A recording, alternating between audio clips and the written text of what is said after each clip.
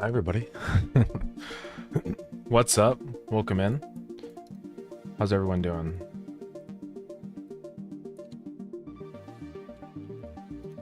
I am just getting a couple songs set up here. He sent me some more music, so we're gonna put those in. Yo, what's up, Ace? Yeah, how's everyone doing? Come in, Sam, until you're in a car and you've been driving all day. Oh, yeah. Well, be careful. Yeah. What's up, Oshik? It's called on Crash, yeah. Welcome in. Yeah, I'm just renaming some of these tracks. I don't have it set up to where it shows the artist in the title, so I'm just getting rid of that. Maybe one day I'll go back through all these and then get it set up so that, like, I can read the artist name and then display it on screen, but right now it's just the titles. Alright, so that's been done. One thing I also need to do is put up another build for Starground, because I accidentally enabled April Fool's permanently, so I have to go do that. So we're gonna do that in just a second here. And we'll just get that done at the beginning of the stream so that we don't have to do that in the middle and crash everything, so. Alright, new music is in. Save this, and let's reopen the overlay.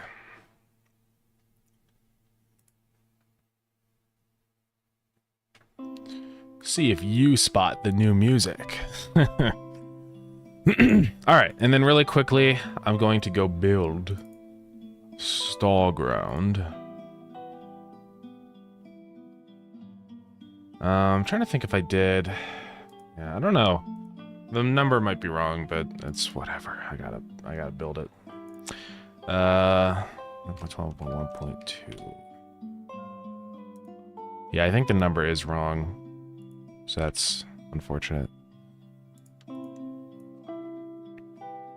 Let's move this over to Starground builds. I'll show you guys what I'm doing now. So we're just gonna go put those builds up really quick. All it does is it fixes the fact that quests were acceptable. And also it, yeah, fixes the April Fool's thing. Does anyone get anything if we're guessing if it's new or not? I'll give somebody a free reward redemption of their choice if they guess. So. But if you guess wrong, you're banned. Nah, I won't ban anybody. Probably not free Starground key, but one of the smaller ones. I'd say anything less than add emote or below, because it's not like that big of a deal. We could maybe throw in a Starground skin also. Sure, I'll let also pick up to that. Yeah. Yeah, a lot of these aren't going to be new. I mean, it's not like a crazy amount. Okay, I'm going to start uploading these builds. It's going to crash the stream, so I'm sorry about that. So. Wonder if I should do some anti-aliasing share over here. Because I don't know if you guys noticed, but it's a little pixely. Maybe we should do that. We can do that in here. I think it's anti-aliasing. Let's just do some MSAA 2 times. It doesn't have to be anything crazy. And let's see what that looks like. How do you publish a game on Steam? First you have to pay the $100. There's a $100 fee for getting the game on Steam.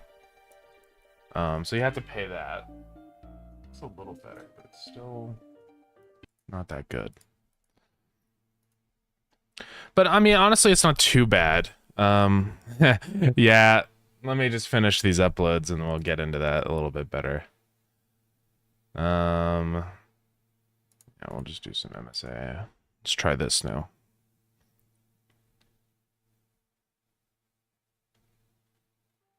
Hopefully it's better. Yeah, that looks way better, I think. Yeah. Too blurry, does it? Yeah, that's fine. All right. Come on, Steam.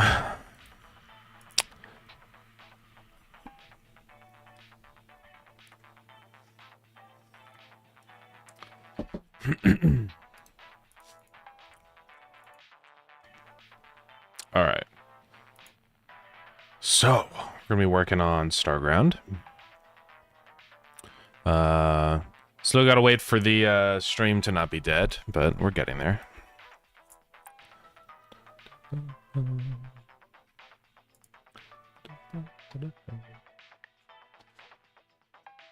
Let's open up paint.net.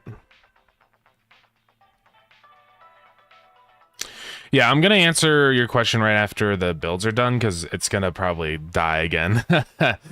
I hate doing this in stream, but I totally forgot to do it before, so... And I don't want to wait, because I know I'm going to forget to do it later, and... Yeah. But don't worry, it'll be done soon. Okay, Windows 1 is uploaded. Now it's doing Linux.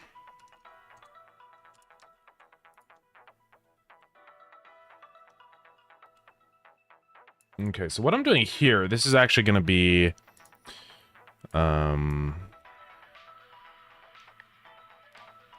It's going to be a tileable texture. I'm trying to think of how to actually do this, though, because I think this is too big. Let's maybe just start with, like, 16 by 16. Also not new? Yeah, no. Let's, that stuff. So this is just going to be, like, the buildings in the distance, you know?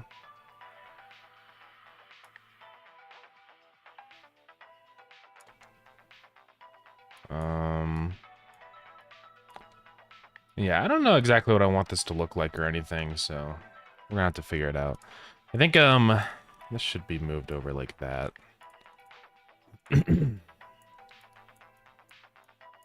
Maybe go like that. Yeah. A tileable texture. Yep.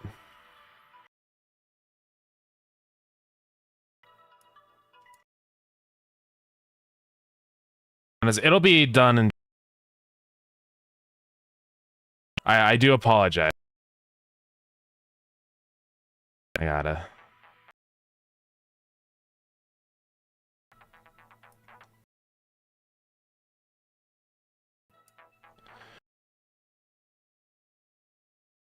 Go. That's 8 pixels.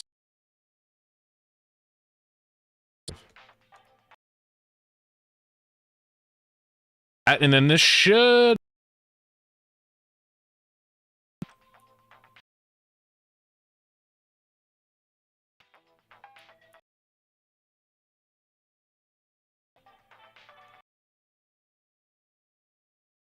look good or not, but... like filling in all the other... Alright. Now. Come on, catch up. What's there? Come on. We're getting there. Just wait, guys.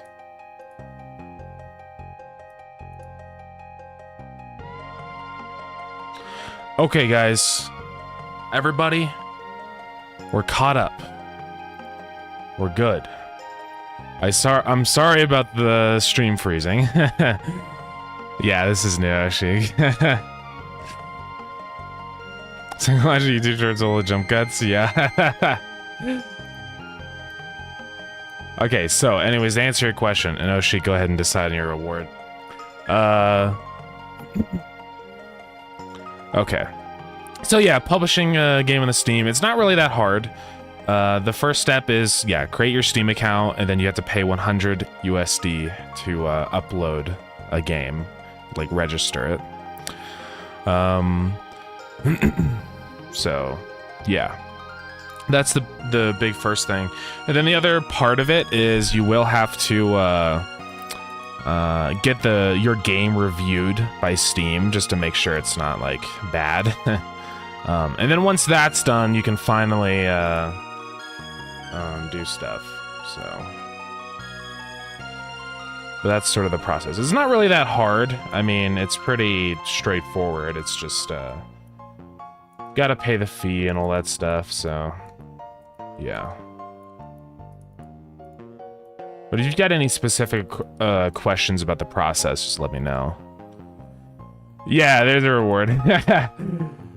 Decide what you want.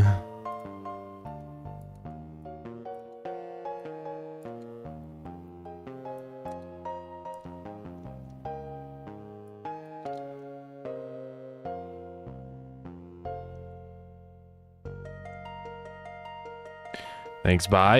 Yeah, thanks for popping in the stream. I appreciate it.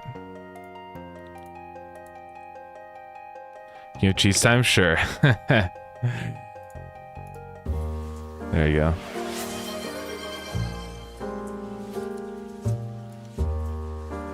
Alright, so what I'm gonna do with this is we're gonna upscale this a bunch. Because it'll look bad if we don't. Well, I'll think about that. Let's try it like this. It's probably gonna look terrible. I just call this buildings. And then I just want to see what happens if we, like, put this in here. Didn't realize the shadows of cheese on the chairs. Yeah, that's... thank you for the speed. That's one nice thing about, the chairs, being 3D models now, is that they, yeah. They're affected by things in the world. That also includes, like, the water and stuff. I don't think the water will actually go over there, but technically, theoretically, it would. Suck at pixel art. Pixel art is hard. I mean, really, it's just a matter of practice, right? Thank you for the hydrate. Yeah, the water won't go over that far, but if I did let it, then it would. Maybe one day we'll try it out. Hydrate the chair. Okay, so this does look pretty terrible. But it's okay. I wonder if there's a way I can, like, upscale the sprite.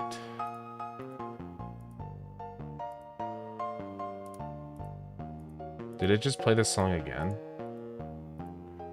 Ignore size. Let's just say ignore size.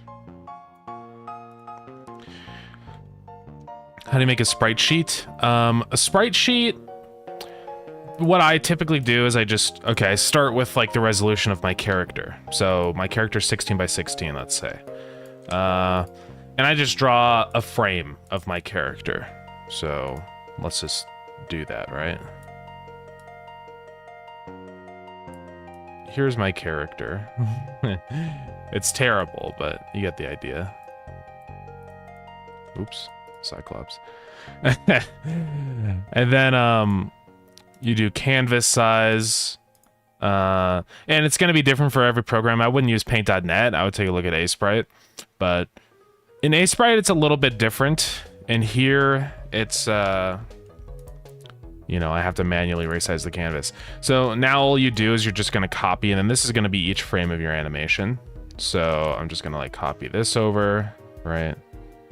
I think it goes to there, yeah.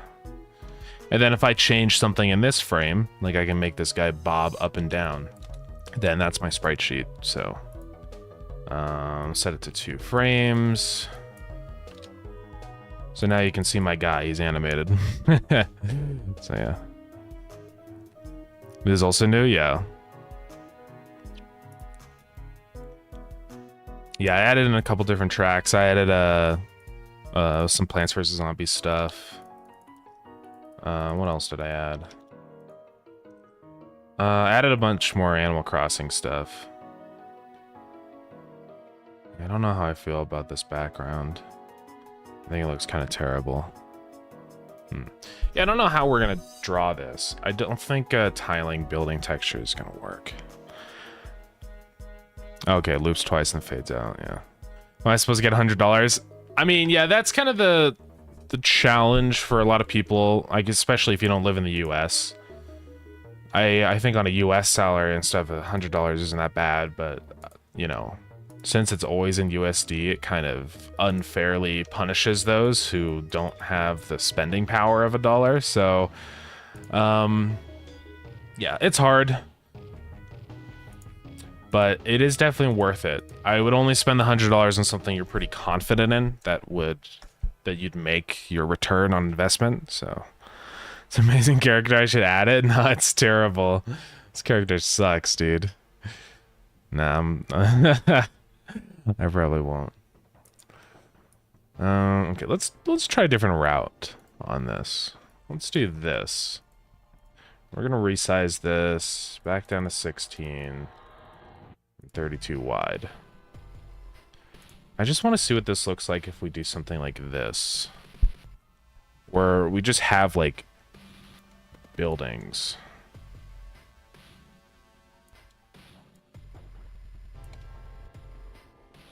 Okay, so that doesn't fit, which is sort of an issue.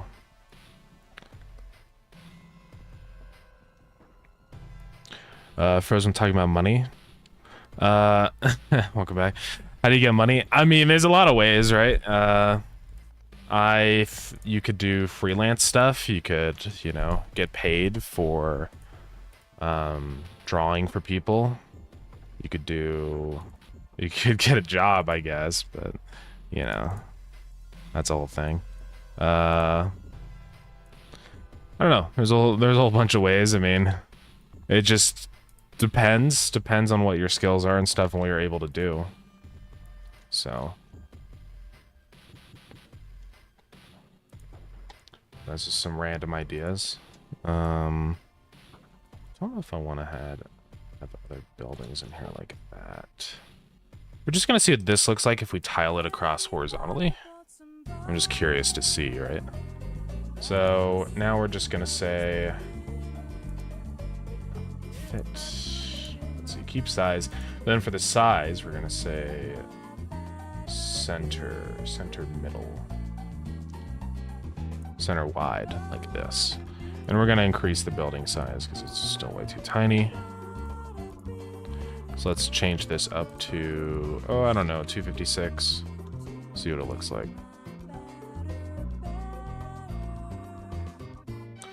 So maybe, I don't know. It's hard to tell exactly what I'm gonna want for this.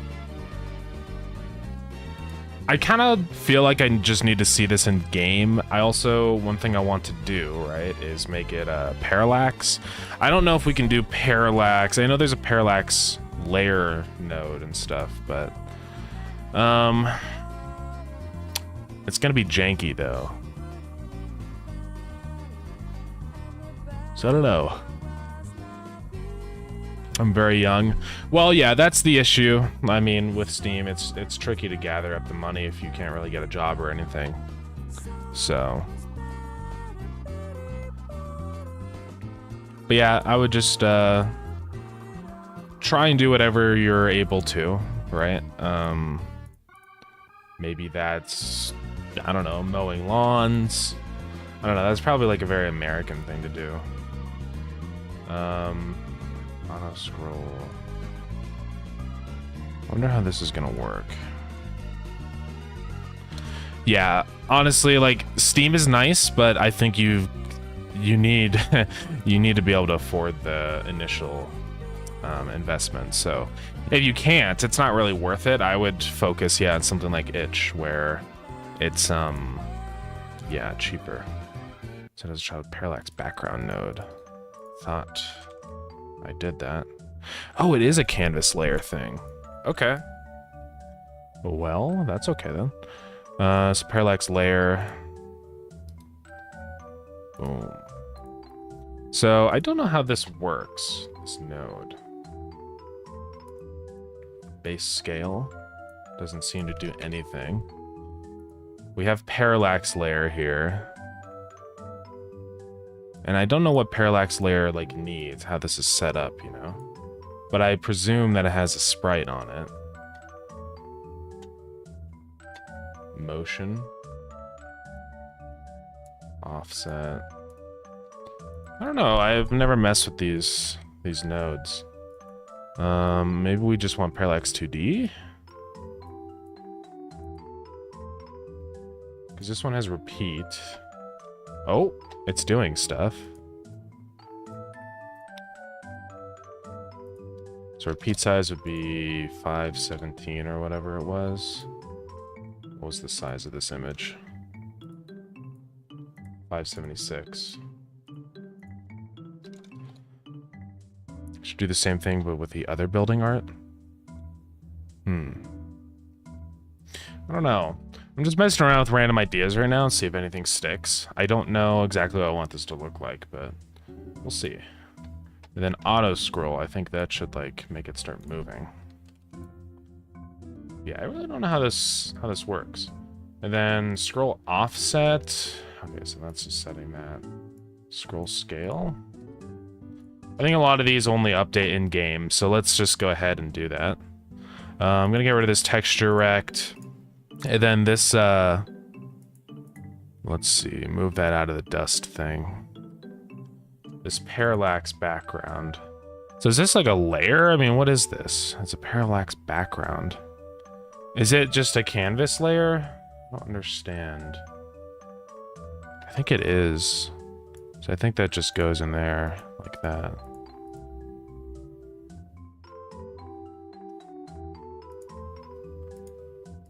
Viewport.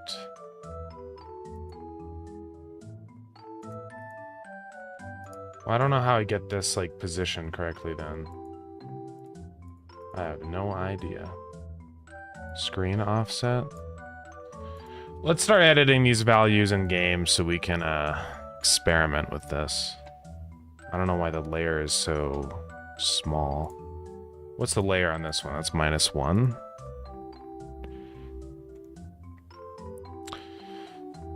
New music, yeah. So can I set it at -0.5? No. Just keep it at 0 right now. Okay. Let's try this out in game.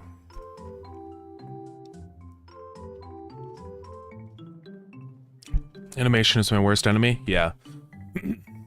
Animation is really time-consuming and hard. I think that's probably one of the hardest things with drawing.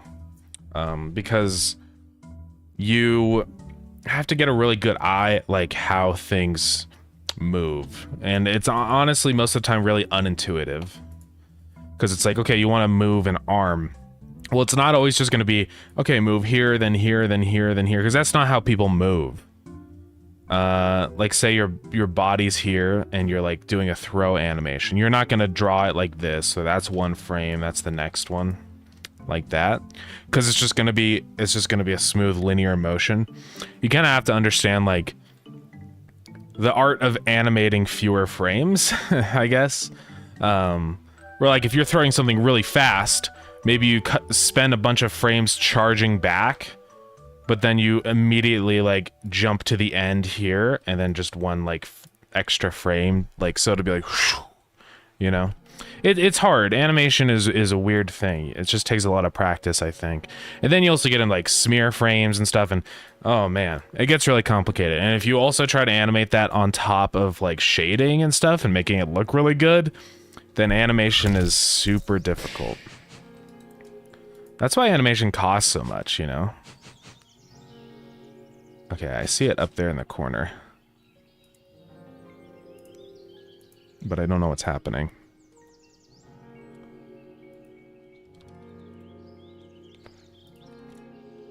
Scroll scale doesn't seem to do anything.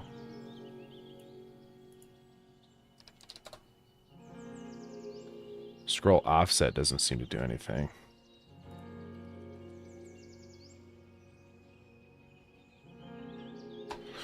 Yeah, I don't know about this parallax node. I think it's fine for simple stuff, but this is... I don't know, it's not configuring right. So let's just mess with like a regular old texture rect then. Yeah, I do wonder how I'm gonna do this.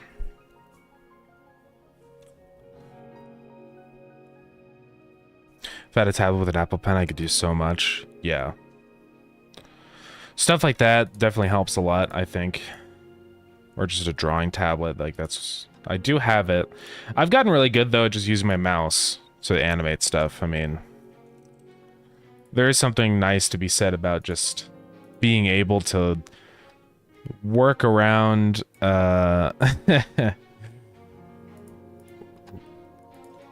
adapt to your tools instead of making your tools adapt to you. Right. So why is this above the dust? What's going on here? It wasn't before. Do I just have to set the ordering one back?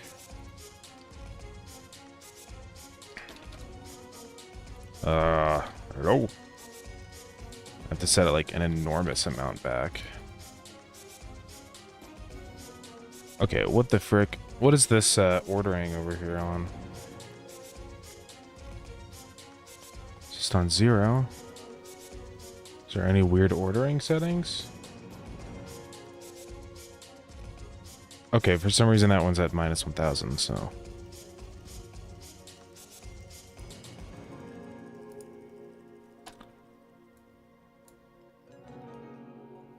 So that's the...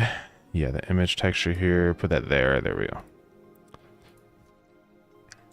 Yeah, everything takes so much practice. It really does. It's too bad, but that's the unfortunate fact of learning things.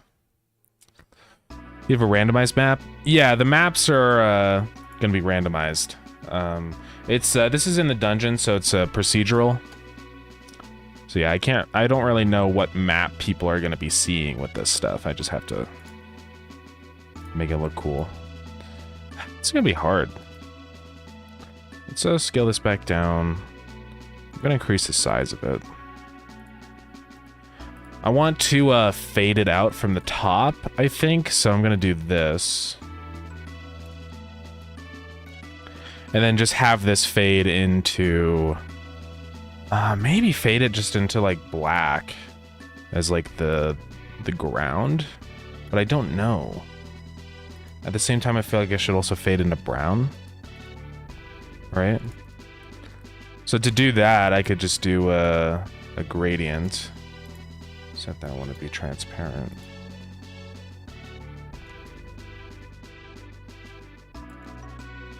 Maybe something like that? I don't know. Size back to 576.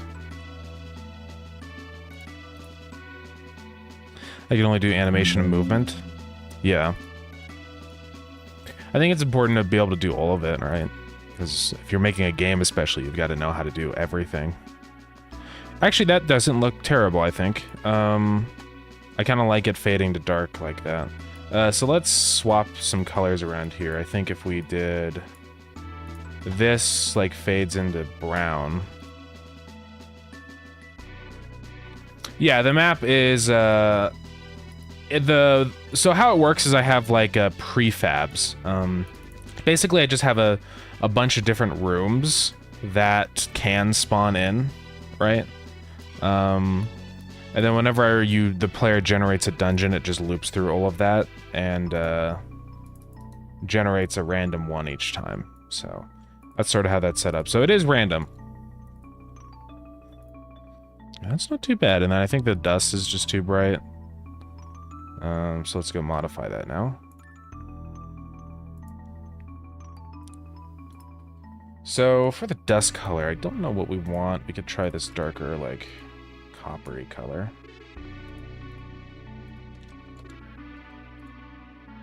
I'm kind of vibing with that a little bit, I feel like.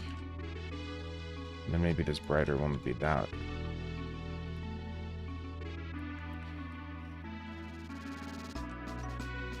So it's not terrible. I think it's going to need a lot more work, but let's load up the game and see what it looks like. I'm not going for anything super crazy complicated in the background. I will actually, you know, edit these and make them look way better. But this is just sort of a placeholder for, like, you know, how it's positioned. Uh-oh.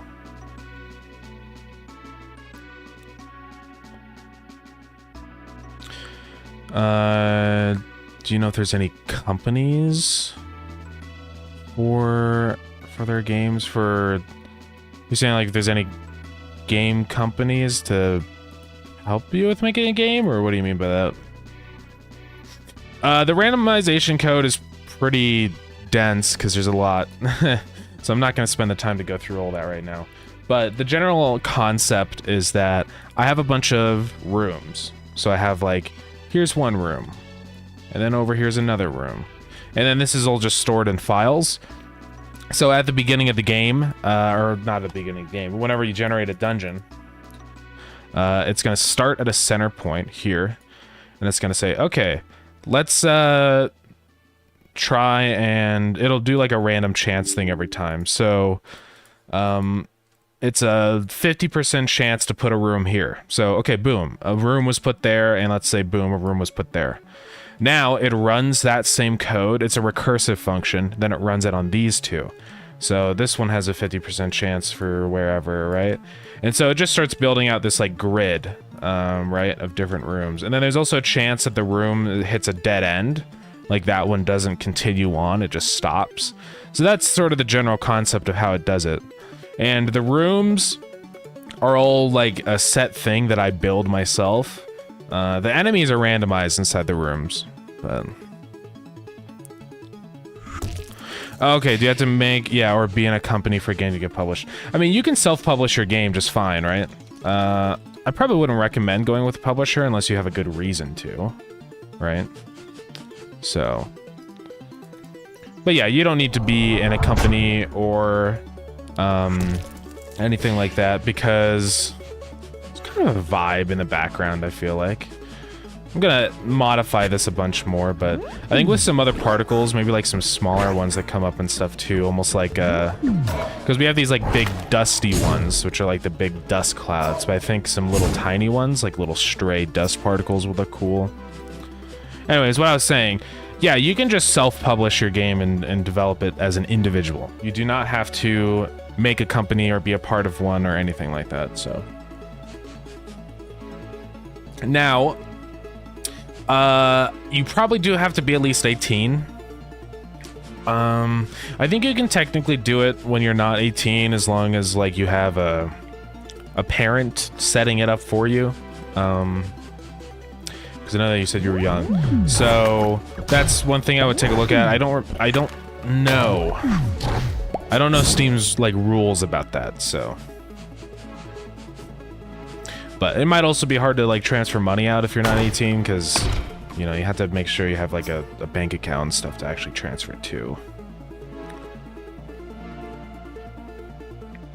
Okay, so that's interesting how that happens.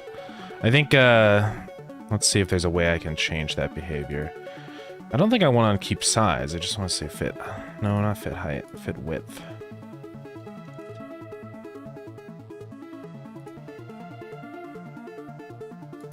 What happened?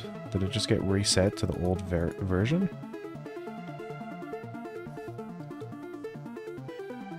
Who? No?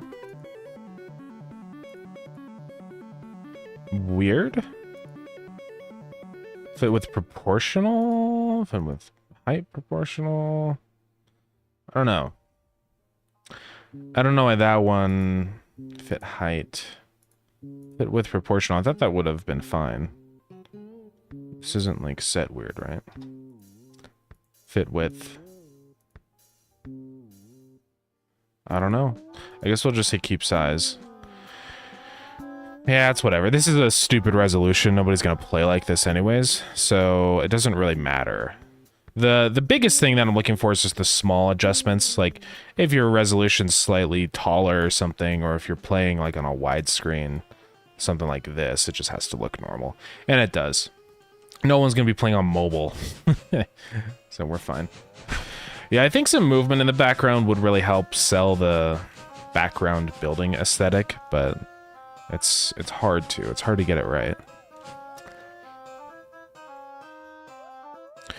I actually kind of want to make a company. Yeah. I don't know, like, the process for other places. Where I live in Colorado, it was pretty easy. If you're an individual, you basically are already a sole proprietorship. So that's just saying, you know, you're a single guy. And then you can make an LLC pretty easily, because that's what Big Boy Games is now, so it wasn't too difficult. If we're gonna be on rooftops, it's just because I haven't changed it yet. I'm probably gonna do that. I'm just seeing like how the perspective is on this. But yeah, we can change this to have like tops of buildings here. I gotta scale it back down. Because yeah, I was probably gonna do something like this, right? Where there's like tops. So how tall is this? 7 pixels, yeah.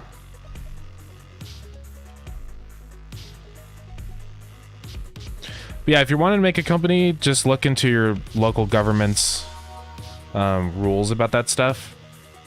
Like, and if you are making a company, you definitely probably have to be at least 18. I don't know the rules for every single country and stuff, but you know, I would imagine. Okay. Let's do some of this. So I think something that is, I mean, I guess it's okay. Just trying to think how I can prevent this from merging into the other one. Maybe we do it the other way, so we do this. And then those will just be like that. No, but it looks odd.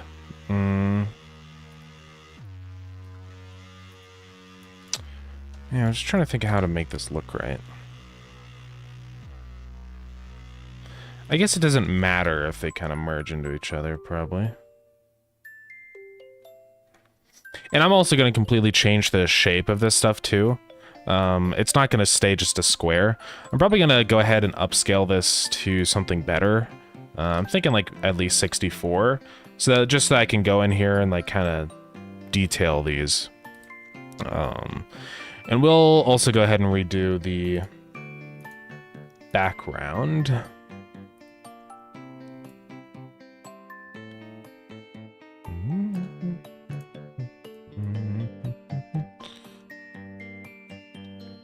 I think we did the darker one, yeah.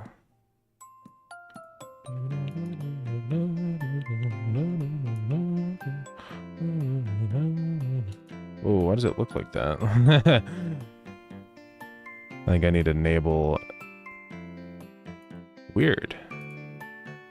Oh, it's because the one beneath it. I was like, what? No, it's okay. There we go. And let's not do anti-aliasing, because it actually looks really weird.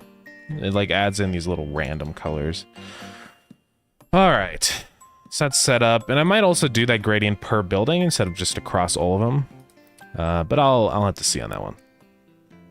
Okay, so now what I can do is go through and actually make these look cool.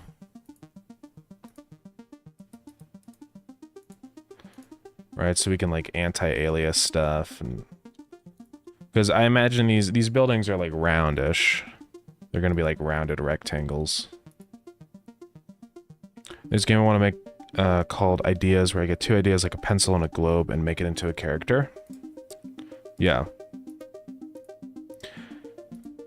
So like that's for coming up with the idea for the game, or that is the game?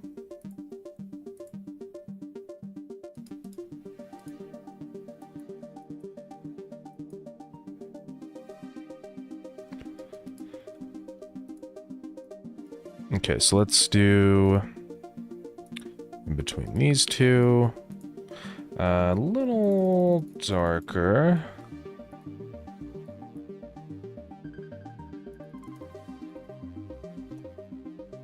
Yeah, that's a good in between.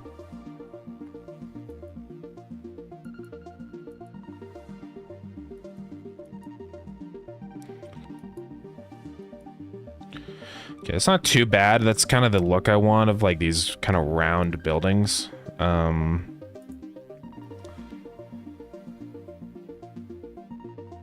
And I imagine these are gonna have like windows. I want to do what Dylan did for the concept art, because there's like these little triangles down here, which I did like how that looked. It was cool. It was like I don't know. I don't know what that architecture is or that design, but... Yo, thank you for the cheese time. Appreciate it.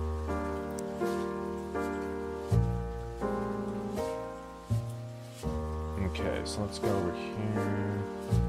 I'm not going to show you guys Miro. Those days are over. Now, one day I'll show Miro again, but there's some stuff going on Miro, so...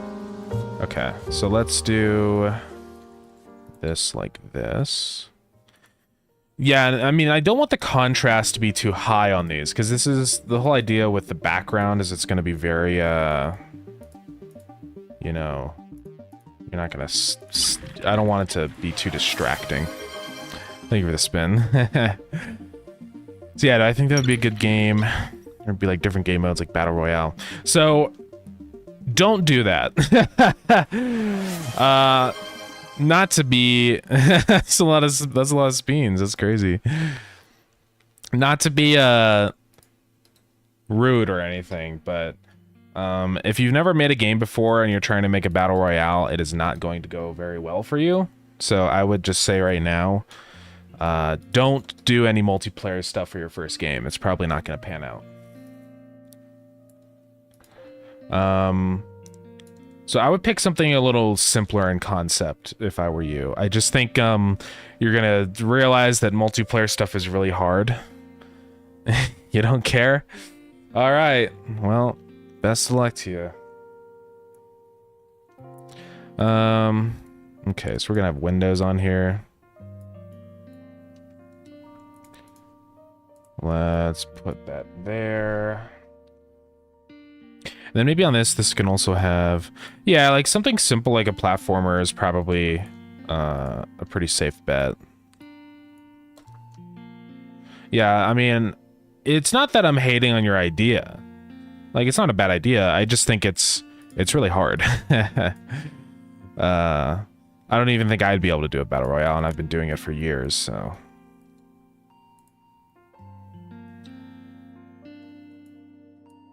See, the windows up here on this building are like up. I'm gonna have to figure out how these are positioned. You know what? I should probably make these buildings on a separate layer now that I'm actually diving into this stuff.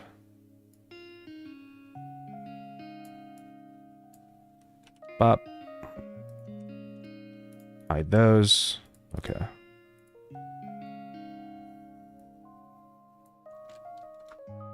You made a platform before? Yeah. Yeah, platforms are a pretty good start. Because it's pretty easy.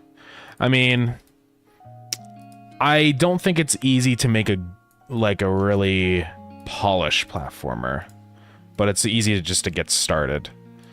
Because I think if like a really important thing about platformers is just how movement feels, and sometimes it can be a lot of work trying to fine-tune stuff like that. Stuff with like, you know, hitting the edge of a block and then checking one pixel to the diagonal to see if you can, you know, snap up to the top. I mean, it's not like especially hard, but there's just a lot of considerations with stuff like that. So yeah. But, you know, that's besides the point. I still think it's probably a good thing to start with.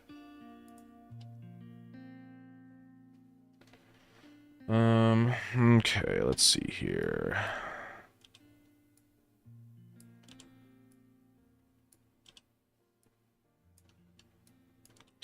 Then these can have another set of windows, maybe way lower. I don't want these to just look like regular old skyscrapers where there's like a million of them. A million windows, you know? I want it to be like a little more sparse. Kind of like that. And then the top here, this is gonna be a different color. We'll go with that dark brown color, yeah. Like that. That across there. Can I imagine these buildings have big spiral staircases? Yeah. I think I agree. And then, I guess guess I'll do this so it's even.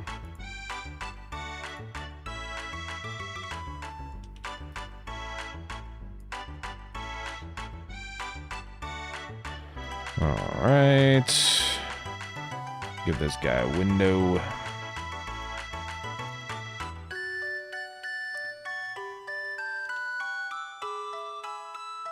And then these windows I'm going to push one more to the side, I think.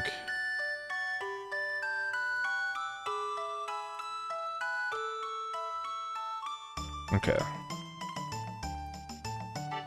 And then we'll put a window down there. Alright, so we'll probably mess with that, see what it looks like. There's a couple little very minor things I want to add on too. I think, a little bit of like a ridge thing up here. Just a very small sense of like a ridge on the top, I think, helps break up the super plain top area.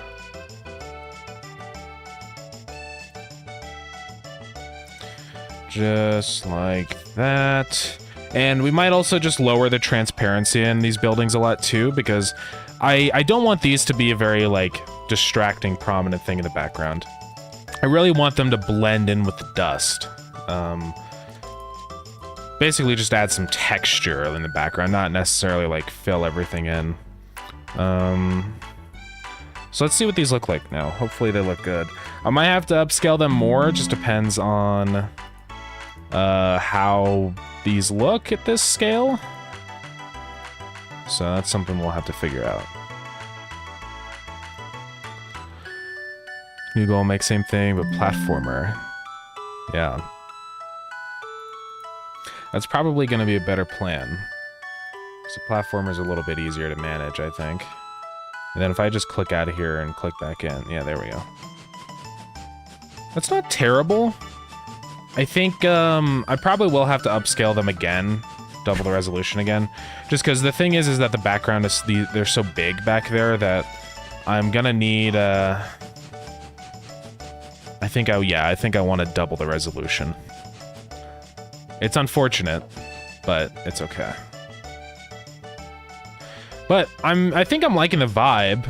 And maybe we could also spice up the background a little bit, just give it like a noise texture to kind of like change it up, because right now it's just a plain gradient. So, or a new idea, make the best platformer in the world. Well, hopefully. Wish you the best of luck. Okay. Yeah, but I think this will fit the vibe, especially once we're actually, like, these are actually buildings and not just rooms. I think it'll look good. So, yeah. And I do wonder what this looks like if we go ahead and lower the alpha. What does that look like? Okay, that didn't do anything. What? There we go. I kind of like the low alpha look, because it, blends things in a bit more into the dust. I don't know. We'll mess around with that a bunch more, and see where we want that to be. I think also I'm going to use a larger dust particle down here, just resolution-wise, because it does look very blocky in the background.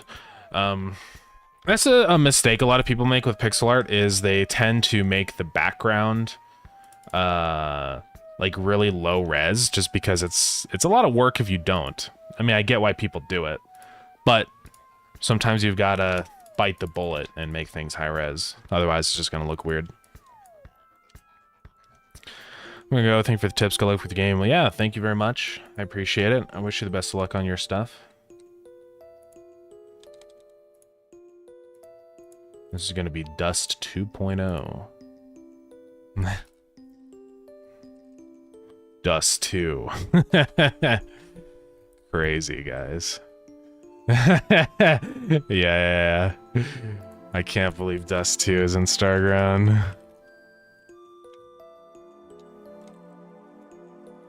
Just like the map, guys. I mean, doesn't this look just like Dust 2? Oh, looks the same to me. And then let's swap out the sprite with our new dust. Can't believe they did the same thing, but again. Did it not get imported yet? Should have. Let's go take a look in here then. Oh, there it goes. Took a minute. Let's go down to the particles. There we go. So now, since that's like, let's see, 4 times the size, I have to decrease the drawing size in the particle process material. Because before it was set to 20. So I'm just going to say 20. First off, 10 divided by 4. 20 divided by 4. There we go. A little smoother when it's higher res like that. I think that's nice. It looks better. Like, the pixel size is, like, kind of matching with the UI size, and I think that's what's important here. Because you don't want these pixels compared to these, right? And that's why I'm going to double the resolution of this again, because then, like, one corner of this pixel's the same size as UI pixel size. Of course, it's not going to be perfect, because if you resize the screen and stuff, or your UI scale, the pixels then change. But it's fine. We're just getting it as close as we can. I'm not, with this game, I'm not being a pixel purist. There's 2 groups of people with pixel art. There's the kind that are like, your camera should not use fractions, and your pixel art has to snap to each pixels on the screen. You have to use a set resolution. Like, I don't believe in all that. I think it's fine if you're trying to make a very, retro game, like being very, accurate to retro stuff, but I don't think, I'm gonna do that. Yeah, your rotation needs to be pixel perfect. I think it just looks bad because it messes up the sprite and it's hard to tell. Yeah, I mean, it's fine. Like, I think that aesthetic does have its place, but at the same time, I think it's too much work, and I'm just gonna make Starground look cool. Thank you for banning that person.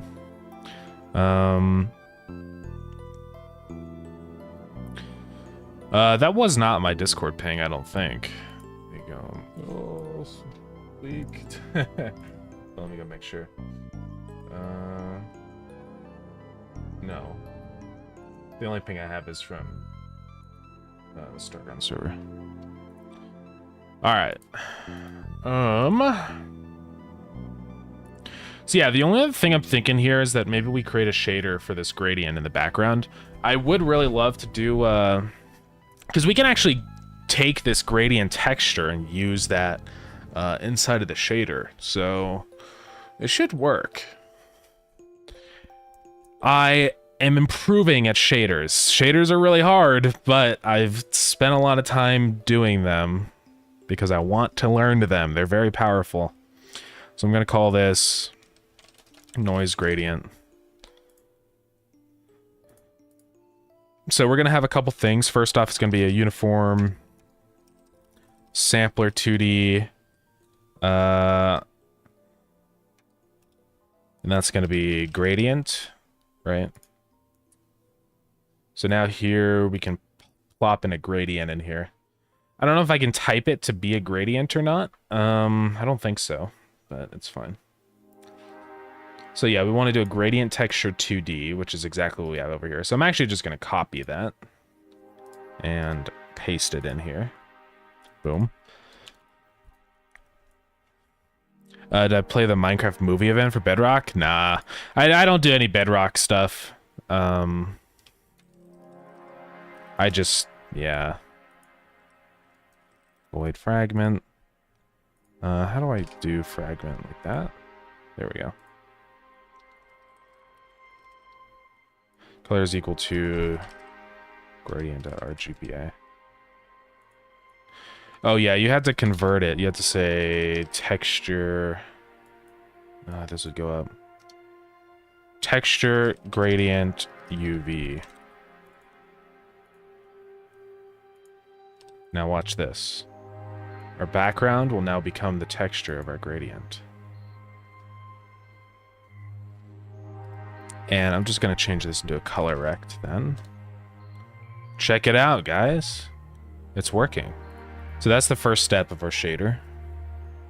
It's pretty fun, but it has some issues. So yeah, like what? But yeah, I never played Bedrock stuff. I mean, I don't know. I can't be bothered.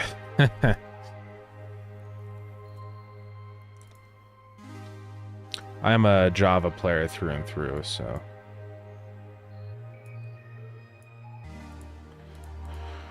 Let's see. Okay, so the other uniform sampler 2D, noise. And there's probably like some things I can do in here, like noise. Yeah, I don't know if I can. But it's fine.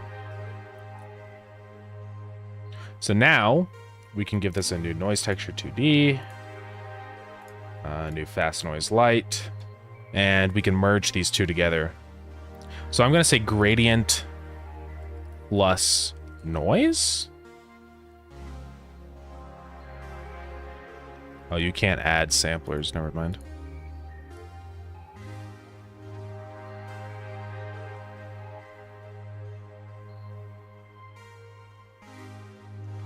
So texture should be returning like a vec. So I think what I want to say is this.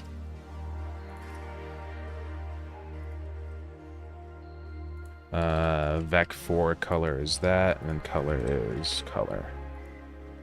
So that's adding the noise on top. That's not what I want to do. I want to mix it. I can never remember how to mix, though. I'll have to look into that. Mix. So that's a float. Okay. You can also, okay, you can mix a vec 4 with a vec 4, and then the value can be whatever. So this is what I want to do here, is I want to say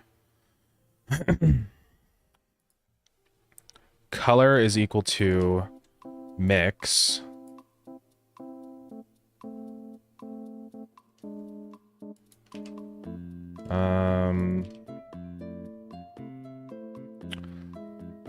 let's see here.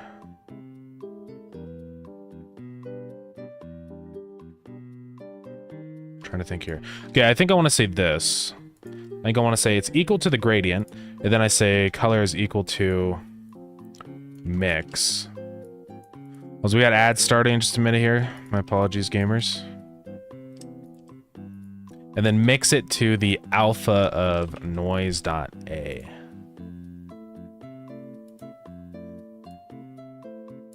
Oh, right. We have to copy that and say .a. Does mix take in 2? It does. There we go. So that should be mixing the values now. Just say vec 4 color is equal to that. And now what we say down here is for the colors on this, it's not just going to go to black, it's going to go to transparent. Yeah. So see, now we can, essentially what we're doing is we're just pasting the top noise map just straight onto our base gradient, right? And this is where we can get funky. So we can control this, right? And this is like basically like clouds, so. And if we wanted to, we could go constant with this and it might look good. See, so what we can do is this. We can get like these cloud things in here.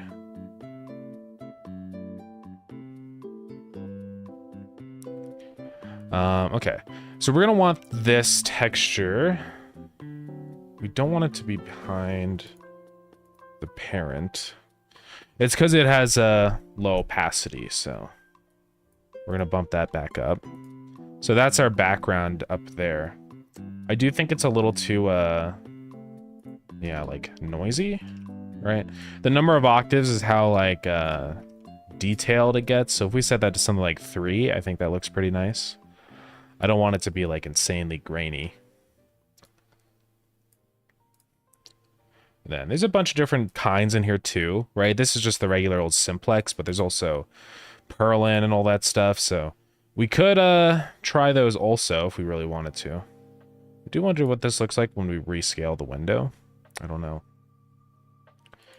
All right, and this is where we can also adjust our color now, right? I don't know what those semi-transparent pixels are on the outside, but...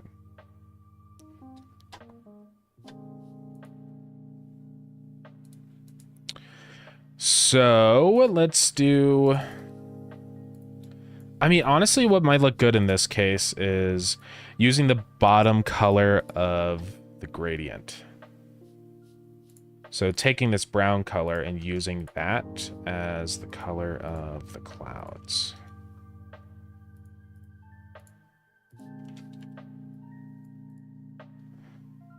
Kind of like that, perhaps.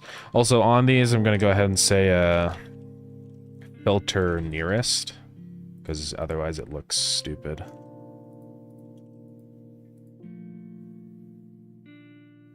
See, now it's like it's got pixels. What we could also do is modify the resolution of this too, of this image, I think.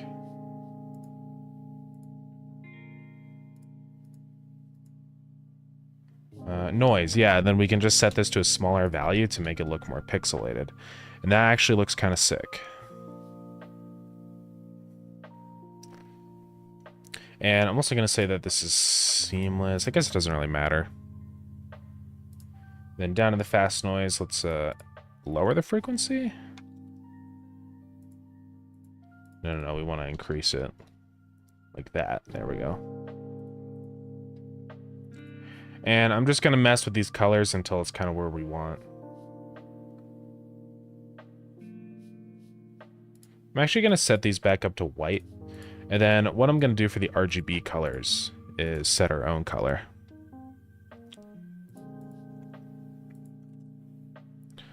All right, ads are over, everybody. Sorry about that. We are back. So what we have with our noise texture is normally it's just going to be the noise texture, but I think what we should do instead is this, is just set it to our cloud color, right? And then make this uniform vec4 cloud color. And then this will be type source color. Boom. So now down here we have cloud color, and we can just modify this to whatever we want. That's the color of our clouds. Guys, we're freaking shading right now. Can you believe this? Now, shader stuff is really cool once you, like, learn it and stuff, right? Being able to just pop in a shader like this is really cool. See, look at that. That actually looks kind of sick. And then we can just tweak this color until it's sort of where we want. Maybe it should be the bright color. Maybe that would look the best in this case. Because it would kind of like merge in at the top. Let's see what it looks like. I do actually really like that, I think. So if we get rid of all this stuff, we can see what the background actually looks like. So this is what it looks like. And I'm liking the vibe. I'm liking the vibe, guys. I think it's checking. I think the vibe is passing the check right now. Okay.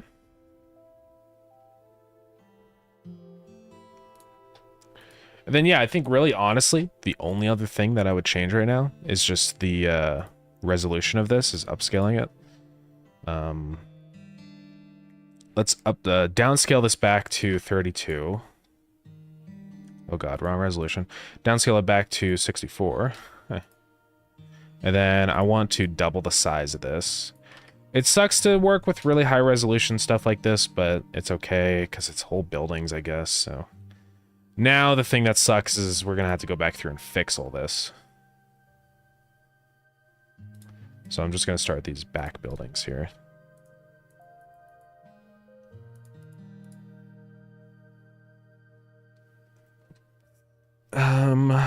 Just mess with this.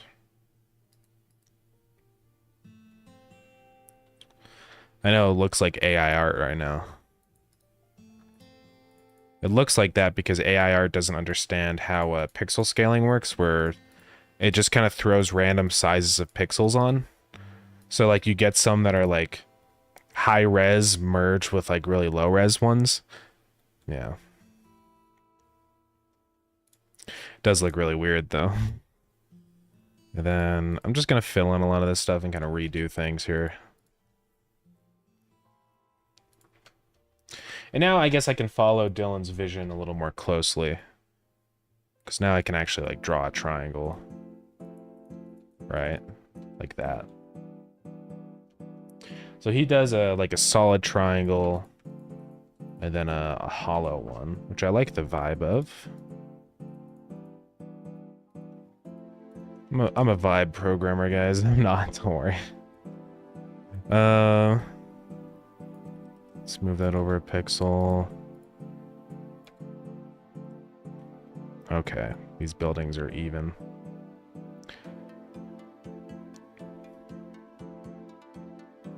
It'll be fine. And let's also make this building just more rounded now too, because now we have the power.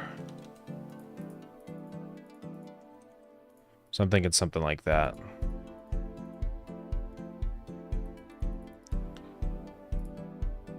And that means we're also going to have to mess with this. So I'm actually going to turn that one back, I think.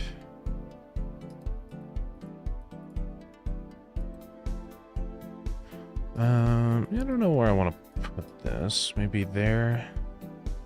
No, that's not right. I'm thinking there. Yeah.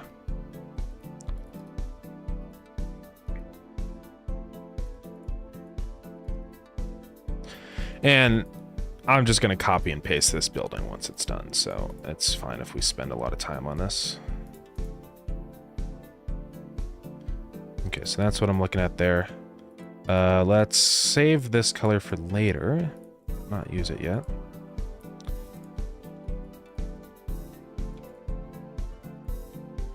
Then I'm going to modify these, so that should be like that. Yeah.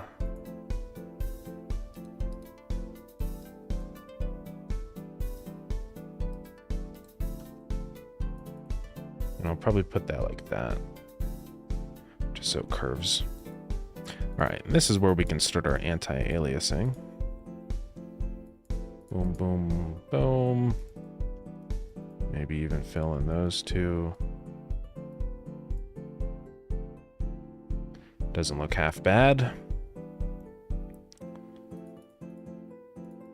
And I kind of like anti-aliasing those. I know it doesn't make any sense, but it just looks cool. Alright. So let's keep getting this set up. This one down here, looking at Dylan's art, is supposed to be a thinner line anyways, so let's do that. Yeah, the name of the sand planet, that's something we didn't actually decide on. So I've been trying to think of ideas, but so far I'm kind of coming up blank. Do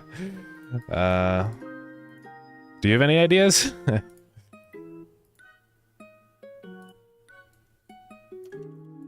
Because, yeah, I don't know. I'll have to research some, like, words for sand and stuff, you know? Or trash.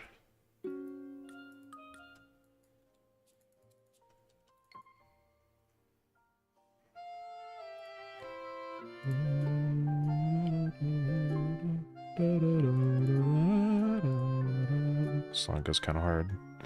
Yeah, I like how that's looking. And I did have that anti-aliasing color here. Okay, so I want to do just a little bit there. I think it's fine to make the background look pretty smooth and stuff, because it's just, you know, it'll be fine.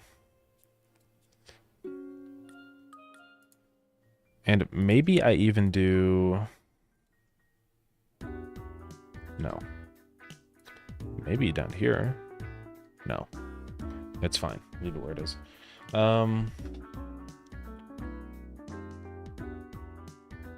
Cool. So yeah, we're almost there then. Now I can also do a bunch more detail down here in the windows. One thing that I wanted to do is this. Right. And then maybe even like a little bit of a...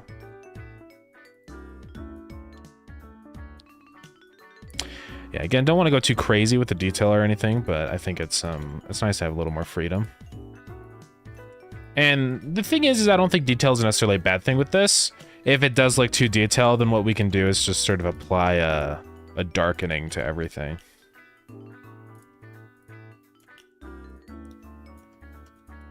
And this detail isn't like insane. It's not gonna make it look bad.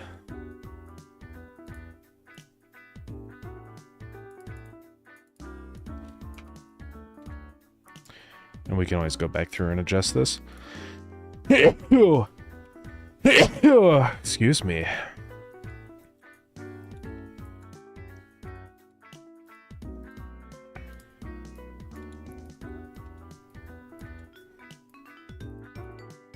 Yeah, let's do that for those.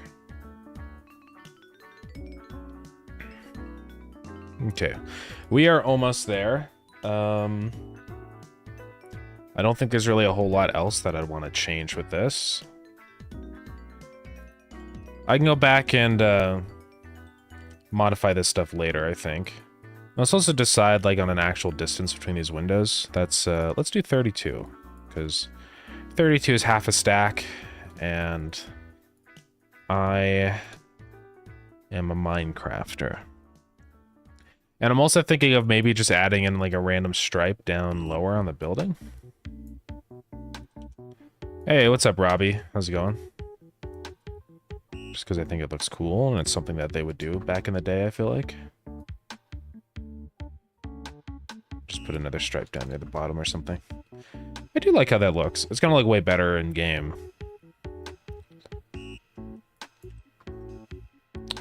So let's grab this building, and we're just gonna go around and copy and paste. And what we can also do is, if we really wanted to, we could expand this image out just for more variety and go through and what song is this? I don't think I added this one. Artistic Expression. Oh, is this from Friday Night Funkin'? Yeah. Boom. All right, and then we gotta do the other buildings, which is annoying, but it's whatever. It is Animal Crossing. That's why I was like, did I add this music? Because I was like, because I know I added a bunch of Animal Crossing music, but I know it's not from Animal Crossing.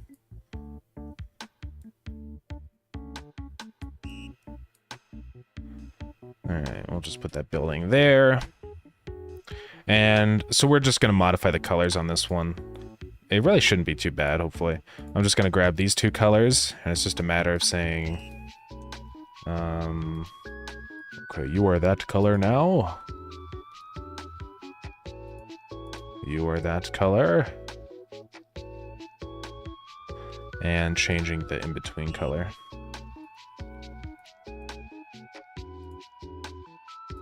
Maybe a little less saturation, a little darker. Just like that.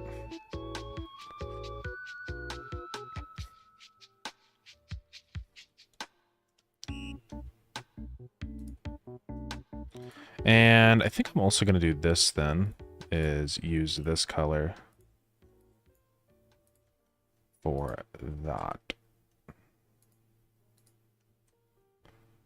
Oops, wrong layer. That's why it's not working. Okay.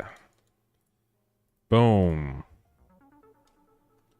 Oh, and then I forgot to move the other one over. Whoopsies. And this one's close enough, so just... Okay. Higher res for this stuff does give us a little bit of freedom, which is nice. Like we can move things more fine-tunedly and stuff. Hey, Fishy, what's up? Welcome in. Ooh, still working on Starground? Yes, we are. I am doing... We're working on a new dungeon right now. This is going to be like a desert dungeon. So watch this, guys. Ready? Oh, right, I have to upscale it. It's like, what happened? No, it's okay. And then also we had to do a new gradient, almost for gore.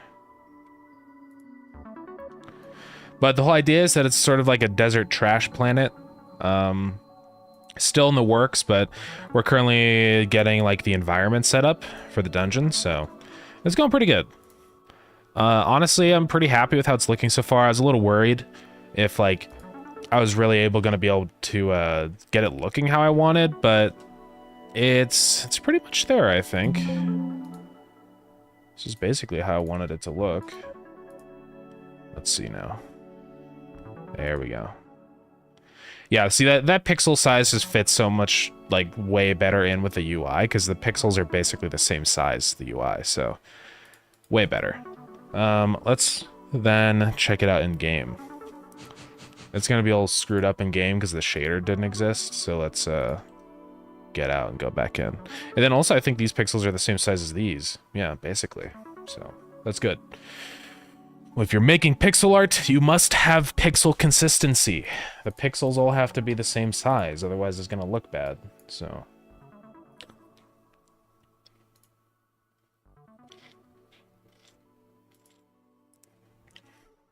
that's why the bosses in Terraria and stuff are so high res and look so smooth and buttery. So yeah, we're gonna have to come up with a name for the desert planet. Oh, I just accidentally previewed the. It's fine. Hold on, I gotta close my email. Okay, we're good. So what's some names for a desert? Desert words. Arid. Iridia. Is that cool?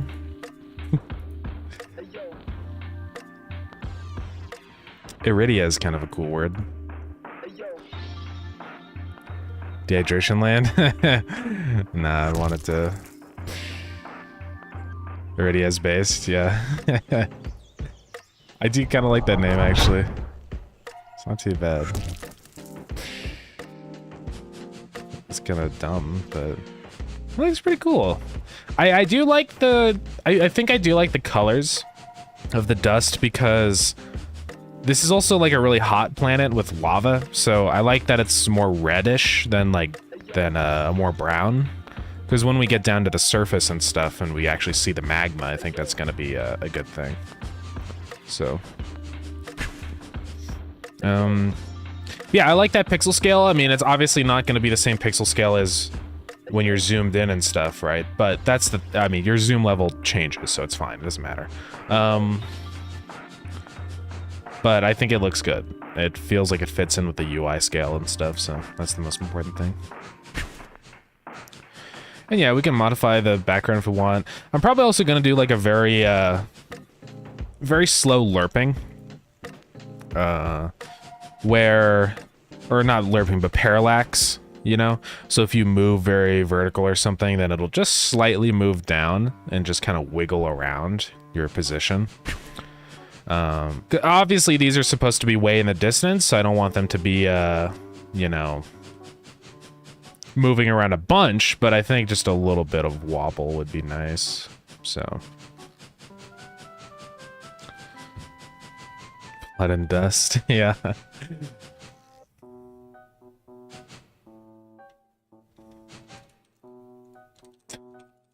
Zoom limit false. Oh. It's crazy you can just zoom forever. And that the game is just kind of okay with it. You'd think it would like die and crash, but apparently not. I can zoom back in. I'm not seeing anything, guys. Oh. Oh god. That is why, gentlemen, we have zoom limits in Starground. Let's grab some fish. I don't know if this... Guys? Are we back? OBS just decided to disconnect for a second here. Hopefully we're okay. Hopefully that was just a random one-off event.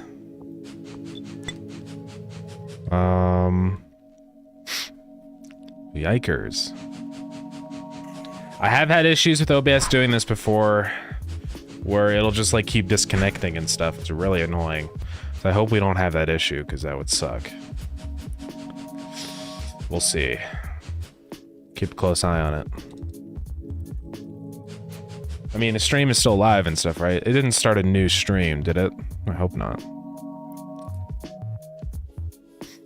It's a new track in Starground chat. Let's go. I can give that a listen. Oh my god, it did start a new stream? Oh, it did. It pinged everybody again. That's so annoying. I hate that that happens. You think that, like, ping cord would have a little bit of a cooldown, you know, not 0.5 seconds for when it decides to notify people again. It's kind of annoying.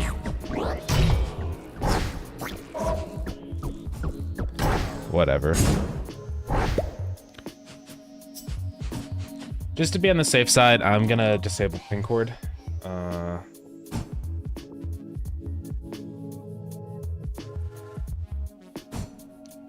Well, no, I mean, not like a cooldown with it starting, just in between the last stream ending and the next one. So it can check like, oh, this stream started 1 second after the last stream. It's probably not a good idea to ping everybody right now, you know?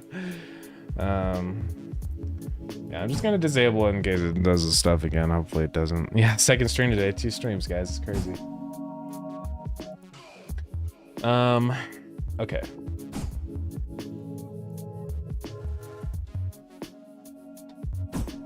So let's try out this, I want to see what happens with this. Or not zoom, I meant, no clip. Balls. If we go ahead and talk to the boss in here, what is it gonna... I want to go down to the next level where it gets dark. I just want to see what happens. Because the background I don't think will get dark. It's just gonna... Why is he getting poisoned again? I'm gonna freak, dude.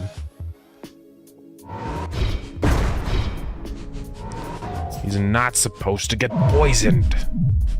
I don't know why it always resets on him. I think it's like sometimes when I edit his scene or something, or his script. Yeah, he did. So I'm gonna have to fix that now. Okay, so it doesn't even mess with the background, it just makes everything dark. So that's fine, I guess.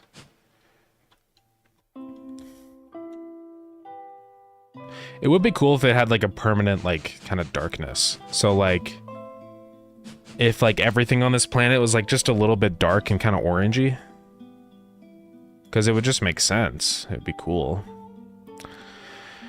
Alright, let's go talk to the mushroom boss. It's probably because I edited his script and then saved it and it reset his stuff in here.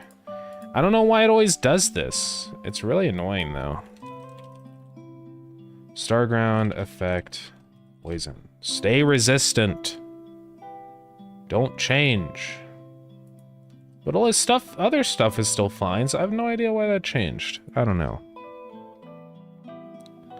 It keeps happening with only Dreadcap. I don't know what the frickin' deal is.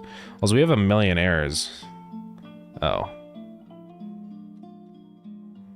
Just saying zoom level can't be 0. No, that's fine. It's not real. Alright, so let's mess with the color settings.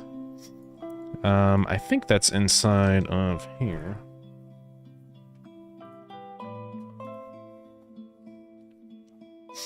And it's where we're setting the color of lighting, right here. Okay, so if we're in space, or if we're not in space, say, do that, set the lighting. If we're in a dungeon, then do that. Then this is also checking, like, you know, if our level is greater than 0. I'm not going to worry about that right now. But what I'm going to check in here is if global dot current region ID is equal to Starground region desert. Then I'm going to say set it to another thing, right? And this will be our color that we defined. So we don't want to go too dark and crazy with it. But honestly, maybe like this color. We can mess with that and see what it looks like. So I'm just going to say color.hex 0xff. See what that looks like. I'm also gonna go ahead and I think, is Iridia cool? What would it look like if it was written out? Because yeah, I do need to decide on the name for like the ID and stuff. Iridia. I mean, we can keep looking for a little bit. That is like the first idea. So let's 400 related words. Why do we have another ad? I guess it's because the stream restarted. That's so stupid.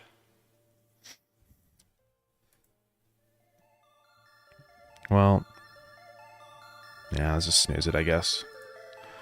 Dunes, hot, sun, cacti, desert, quicksand, oryx, which is just kind of a cool word already. Sagebrush, jerboa. Those are like different plants. Mesa.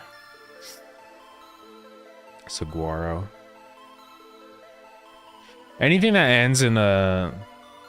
Like, it's an easy thing, like, to say Ian or Ia at the end of a word. So, like, if it ends with something that's not a...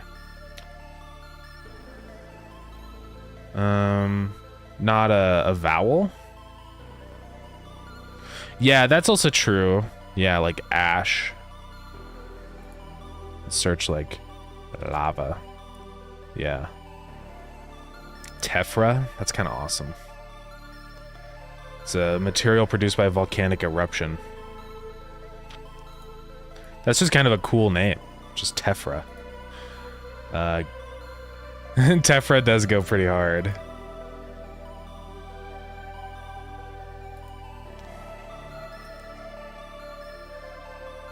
Yeah.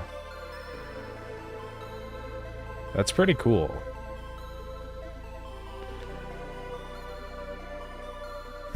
Yeah. I mess with Tephra. What do you guys think? Ash. Plume. Yeah. Iridia is fine, but I think Tephra is way cooler.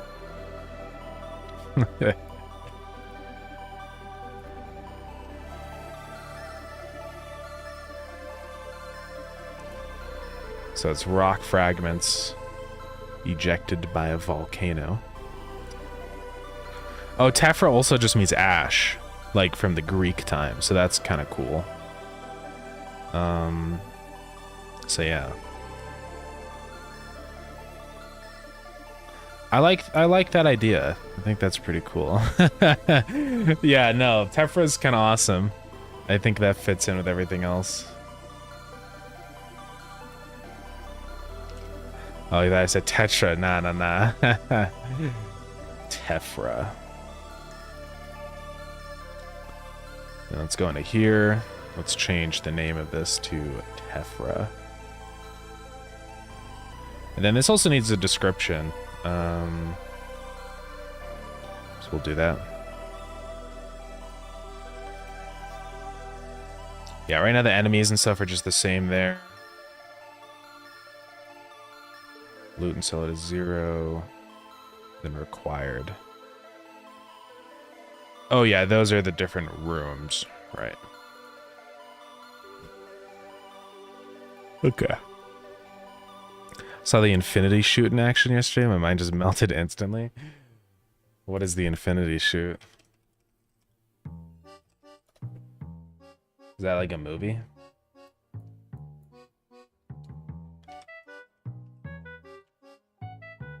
Oh, your game. Oh, you mean when right, the bug where you can just keep reloading forever? That one?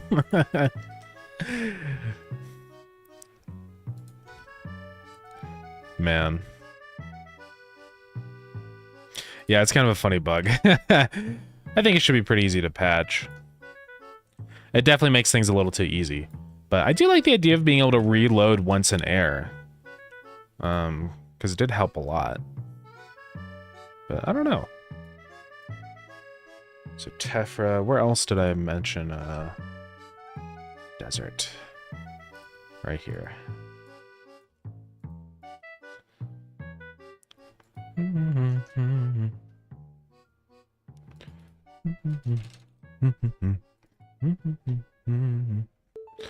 Then I'm gonna rename this one from Lava World to Tephra.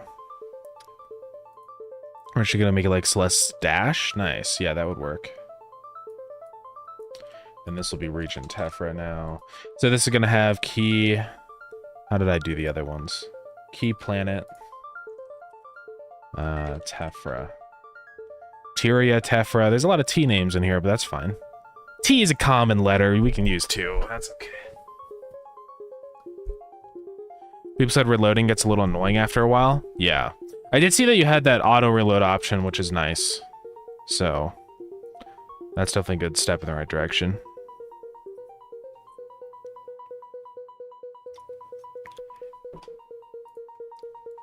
It's so stupid that this didn't have content ping.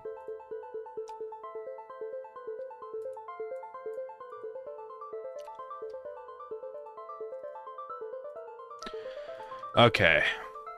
So that should have a key in there now, which is good. We'll fill that out later. I would like a little icon. I think now that we have more areas and stuff, and not just the one dungeon, it's probably a good idea to have some kind of little icon for which planet is actually a dungeon, right? Like maybe when you hover over it or something, it just shows like a little skull icon, as in it's a dangerous dungeon planet.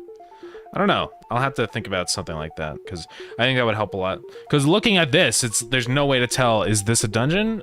Is this a dungeon? You know, you don't know. So. Alright. So I think we're good to go here then. Let's go back in, just make sure everything looks normal. And then, since we have the background all set up and stuff like that, I do want to add those little tiny particles shooting out, so we'll do that. But we can get started on, what's the word? The actual tile set. Alright, add will be starting in just a second. Hurry up, add. There we go.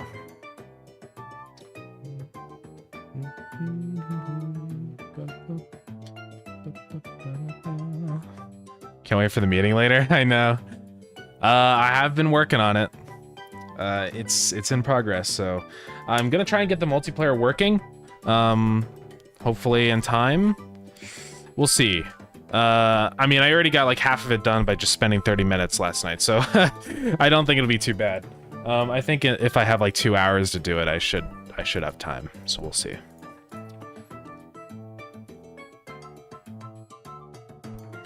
But you don't want to watch the Minecraft movie? It's actually kind of good though. The Minecraft movie. Check it out. Check it out. I know it seems like it's bad and stupid, but you know, that's what I thought until I actually watched it. Yeah, I saw that. Thank you for doing that. I think that's good. We can uncover it when we work on it, but yeah, I don't want to accidentally expose it.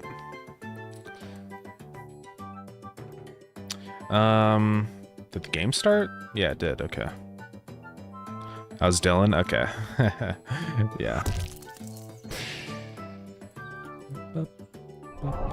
Oh yeah, I wanted to also check the colors here, because yeah, I like this vibe. I actually do really love the color changing like this to be all gray and evil. Or not gray, but orangey. Don't zoom out janitor. Yeah, it's true, it's true. This is a cool atmosphere. It also has a war vibe, you know, like in movies where everything's on fire. That's kind of what it's like here. And honestly, it's not even a bad thing, I think. So yeah, it's kind of sick. I think once we get the actual rooms and stuff and the tile set set up, it should be pretty cool.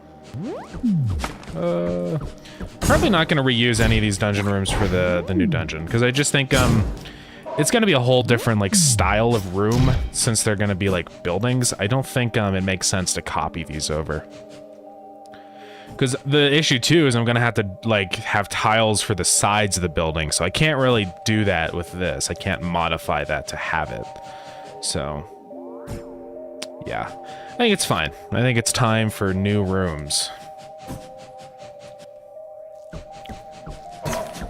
And like I can just kind of copy some of the rooms over and convert them. Like obviously the chest room or the challenge room, like we can just, you know, use those rooms, but just change them to work for a building. Ad is almost over. Okay, ad is over. Welcome back, everybody. Another round plume type things for dust makes sense, but I feel like I should be more scratchy. I do know what you mean. We can mess with the particle, right? And just kind of change it.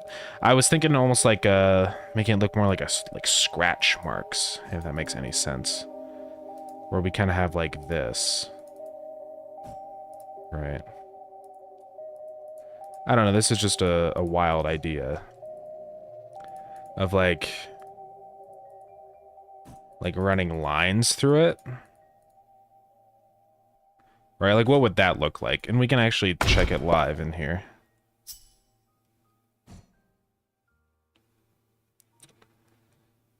Yeah, I mean, something like that. I do like the scratchiness, I feel like is cool. I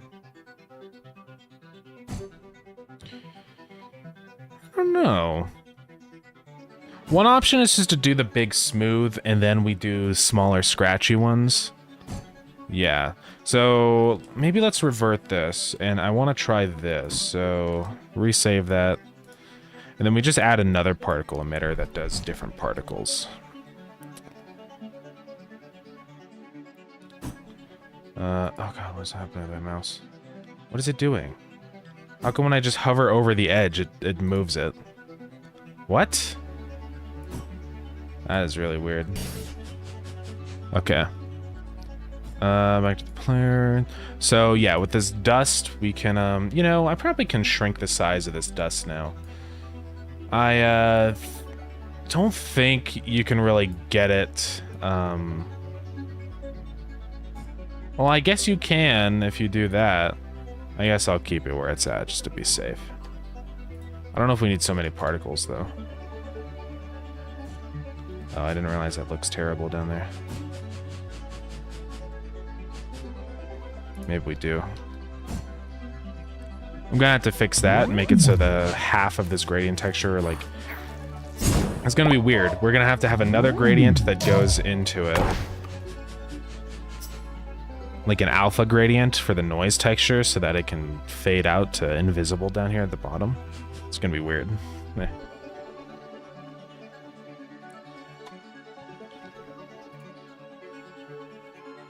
Okay, so let's experiment. So we have the big dust. But yeah, we can also just add another dust and change it if we want. Right? So maybe this one, instead of being the big clouds, maybe it's like little tiny guys. Right? And then what's the position of this stuff? Why is this one up? Okay, it's just up for some reason. See, so we can throw in like little tiny ones. Maybe. And maybe we just do a whole different texture for it. Instead of the dust texture, we do, I don't know. I have a lot of particles in here, so... There's stars, there's the fire particles. It's also like lightning particles and stuff, right? I know that it's supposed to be lightning, but it also kind of works as just little wispy bits too, right? What do you think about that? What are the thoughts?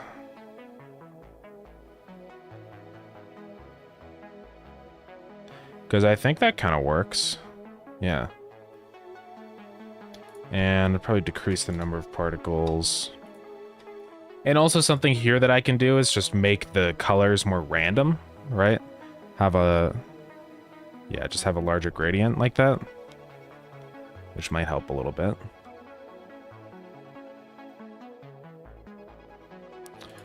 Yeah, I can change the colors on this one specifically.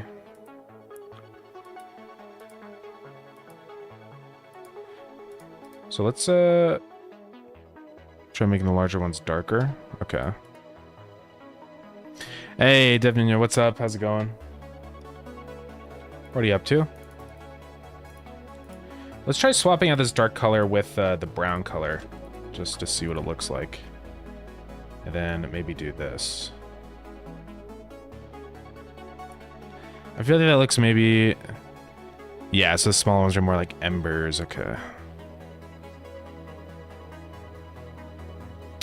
Nah, I think I like the other color more. This one looks a little... Oh god. I didn't mean to do that, okay. Let's go grab that other color. And then, yeah, we can, make the other ones like embers. So, yeah, just something like that. And then on this one, this should be a unique one now. We should be able to say... Going good so far, thanks for asking. What about you? Yeah, I'm doing good. Working on Starground. I am working on a new dungeon planet, so we're just messing around with the background right now. This is gonna be let's see, make unique, recursive. There we go. So I should be able to edit this one without messing with the other one now. Nope, it doesn't work. I don't know why. I said make unique. Make unique recursive. I make unique recursive on this one, sure. Now let's try it. There we go. So yeah, now we can mess with the color of this. But yeah, this is going to be a new dungeon planet. It's going to be sort of like a dusty trash planet. So that's the whole idea here. Yeah, things are going good so far. Just working on background stuff, and then we're going to jump into tile sets and rooms and all that jazz. So this is what it looks like with like a more orangey look for the little wisps. What are we thinking? We could also add turbulence, which is always kind of fun. I don't know if turbulence is going to perform super well, but turbulence does some really weird things because it like clumps things together in weird ways, right? Let's up the noise strength. Oh, we don't actually have any noise, do we? Noise speed.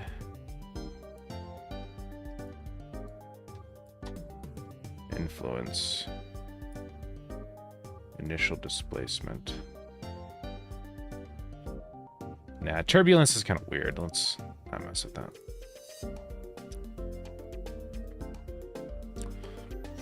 The last couple days, I flamed Golang's network stacks. I want to compare Elixir and Go and their networking capabilities. So far, Golang is way behind.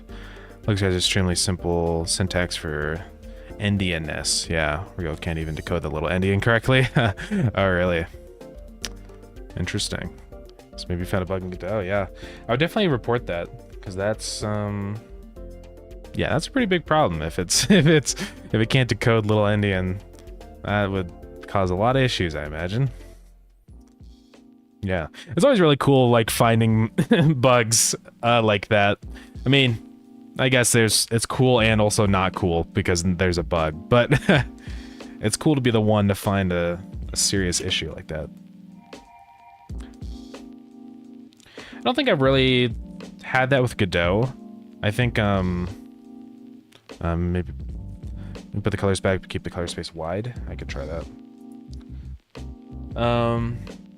There's definitely been some bugs I've ran into though that are kind of unknown to most people, so trying to find a solution is hard. So you think it's something like this, Ace? Keeping the color space wide?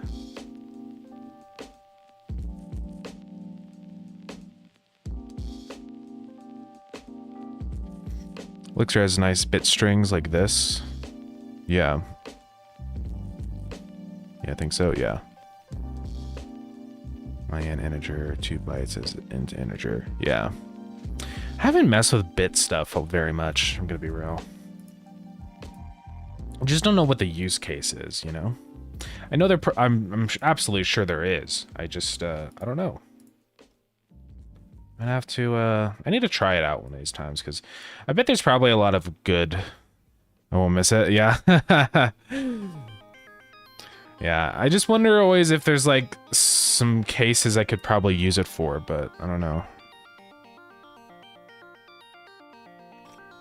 Yeah, it's something you're not supposed to be paying a lot of attention to in games, so it shouldn't be too distracting. Yeah, I agree. Yeah, I can always decrease like the distance between these two colors too if we think it's too noisy. But I think this is a good start. Let's just, I say try this one out for a little bit, mess around with it and see what it looks like. Something we also need to fix then is the background, because I need to make the clouds not go down to here. Yeah. So I need to add, how can I do that? I'll say uniform sampler 2D noise alpha. And then that one doesn't matter. Let's try that. So what I'm going to do for that one is do another gradient 2D texture. And this one's going to be pretty simple. It's just going to go from white to transparent like that. And so what I'm doing is I'm also going to be modifying for this texture noise.uv.a. I'm going to say multiplied by our new gradient, right? Noise alpha.a. So look at what that just did. How does, I can't believe I actually just did that, guys. It actually just works. Maybe I am getting better at shader programming, but it's hard to say. So see, now we can like do this stuff where we can really fine-tune the control. So we can set that to constant and move this up. So essentially we can set like a clamping of the cloud area. So if I hide all the dust, you can see it looks good now. And yeah, I mean, that's pretty much it. I think I want to clamp it. So this is basically like our horizon level. So I'm going to put it like right around there, basically. I'm just going to set it to 0.5 just to have it halfway. So that's what it looks like now. Kind of awesome, guys. Shaders are really cool once you actually start to understand them and learn them and stuff, right? I think it's really fun. Also, I don't need this gradient to filter nearest, so I might as well not even bother.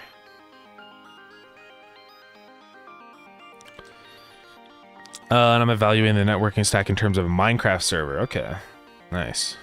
Yeah, I don't think I've ever gone that hard into Minecraft server stuff before. The most I've done is like mess with the Java arguments a little bit.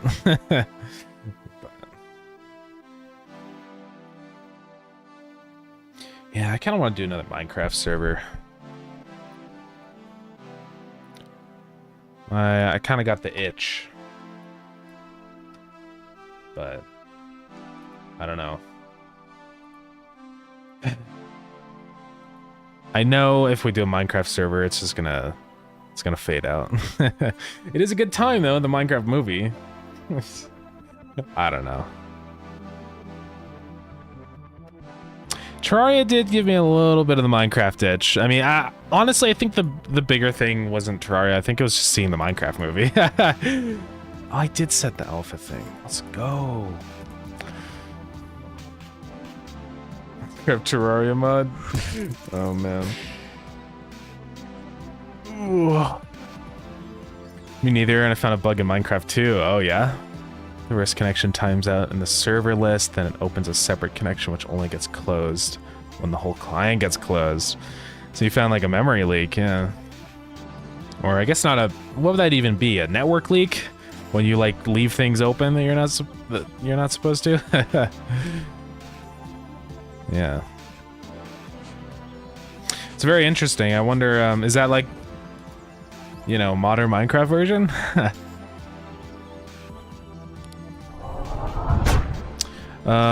Say, Sung Wukong, welcome in. Have any experience in Python? Oh wait, what happened to the dust? There we go. I do. Mainly it comes just from the form of programming in GD script, if I'm being honest. Because GD script is practically Python. But I have messed around with Python a bit. I created some little scripts and stuff for automating some of the Steam export things, like building the game and exporting into a zip, so I've messed with Python quite a bit. I do like Python. Some people really hate on Python just because it's a dynamically typed language. Some people are really like specific about that, where it's like, it has to be static or I'm gonna freak. But I think it's fine. Python being dynamic, I think is kind of nice. sometimes, just for quick, easy stuff. In worst case, a memory leak. Yeah, but won't go that far. Yeah.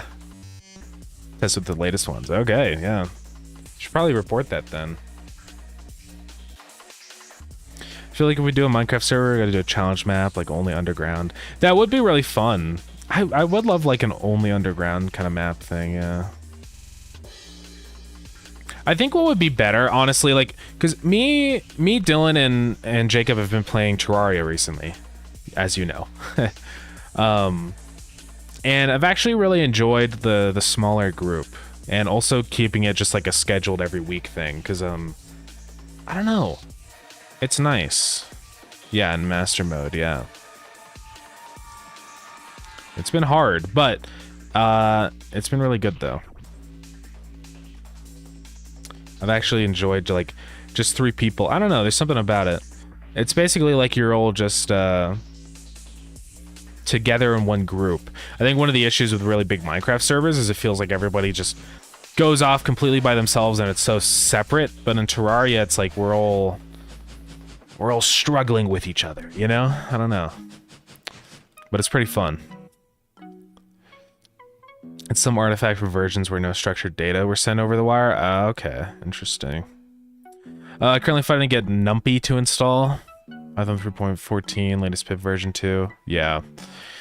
I mean, to be honest, I've messed with Linux stuff a little bit. I presume it's on Linux, unless you're on Windows. Yeah. Numpy. I haven't messed a lot with like Python add-ons and stuff. Okay, you're on Windows, yeah. I know that yeah, installing stuff like that on Windows is a nightmare. On Linux it's super easy because you just do like npm install or whatever.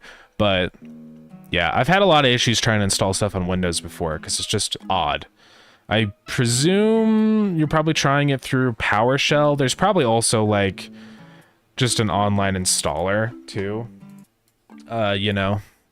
For Numpy. Numpy.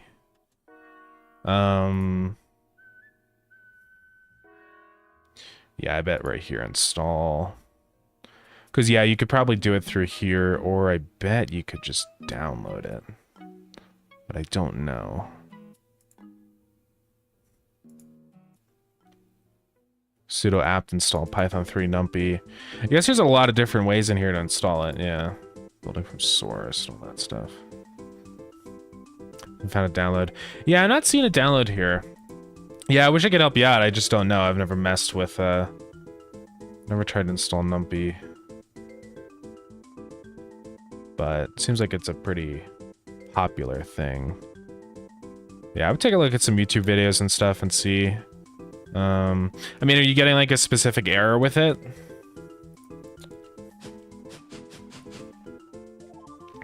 Minecraft Hardcore Stonebox, that would be pretty fun. Yeah, I would love something like that. I'm kind of tired of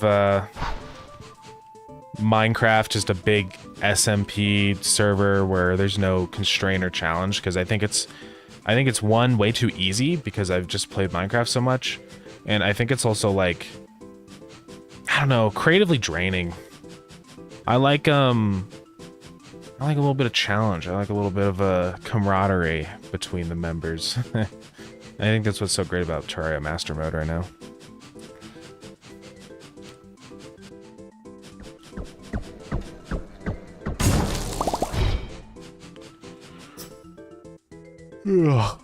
Connection gets opened every time when it times out, so clicking the refresh button opens multiple connections. Yeah. That would be bad. That would add up. Yeah. Thank you for the speed. Oh, man, guys, I'm hungry. I had 1 egg for lunch.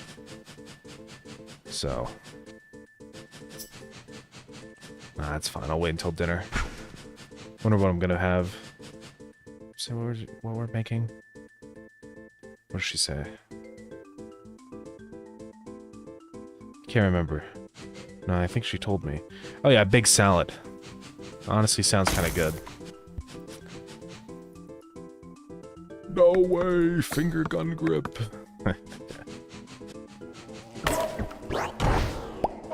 Alright, well, I think we've gotten like a lot of the background stuff set up. I think this dust stuff is okay. I'm probably going to decrease the number of particles down here though, I think, right? Just because I feel like there's a lot of them. Like, that looks a little better to me, I think.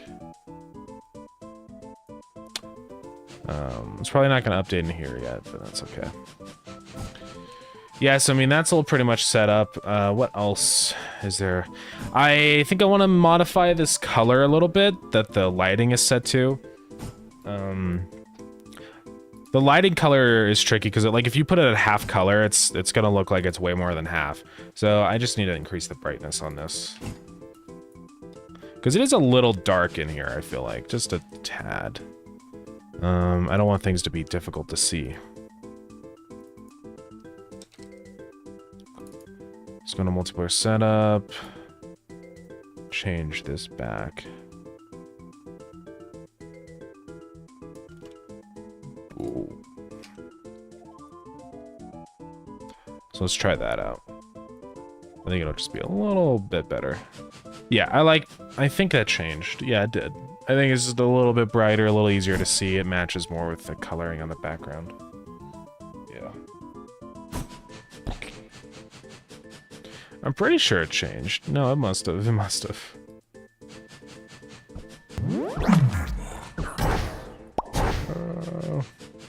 This would be a good planet for the ancient automatons, I think. I'm probably going to move them over. Because I don't know, it just feels like a good spot for him, you know?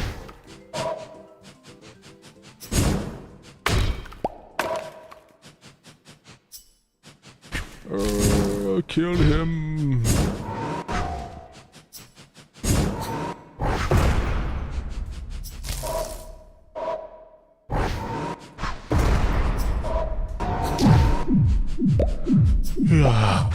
Alright.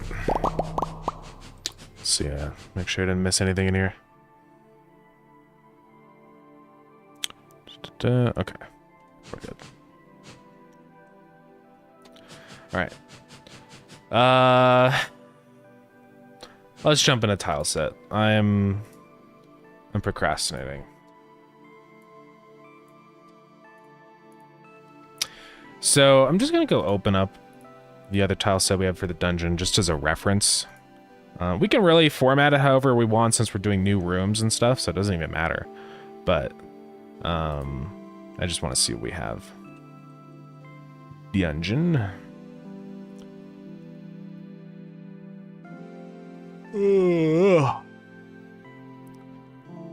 Dungeon tile set 1. This one. So there's a lot of things I'm gonna probably get rid of in here. I'm gonna kind of completely restructure this.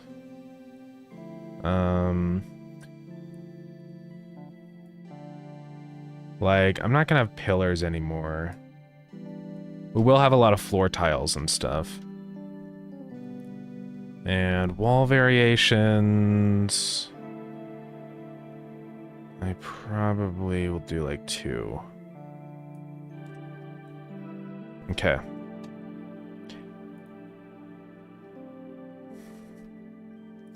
And I will keep... Let's see here. If I want to do an inner corner...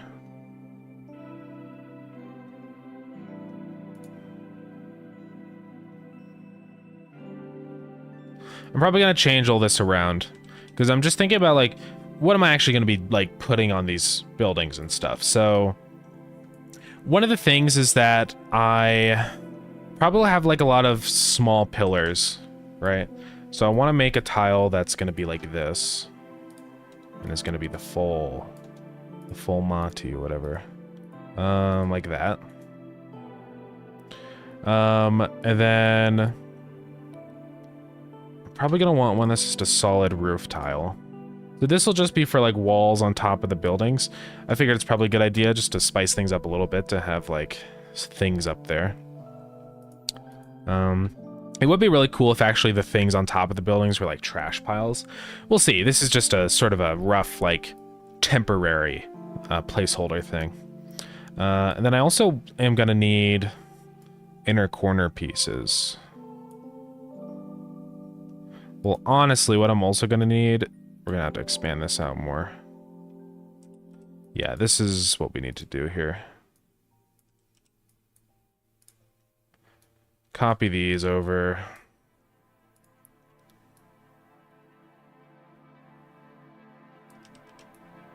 By 16.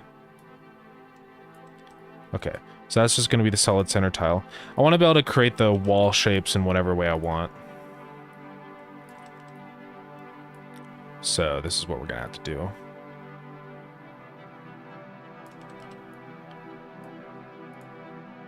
do. Like so. Okay.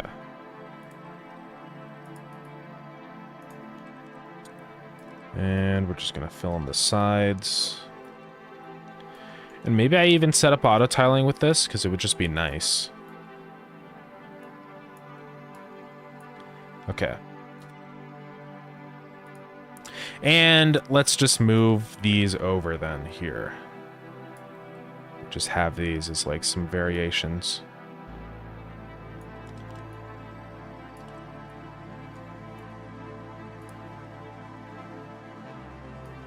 Alright, so this is going to be the meat of everything in here. Like that. And we are going to need the inner corners. So for that, we're just going to do like a plus shape.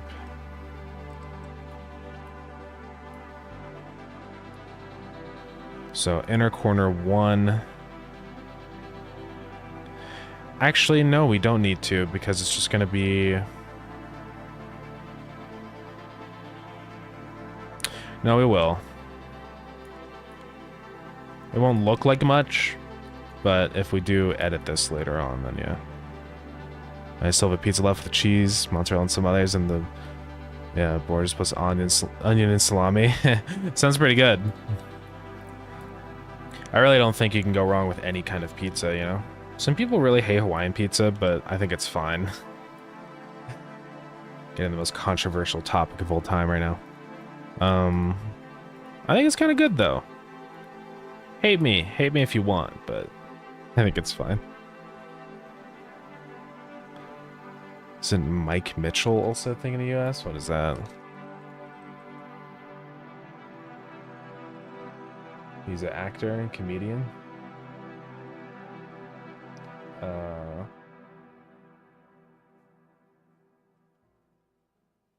I don't know. Never heard of the guy.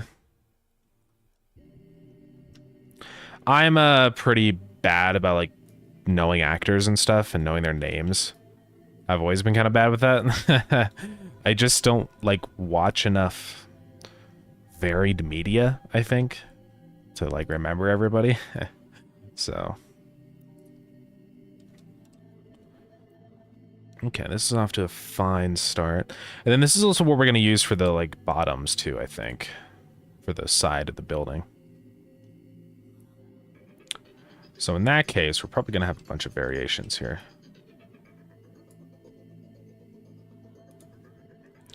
One thing I want to have, we're just going to kind of copy the style that we did for the, you know, the thing up in the actual building.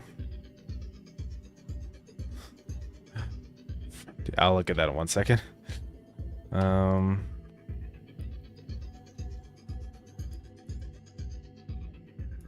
Yeah, I don't know what like color we want to go for the buildings. I mean, I presume we're gonna do the side color that we have here, which is the is my epic guy. This one.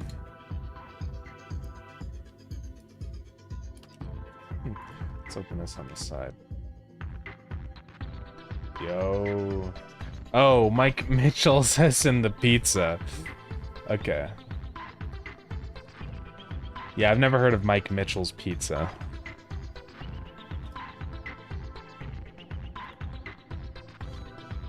It's probably, I don't know. I don't have them around me. The ones I always see are just the classic. We've got DiGiorno, you know, stuff like that. Yeah, I've never seen that brand. That's why I thought it was a person or something. I don't. Yeah. Yeah, I've never seen it. What are some? We've got the Giorno Tombstone. Is it called Tombstone? I think I'm... Yeah. Tombstone. What else is there? I got like a couple really weird brands. Google's first suggestion was pizza. Mine was not. It just showed this actor guy. This is what I got. Mike Mitchell. So I was like, oh, I guess he's a US guy. I don't know. Yeah. Google's weird, man.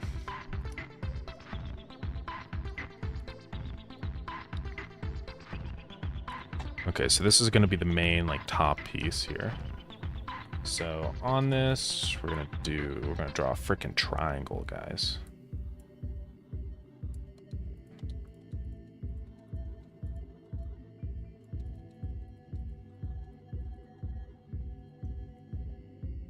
Is this the ancient civilization that invented the movers? Something to think about, guys.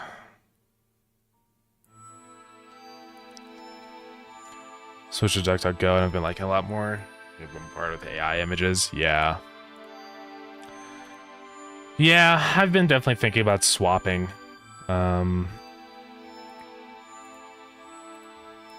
Because I am getting really tired of all the AI crap and Google all the time, if I'm being honest.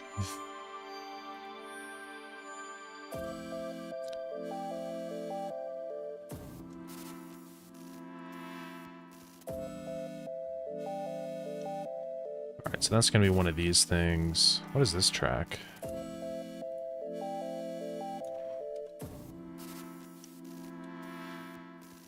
And I'm going to give this... Oh, let's see here. What do I want the walls to look like? I guess that's fine where it's at. Check for some Secret of Mana? Okay.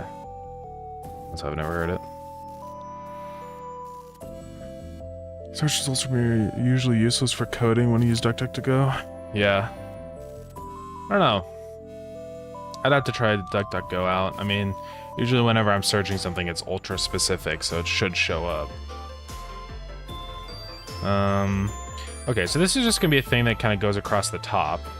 I would like to do a variant, though, that has the triangle flipped up. Let me make sure I'm doing this accurately. The hollow one is vertical, and then the solid one is down, so let's flip this. Then this one's gonna be solid.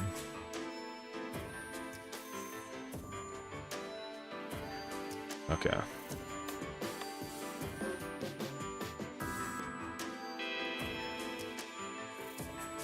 Their AI thing is cool. Does DuckDuckGo have an AI thing?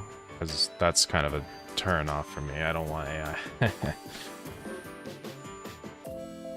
On this track. Yeah, it's pretty good. What is Secret of Mana? Because I don't even know. Okay, it's a pretty old game. Uh-oh.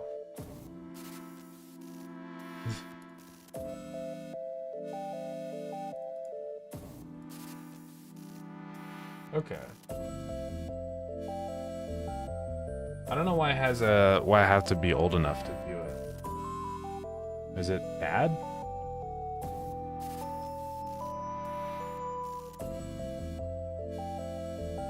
But yeah, I don't know. Yeah, it looks pretty sick. 1993, huh? Looks pretty good for 1993. Not bad. Unless that might be a remaster. It probably is. Yeah. I figured. Has one, but you can actually turn it off? Okay, that's nice. Secret of Mana was more popular back in the days? Yeah. Yeah, I've never really heard of it, honestly. Until now. Okay, let's move these up. So this is what this is gonna look like. I'm gonna need a floor, then also probably the ceiling bit. So Up here is going to be our floor tiles. This is going to be for like a collision thing, right? So it's just going to be super bright. I think I did this color for the tops. Yeah, like that. Let's select all this stuff. We're going to go with that for all of that. And I don't know what color we're going to do for the in-between here. Maybe one of these would work? No, not really. I'll just have to go grab it. Yo! Thank you so much for the raid. Murdy boy, welcome in. How's it going? What's going on? We are currently working on my game Starground. It's going pretty good right now. We're just working on a new dungeon. But what were you up to today on your stream? What's going on? I feel like this is the wrong color that I used. And I just used this one, right? What did I use for this? I used this one? Where did this color come from? Okay, well, I see the issue then. So let's use that color, and then that one. That's what I wanted. Yeah, I am working on tile set stuff right now. I'm just kind of going through and starting to create all the tiles for this new dungeon area. It's going good. Today we've been working on our like a background and stuff, so yeah, we're just messing around with the visuals, everything. So yeah. Oh, that's actually, yeah, supposed to be the dark pixel. Been working on my game 2. It's a farming automation game. Oh, nice. That's awesome. So, hey, you should check out at mairdboy_game. It is tiny farm automation game. Think Harvest Moon with NPC automation TwitchCon HYPE. I'll have to check it out. No, that does sound pretty cool. I'm definitely a big fan of automation games. That's pretty much what Starground is. Starground's a combo of automation and dungeoning. So I'll load it up really quick. But yeah, there's like the main area that you spawn on, the main home world. So this loads up. If it ever loads up. Saving scene. Yeah, that loads up. I'll show you what we got going on. Yeah, I'm just thinking about how I want to do these floor tiles. I want them to have like a little bit of texture, but at the same time I don't want them to be distracting. Yeah, you're totally welcome to drop a link. If you've got a link to the game or something, I'd be happy to check it out.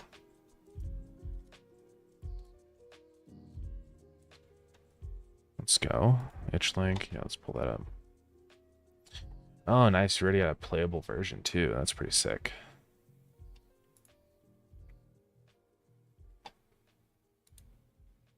Yeah, this looks really cool. Yeah, so it's like an automation game with like you automate stuff through like your little guys. That's pretty cool. I almost feel like I've seen this before. Somewhere. I can't remember where though. Nice. Yeah, it's cool stuff. I'll have to check it out after stream. It seems pretty cool. Yeah, thanks for dropping the link. You doing like all your own assets and stuff?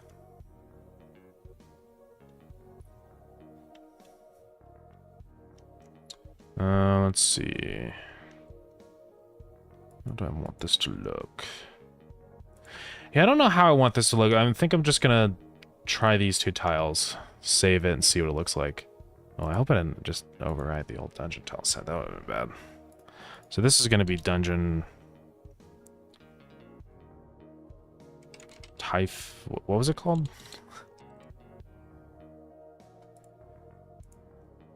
I already forgot. Tephra.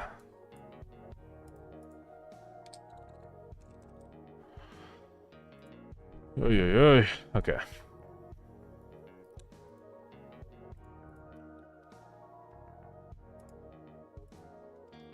So let's go into.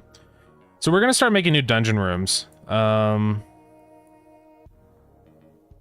we go way up in here past all this garbage. We've got scenes, dungeon rooms. So I'm probably gonna add another. I don't know how I'm gonna organize these. We'll see.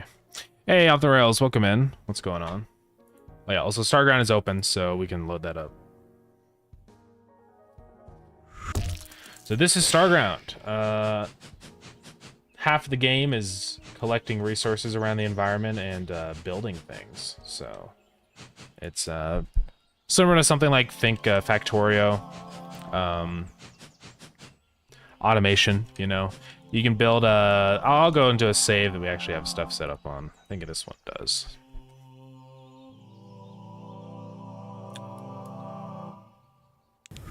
Ooh. Close. Shut up, Godot. I need to update the game to fix that. So yeah, there's these buildings. These are collectors. Essentially what they do is send out these little bee guys, and they go around and collect these resource nodes that spawn in. So that guy just broke a stone object, and then he brings it back to the collector. So that's sort of the core of the automation and the resource collection, are these bee guys. You got conveyors and movers. You can move all your items around. You have to power your buildings. These are burners, so they consume fuel, biofuel in this case, and that powers all your gizmos, crafters, and researchers and stuff. This save is pretty end game, but yeah. Yeah, that's the whole half, and then Starground's almost becoming more of a sandbox game, I think, as time goes on.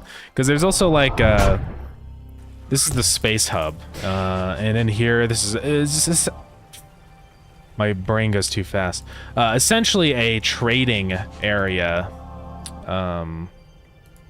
So you can buy things from NPCs. You can also sell your items. Buy some things from this guy. There's also fishing in the game now. That's the whole thing I added recently. So you can fish up some little guys. There's some guys here in the space hub, but there's also a bunch on the main home planet, Viridian. Whole bunch of things. What else? Yeah, so that's like the whole shop stuff in Starground. What we're working on right now is this new dungeon planet. What we do have right now is a pre-existing dungeon. This is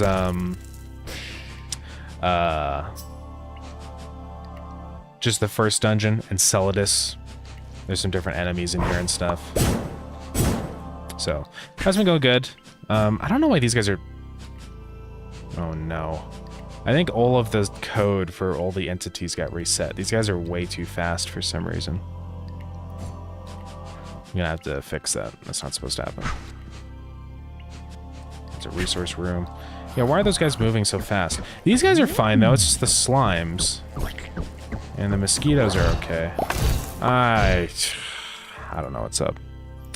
Remember there are other people working this with you? Yes. Yeah, I do all the programming and art and stuff, and the sounds. The thing that I don't do is the music.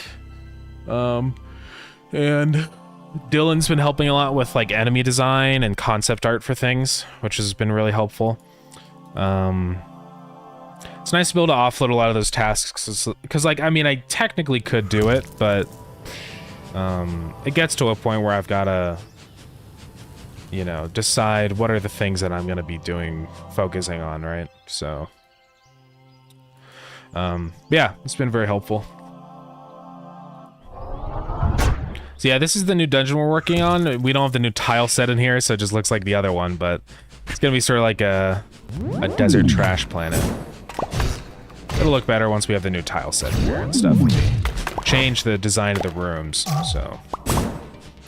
But it's coming along, I would say. So yeah, I just need to add a new folder in here. I'm probably just gonna call this Tephra rooms, honestly. Or not even call it that. I think I'm just gonna call it Tephra. Where did it go? Okay, guess it's gone now. Tephra. I'm just gonna copy some of these rooms over. We're going to be changing a lot of things here. Where's the copy button? I feel like I'm... Or I guess we have to say duplicate. And just call this Tephra Room 1. Click OK. Move that over into the Tephra folder. Yeah, I don't see it in the regular folder, so I don't know where it is. I don't know, it's whatever. I could just search for Tephra and find it. There it is. Back to the scenes folder. Delete that. Been following for a year. I think you've been working on this even longer. Yeah, it's been just a little over a year. I started working on it in like December of 2023. As just sort of a little side project during college. Yeah, honestly, it just started out as like a testing multiplayer, right? Because that's the big thing I wanted to do, is just see, can I get multiplayer working? So, and I was able to. So, then, yeah, it just kept evolving from that point. Okay, so tile set, I'm gonna save this as the new tile set. So the other one was dungeon. Just gonna call this Tephra tile set. All right, so this is a whole new tile set. We can modify this and change all the sprites and stuff. So that's exactly what I'm gonna do. So we're gonna swap out this texture for the new one now, Dungeon Tephra. And we're gonna have to really modify all these tiles and stuff. Delete all these.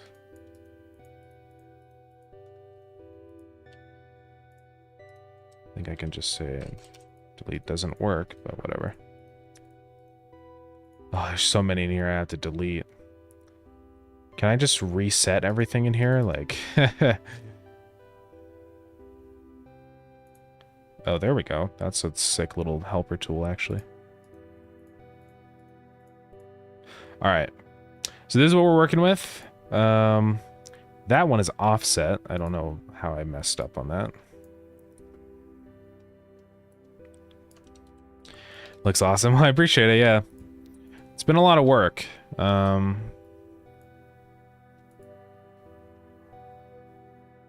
But I think it's paid off. Okay, so these up here are going to be the floor tiles. So let's go into paint mode. Yeah, I'm just going to create a basic little layout. And this is going to be sort of our basis for everything else. For all the other rooms that we do. I'm just going to delete all the tiles because it's a mess. And we're just going to create 10 that way. 10 that way, 10 that way, and 10 that way. All right. And I'm going to hide everything else right now because I don't care about anything else right now. So that's our floor. And then what we can do with these other floor tiles is scatter them, see what that looks like. Yeah, I kind of hate those tiles. So we're gonna have to really heavily work on this to make it look good, but so then what we're gonna have down here is this, right? Well, we're really gonna alternate between these like that, and then the side of the building, and that's just gonna go down. I don't know how we're gonna handle like that getting cut off and stuff. Like that's still something I'm gonna have to figure out. It would be really cool if I could apply a shader to the tile set that would fade it out as it got toward the bottom. Maybe that's something I could do. I'll look into that.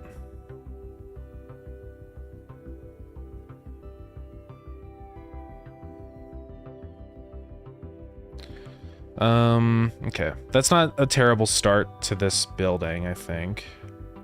Definitely gonna mess with this a bunch more. So one thing I want to do for the top is kind of have like a floor tile that's the border. If that makes any sense. So we're gonna copy this and we're just gonna create like a... I guess we're gonna have to do all this again. Well, this is only gonna be in one line, so we're gonna have... Yeah, it'll be fine. We'll figure it out.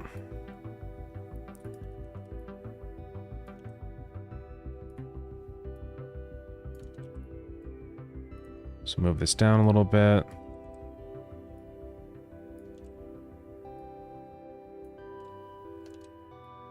Like this. Oops.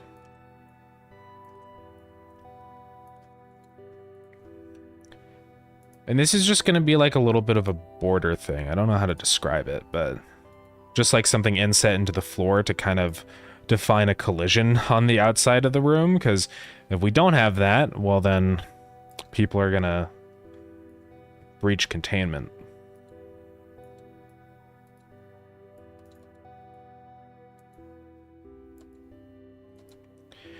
And I kind of want to have I combine the two words. Heavily anti-alias and round this, I think. SCP and Starground, yeah. I do think the SCP, or the Starground guy is an SCP. You know? How does he have all this knowledge on how to build these things, these devices and gizmos?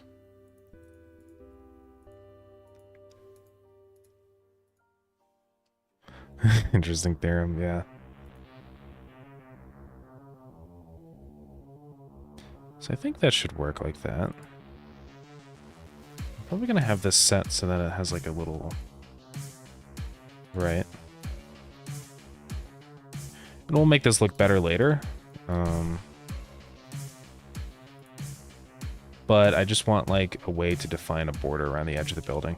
So let's just mush that up in there. Save that and let's go try it out.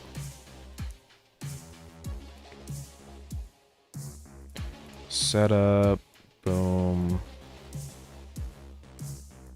Alright. So now we just draw it in the corners here of our map.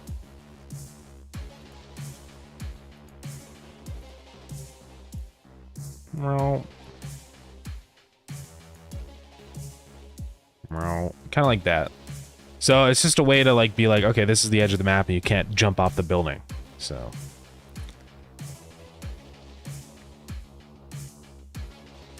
because then we'd have to change our age rating, guys, and I don't really want to do that. We could also just make this top little corner here transparent then.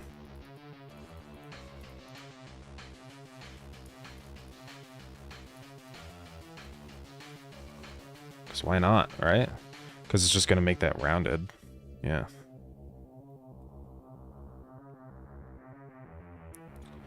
So that's pretty much it there. We're going to grab this tile and randomly scatter it.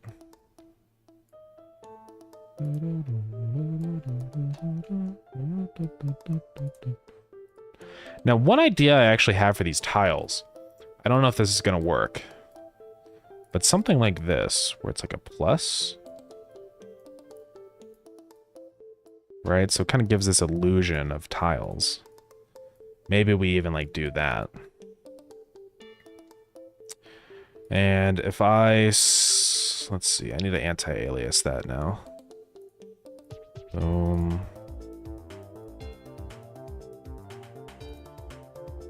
Like that. I'm just curious to see what that looks like. It might look like tiles. Not really. It just looks like a cross or something. So the line on the left not as thick as the one on the right in the editor. This one here, that's 2 pixels, and then this one is also 2 pixels. Yeah, I think we're okay. It's probably when I zoom out like this, what happens is like this one looks thicker right now than this one, just because yeah, like this, it snaps to the screen's pixels. So yeah, I don't think I like that at all. The other option is just like this or something.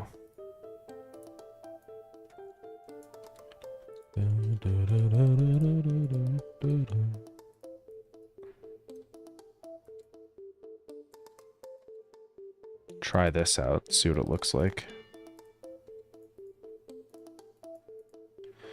Yeah, tile sets are always hard, man. You know? There's just so many variables and stuff you gotta take into account. And like it's making it look good, but then also tile with everything else too, right? That's the issue.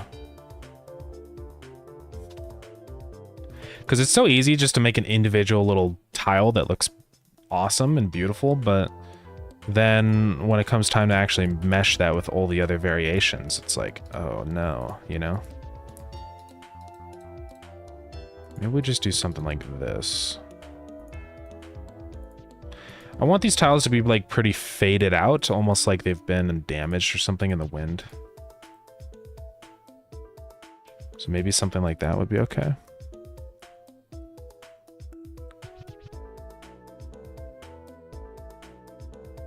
Snooze that ad. Close that. It's burning. Supposed to be covered in sand. So do I make them more noisy instead of floor tiley? Yeah, I could see that. One thing we can also do that I think really helps break up the repetition is a larger floor tile. Which we can do. I'm just gonna have to squeeze it in here somewhere. And I don't mean tile as in literally a tile, I mean just as a larger space to work with. So we can almost have like a little sand pile here or something. So what's up, Ryan? How's it going? Or like maybe we just have like a big like... Right.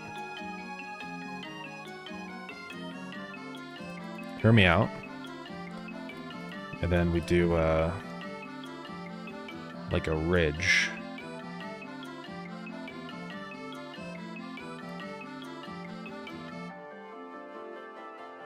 Don't think that looks good, but...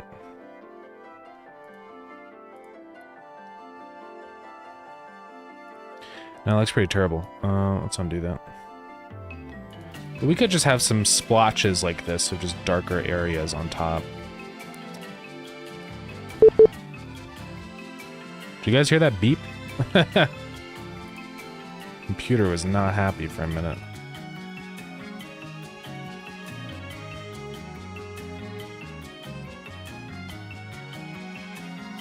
So then we can do like this.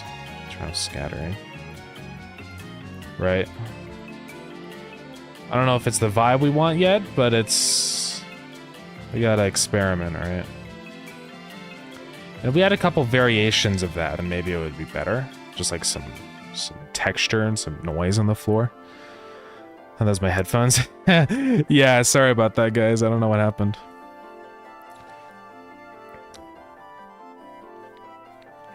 I think it'd also be cool on this to have like a big grate or something. You know?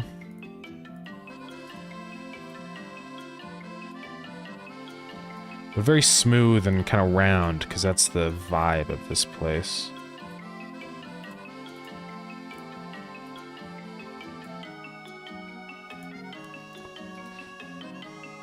Found a bug. Oh yeah, I had the game. He's standing at a point trying to... yeah.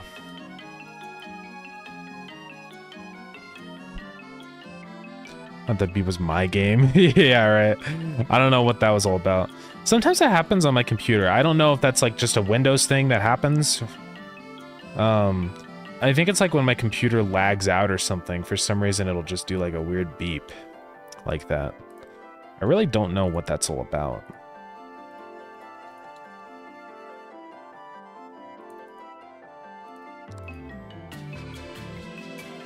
Let's see, that's pretty dark right there. Let's grab this color.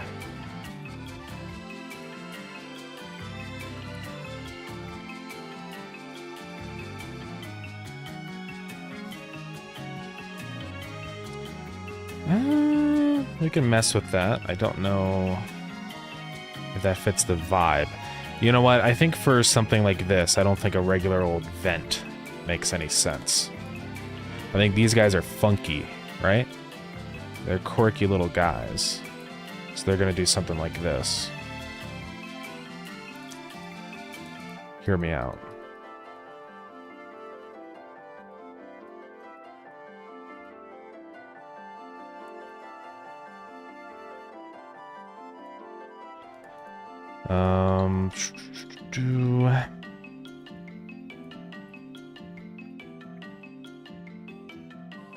And then that's gonna be like...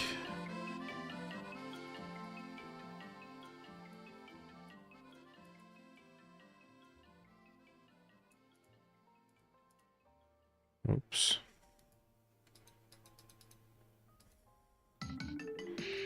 Yeah, how do I want to set this up? We'll try that.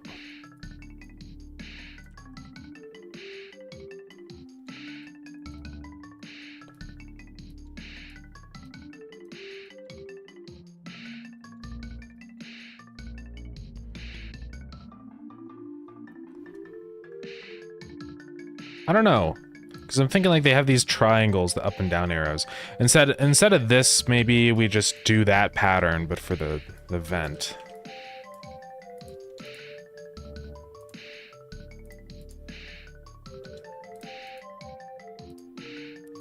And that's also a good opportunity to do a little bit of anti-aliasing here.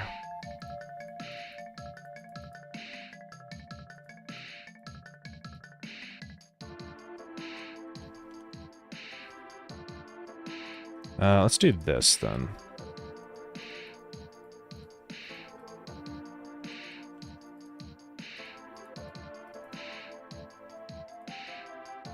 Well, that doesn't really look like a triangle. Oh, but if we do this, that's maybe okay. I don't know, just messing around with ideas. I got another ad going here, guys. My apologies. I feel like we've got a bunch of ads. I think it's because the stream messed up earlier, and now it's... the ad schedule's all off.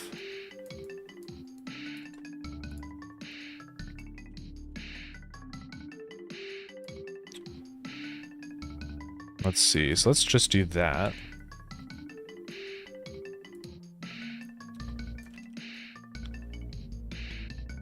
That's kind of a cool vent.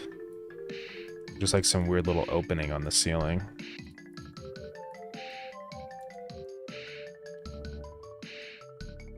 I feel like that's kind of a vibe. I don't know.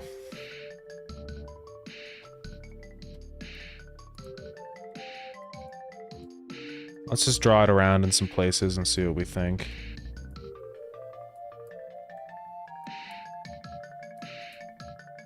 Probably not.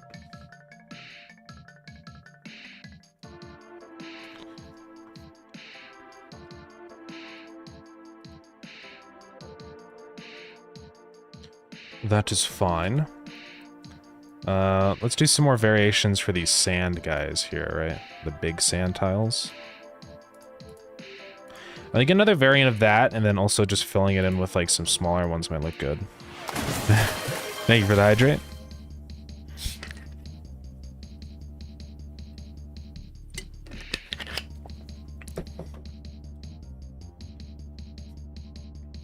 Right, so we have like something like this.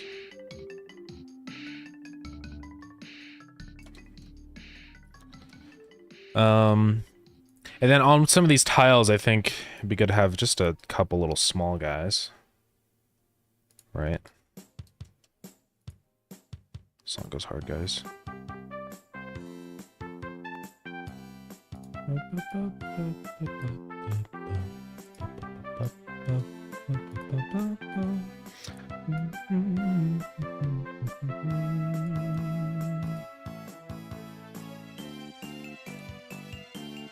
Maybe something like that?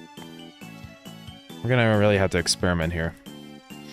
I do feel like these roofs need like a big hole in the top.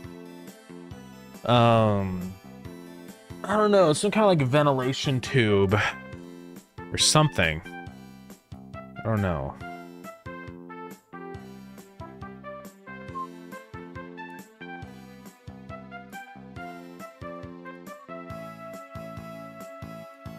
And I'm gonna select these tiles and expand them. And now let's go fix all this stuff in here. Now, if I select this tile and try and draw it, is it gonna... Yep, it's stupid. So, never mind. I'm not gonna do that.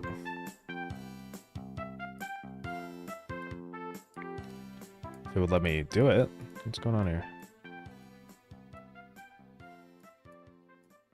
Okay. I can't select that one for some reason. Weird.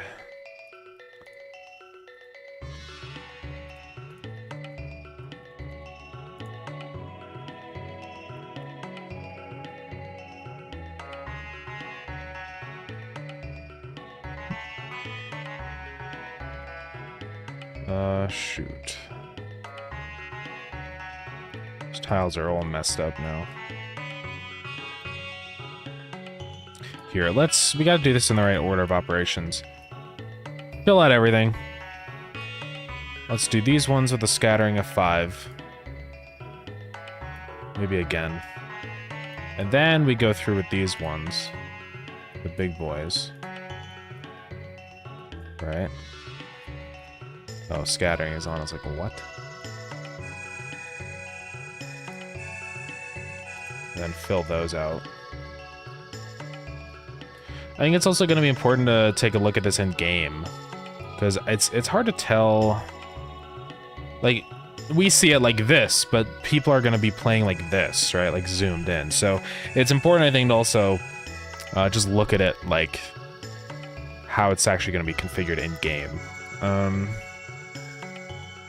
Then these are the doors. I'm going to keep that one there. The down one. It's gonna have to come up minus 32. Yeah. Left will be plus 32. And right will be minus 32. Alright.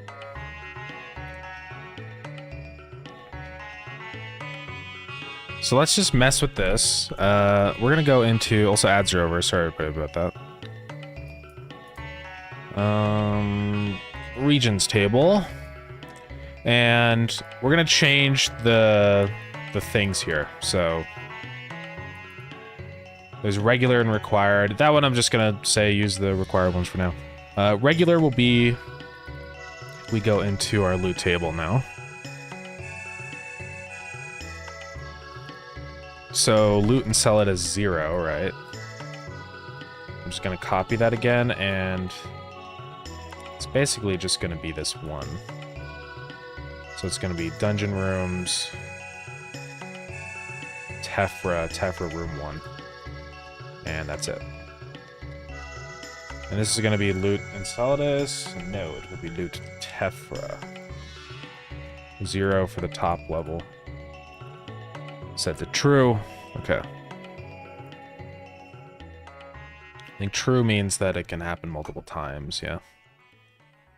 So now let's go take a look at the dungeon generation.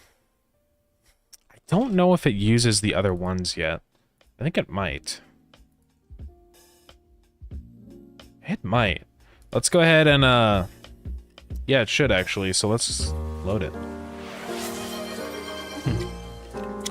Thank you for the cheese time.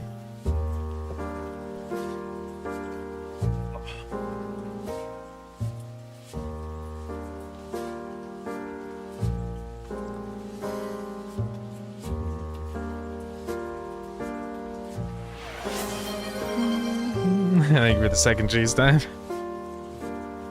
More cheese.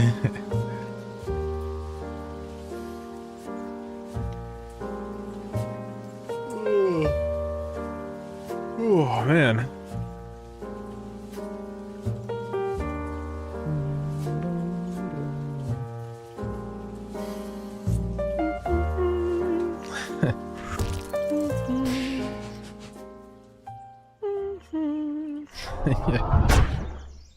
Please load. Ooh.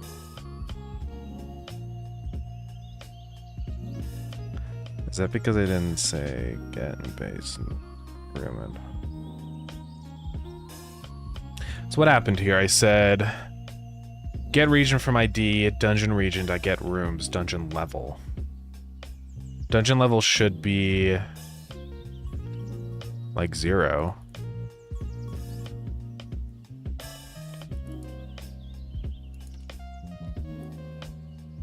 Let's go find where we generate the dungeon, because I think, maybe I'm just doing it wrong. It's probably because I'm saying generate level 1. Yeah, I don't want to do that unless I actually do have those. So I'm just going to say, for each of these checks, right? If region, I have to get the dungeon.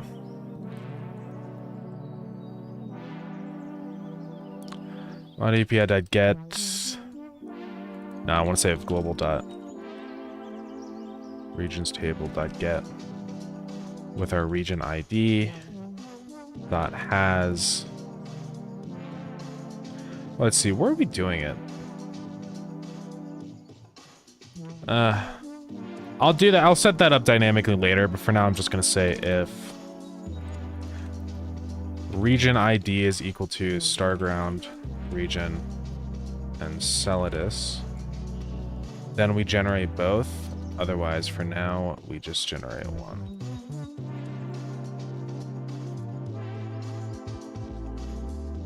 But I'll change that, so I'll actually run through the dictionary and see how many levels there are, since that's defined in the region, so...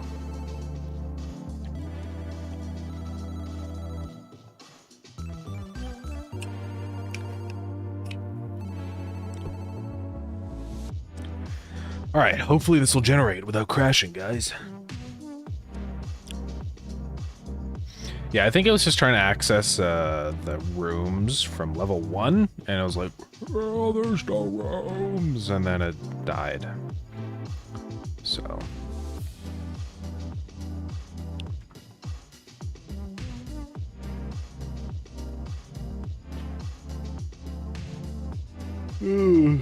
Okay, continue.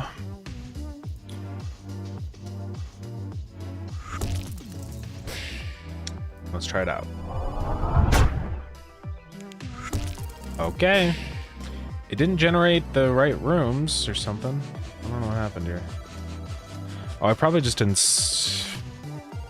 Hold on, guys. I don't think I actually said it. Yeah, I'm stupid. Instead of loot and sell this, we say loot Tephra.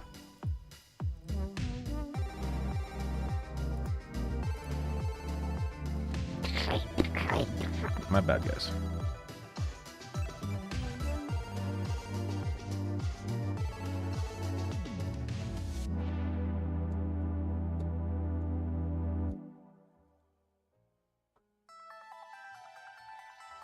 Come on, Godot. I need to close my tabs. I know I have too many open.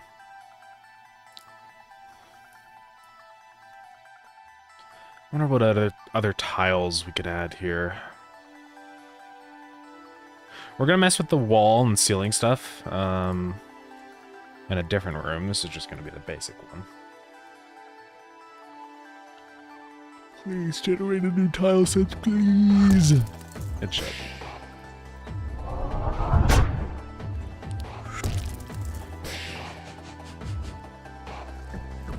Whoa.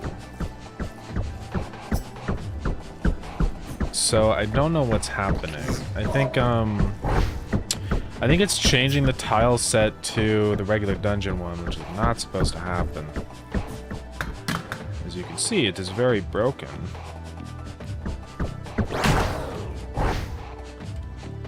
So I don't know what's going on here.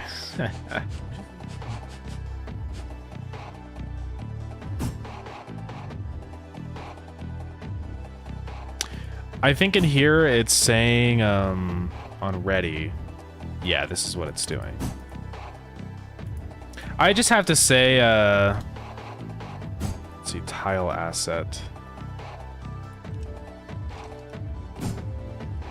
Yeah, right here I say set style.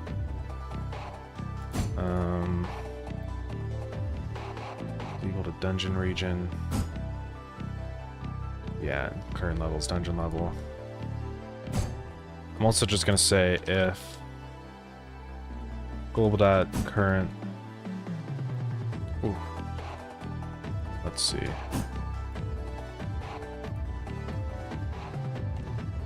If dungeon region is not or is equal to Starground region Celadus, then we do all this stuff.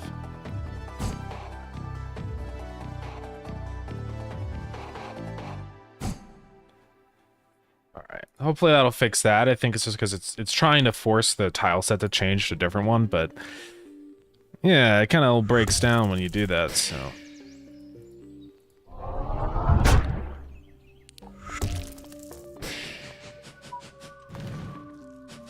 Why is it still doing it? I think it's too late. I think I have to restart the game. I think that's why.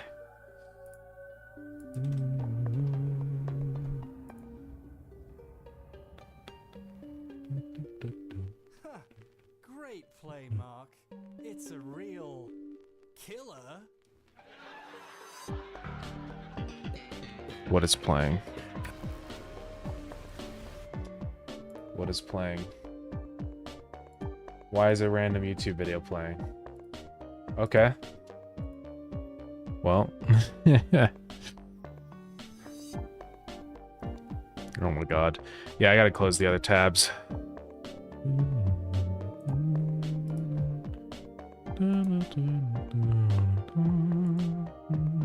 Song goes hard, guys. Plants vs. Zombies.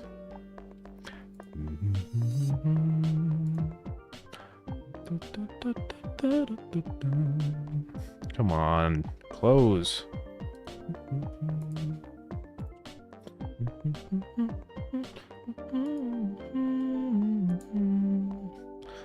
Okay, this better work this time, or I'm gonna freak.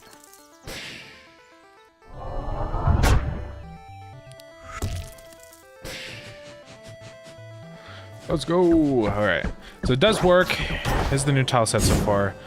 I think it's way too saturated, if I'm being honest. I think the issue is just because of the lighting effect that's been applied. It like makes everything more orange than it actually is, and since it's already orange, it looks really orange. So that's just a issue we're gonna have to work out.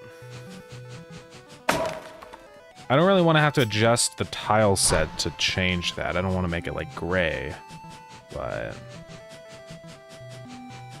we'll see. But this is off to an okay start. We have to make these tiles collide. So let's go do that.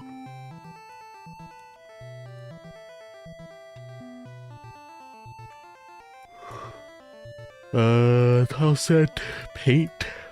Physics layer 0. Boom, boom, boom, boom, boom, boom, boom, boom, boom. Then yeah, all those ones should have them. And I'm not going to bother putting physics on those ones because you want to actually be able to touch them. Check it out, guys. So now it prevents you from falling off the top of the building, which is good.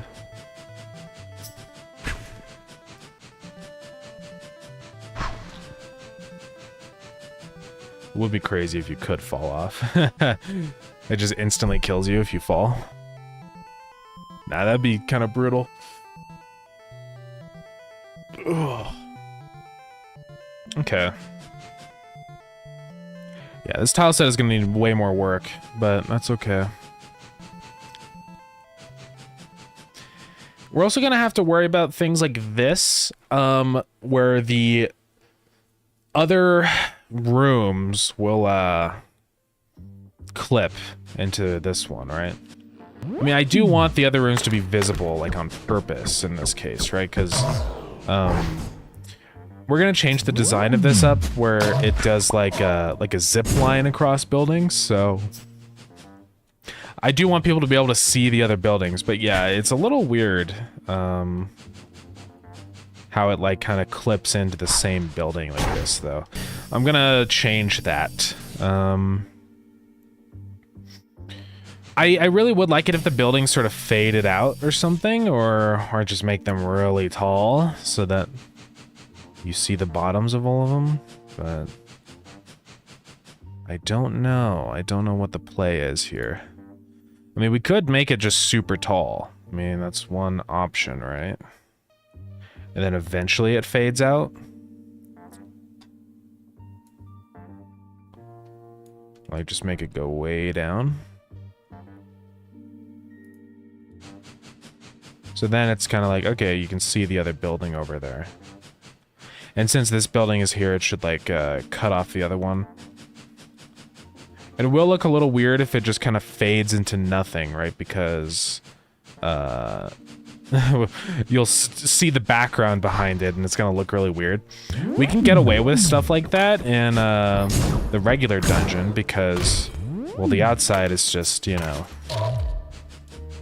void. It's just solid. But this doesn't work for this case. Yeah, we'll mess around with that. Figure out what we want to do. But so far things are okay. See, this is one of the other issues too, is like with depth ordering stuff, this is now overlapping into our water, which is kind of a problem.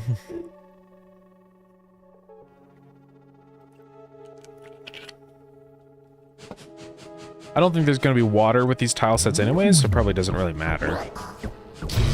I also just kind of don't like how this looks, where the building is like, it looks like it's like merging into the same building, if that makes sense, right? It's a little odd. So I don't know how I feel about that. We're gonna have to figure out some way to like kind of fade these things out or offset them randomly or something.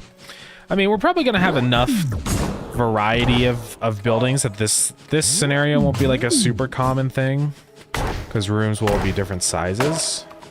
But it is something that we're gonna have to correct because it looks really bad. I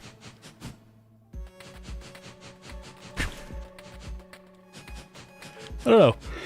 This is one of the challenges, I think, with this dungeon. It's just gonna be like visually, how do I make it look right?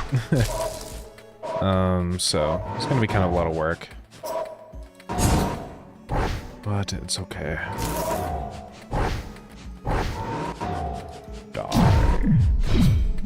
And then it shouldn't spawn in a door. Okay, it did.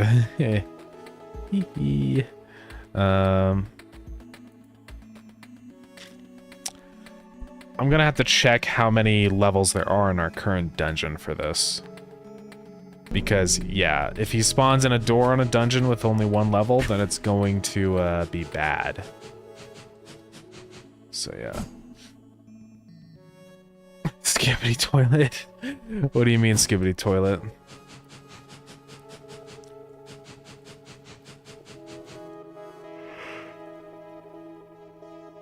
Ugh. Wrong chat? Yeah. See, this is what it looks like when we zoom out. I mean, it's not terrible. Like, I do like the idea of, like, being able to see the buildings, you know? It's a different kind of dungeon visual, which I think looks cool. But yeah, we just gotta figure it out. Friends were asking where G-Man comes from? Yeah. It's definitely from there.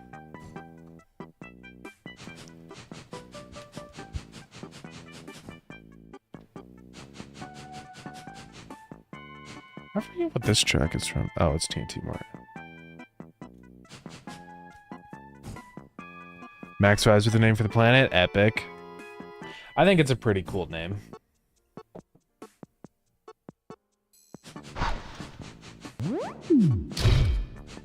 Tephra? T-E-P-H-R-A. It's kind of fire.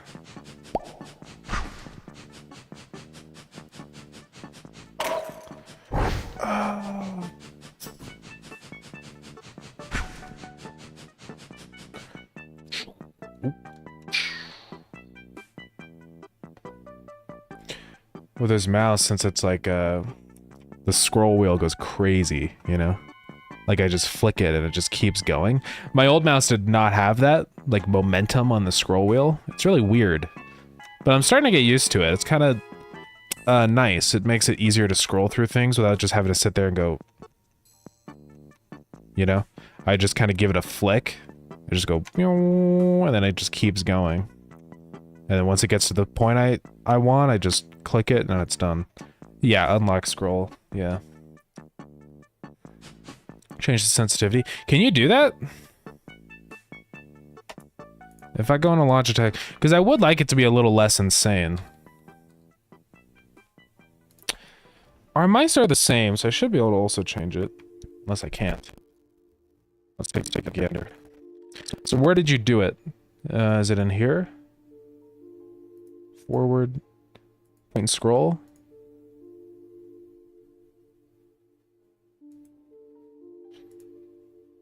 Normal speed. Because I have it on ratchet mode. I don't know, maybe I can't. Oh, smart shift. Oh.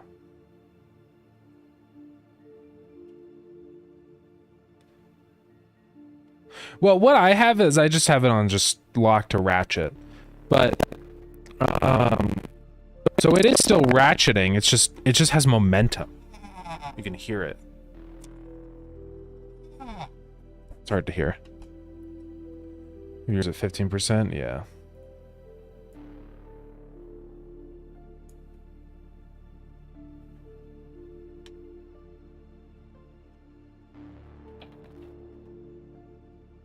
Yeah, I guess I'm just like...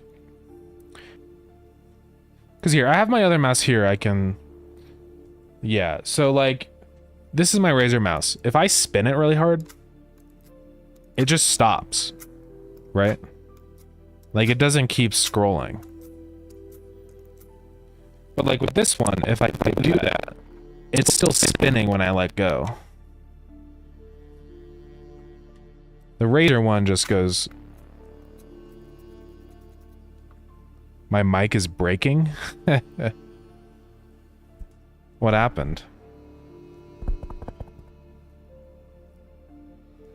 Guys, am I okay? Happens occasionally.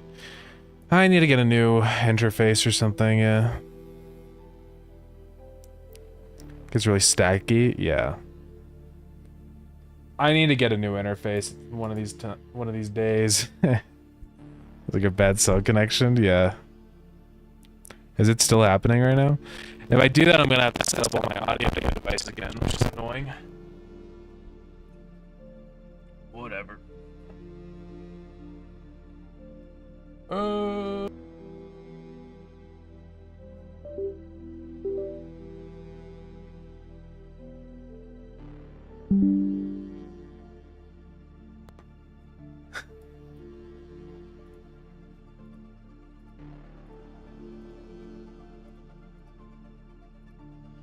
Hello? I'm back. Does it sound better? The same? Anything different? Oh. It's fine right now? Alright. Well, let me know if it happens again. I do really want to get a new interface. Focusrite is kind of annoying and sucks a lot.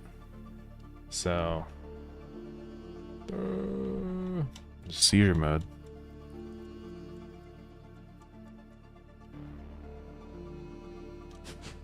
Yeah, I don't know. I get tired of it. Why did I say I didn't explore this? Oh, probably just because I didn't. He's stuck on the outside. You can't get through. Whoa. Whoa, buddy. Whoa. Oh.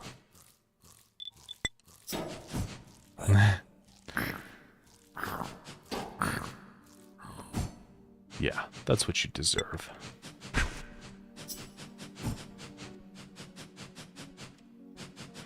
Alright. Just gotta keep working on the tile sets. My eyes kind of hurt right now. I think I'm gonna get some eye drops.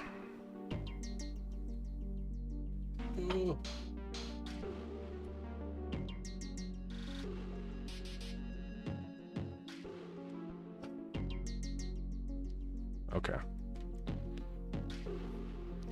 What? Dropping in the eye and stuff? Yeah. Are we dropping in the eye, dude? I know, it's crazy.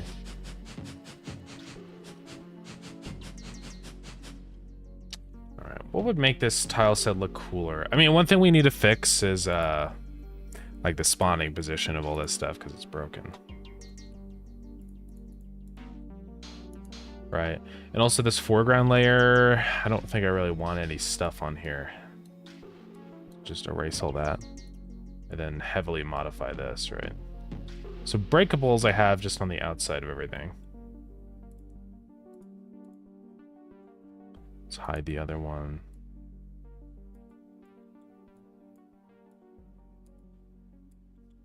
Just like that, and I don't spawn them on the doors.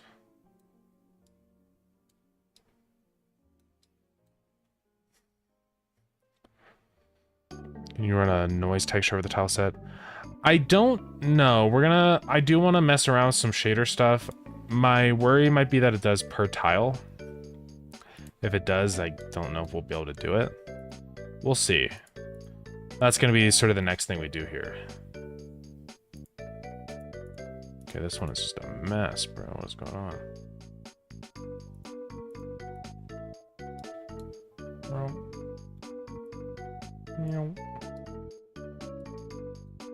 Do not spawn on the doors. Okay.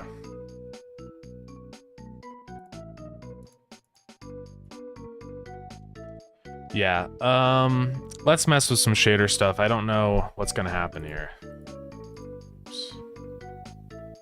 Whoops.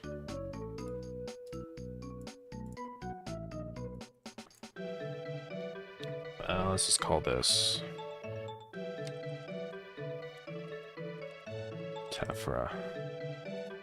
Sure. Void fragment. Color is equal to color.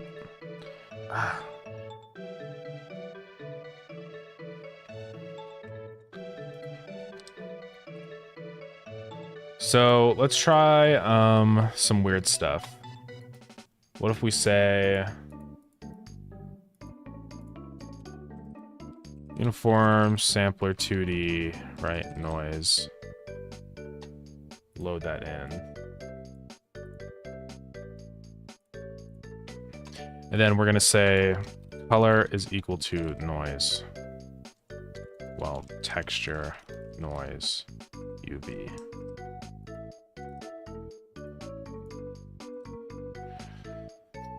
So I've applied it. It should be working, but it's not. So this is the issue with shaders and tile sets. I don't think it really works. Because it should be applying right now. I'm gonna have the shader parameter in there. So color is equal to texture noise UV. Unless anyone here has any ideas on how to do it, I don't think I can.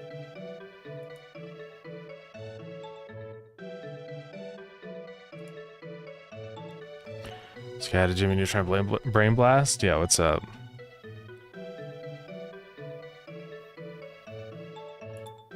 Or are you saying this was the Jimmy Neutron Brain Blast? Let's copy. Maybe if I apply it to this one? I don't think it will, though. Okay. So...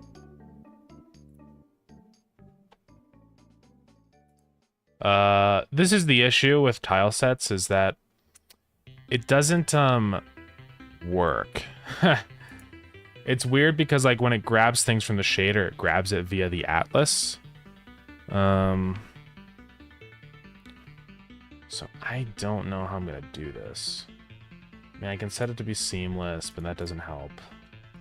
I mean, I could set it to be really small. That doesn't help either. I know there's probably a way to do this. But, yeah, I don't know how.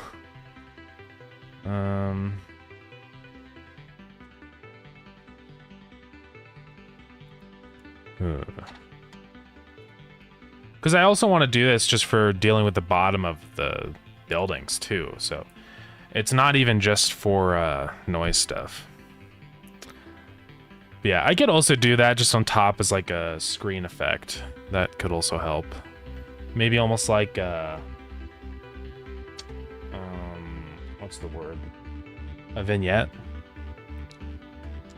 Godot shader on tile set.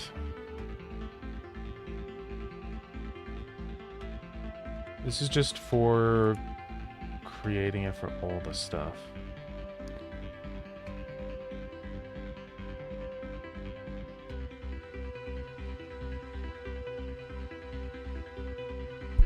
I don't know how I'm gonna do it. What I'm trying to do is apply a shader like to the whole tile set, like as a whole, instead of doing it to each tile individually, if that makes sense. I mean, I wonder if there's some ways I could do it. I know there's the canvas group. Maybe if I added the tile set into the canvas group, and then I took the material, I copy it, clear it, and apply that to the canvas group? It does work. Okay. The only thing I would worry about with this is just performance. I mean, hopefully that's not an issue. But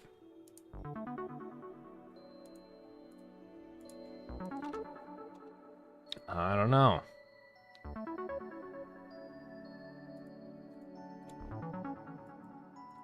All right, but now we can do all this stuff, so I can do that.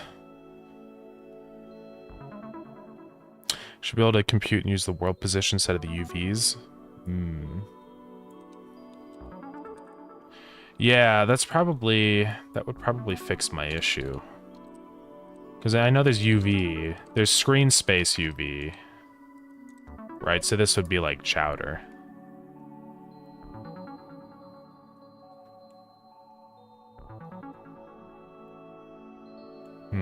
How would I... Let me look that up. World space UV. Let's take a look at this video super quick. Oh god, if it wasn't 2 pixels.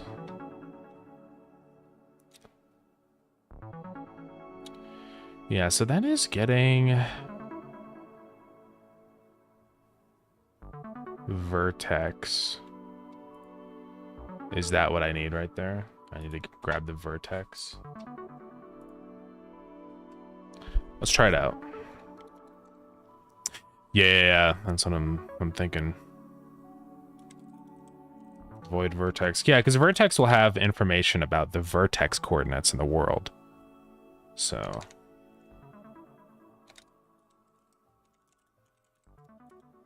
then this will just be position. Or I'll just call it world UV because that's what it is. And then, yeah, say world UV is equal to model matrix times vec4 vertex 0, 1 xy. Something like that. And then if I swap this out for world UV,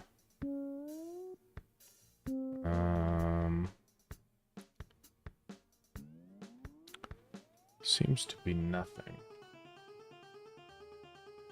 Yeah, because in that video, let's see, world position, model matrix times vec4 vertex should be working. Unless it's because I did ints here? Scale's really different? Okay. Yeah, I might just have to multiply it. I could say times 0.1 and keep changing that number until it looks right. Whoa. Okay, it is increasing the size. Oh, is it just because I don't have a tile?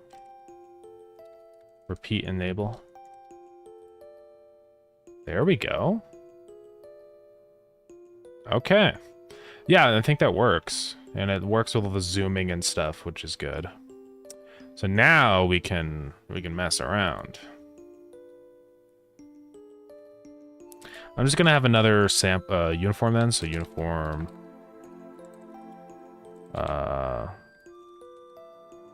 float and world scale.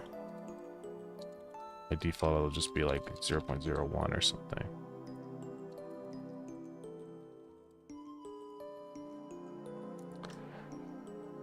Okay. So yeah, now I can modify this to increase the scale of that. I mean, I guess I can also do it inside of here too. But nah, it's okay.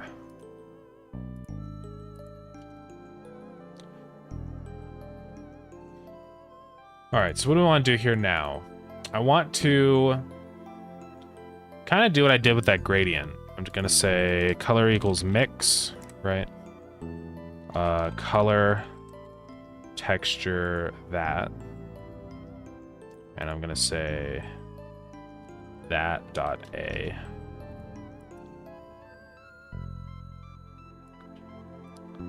Do I have to get color and vertex or something? Right, I have to say color is equal to color. Then I say mix color. Nah, it probably doesn't matter. Let's see here. So what am I doing wrong?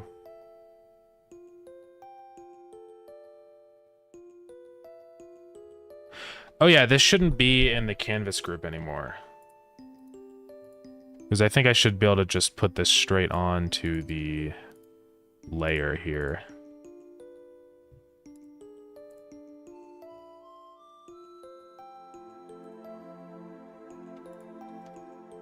It should work.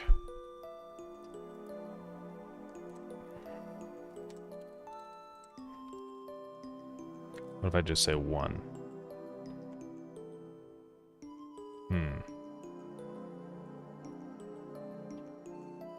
Or is it that I have to put it on to... I think it wasn't working before when I did that. Clear that. Put it here? I think that's what I want. Yeah. But the issue is that it's not preserving the original color. I think that's the issue. Right? Because it's just preserving the color of... Yeah, that's not going to work. So let's cut that. I do want to put it on the static layer.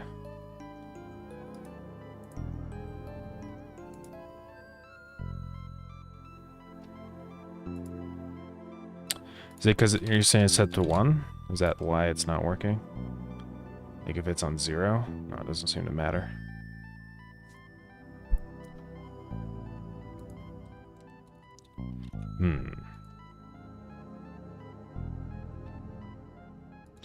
We're so close.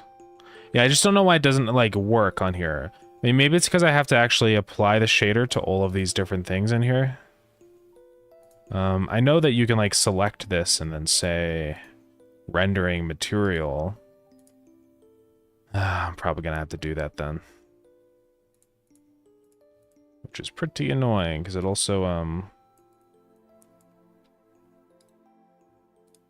is it just gonna be pure white in here then? Yeah. So how am I gonna be able to draw the tiles? Because that's all I can see. Oh god. Unless it's just because I have to edit the shader more. Let's see. Probably is what it is. Like, if that's at 0, is it going to do it properly? Is it going to show the... Oh.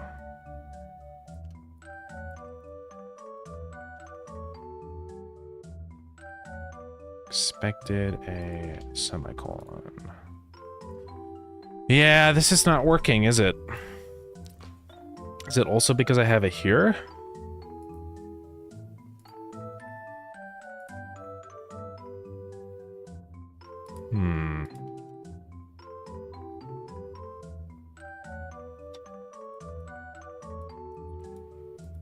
It's really weird.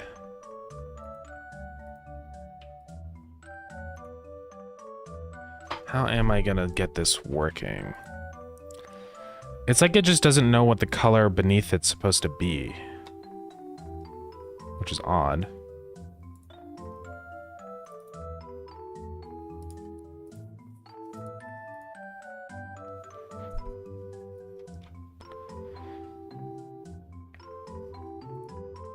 I don't know. I'm not sure what I'm doing wrong here. Color should be a mix of color, unless like I'm just messing something up. Oh! Okay, so I probably shouldn't grab color from the vertex then. I just don't think that's what I'm supposed to do. Okay, so now I can get this working. It actually works in here too, which is cool. It's weird, but cool. Right, so now for the color, I'm just going to say interpolation is set to constant. And now I can apply the noise texture I want. So I'm probably just going to do kind of like a brown dust. Like this color. Right? And then I can lower the alpha. There we go. Does work. I'm gonna have to change like the sizing and stuff of this. What if we went to like 64? And then let's also not make it, you know, filter nearest. How do I say comma? Yeah. Yeah, see, that's like the same pixel size, just about. Might have to modify that a little bit.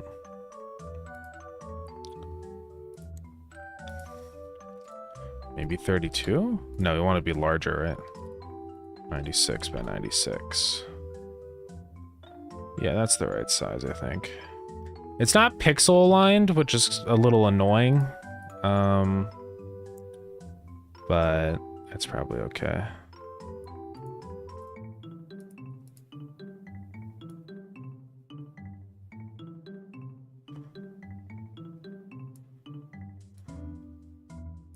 World scale, I'm just gonna set to like... Oh. I want that way lower.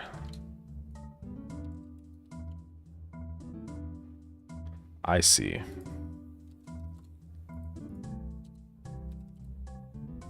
I don't want this to loop or to tile too many times.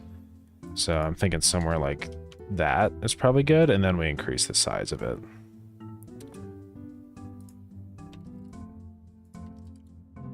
Until the pixel size is correct. There's probably like a mathematical way to know what the resolution of the texture needs to be given the numbers that we have set in there. But I don't know how to calculate that, so it's fine. Okay. Well, that does work.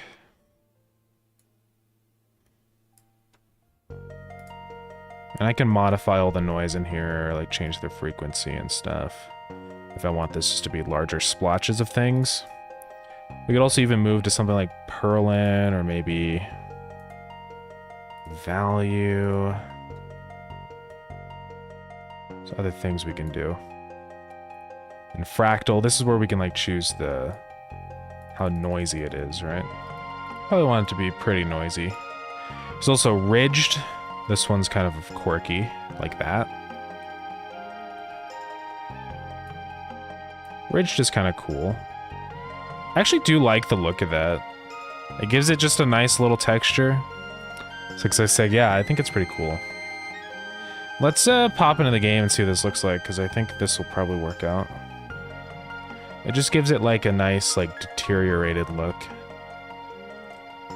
And it's really cool being a shader because, well, we can apply this to whatever we want, right? Super easily. And the other thing is... it's gonna be unique every time.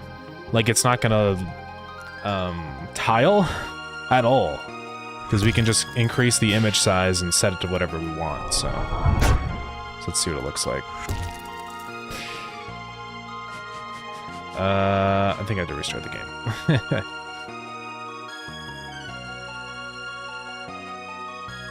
Oh, unless it's okay, we need to fix one thing here. I know it's wrong.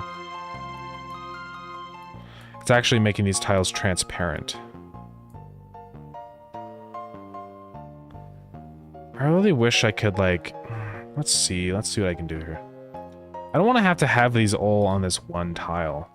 Maybe if I just clear this, and now that we have it working,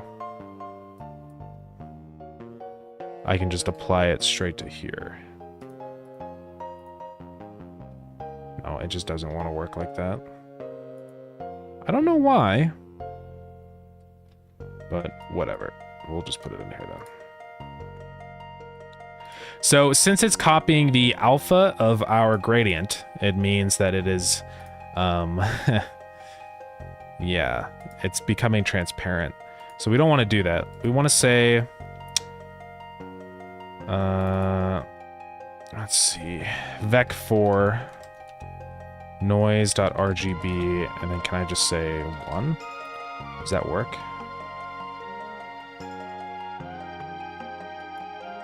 Oh. We have to do this. That dot RGB. Then can I say vec or that 1.0?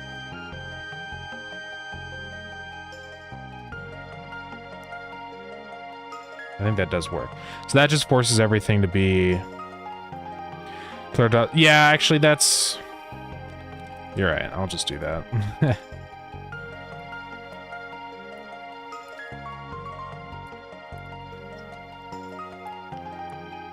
And then that's based off that factor, if it's alpha. So we should be good. Now, one thing that's odd with this is if I lower the color alpha to be less... I guess that's fine. Yeah, I guess it doesn't matter. That's just is what it is. Yeah. Okay. Now it looks odd because it's like brighter for some reason.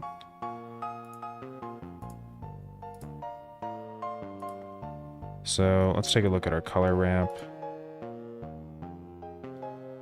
Why is our color ramp just transparent? Is that our issue? Oh yeah. We just had it really transparent for some reason. Okay, but we can set it to something like that. I also think this is way too over here. There we go. We could even do like just a little bit. I feel like this needs to be inverse. There we go. That's what I want.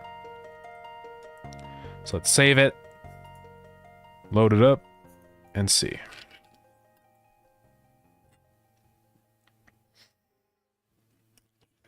I drank weird.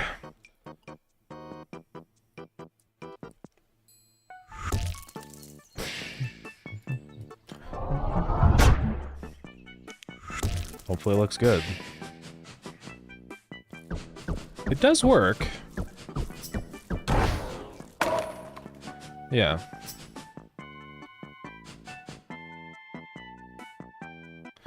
Like, the pixel size is pretty good.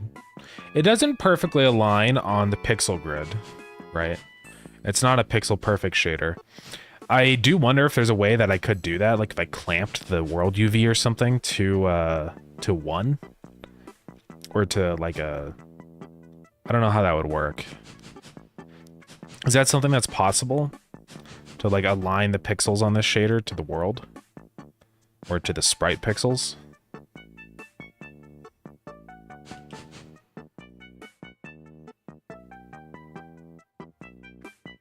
Yeah, I don't know. I don't know how that would work. I'll think about that, though.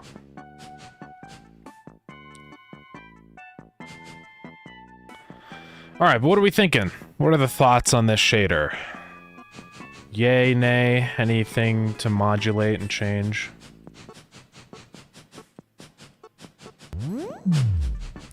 Seems like it's working just fine, so...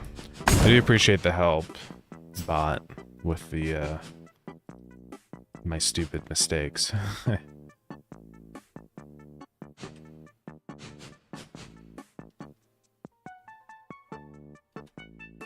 Yeah, I think it's pretty cool. It would be cool, I think, yeah, to have like a vignette here on the screen. Kind of like how we have it set up with Tyria. Where like we have that water effect overlaid on top. I think it'd be cool to have that on the... for here also. Not water, obviously, but the inverse. I think it's looking really good. Yeah, I think it'll work. It definitely just spices up all the tiles. The only thing I might do is just make it a little less intense. If I modify. Grab one of these tiles.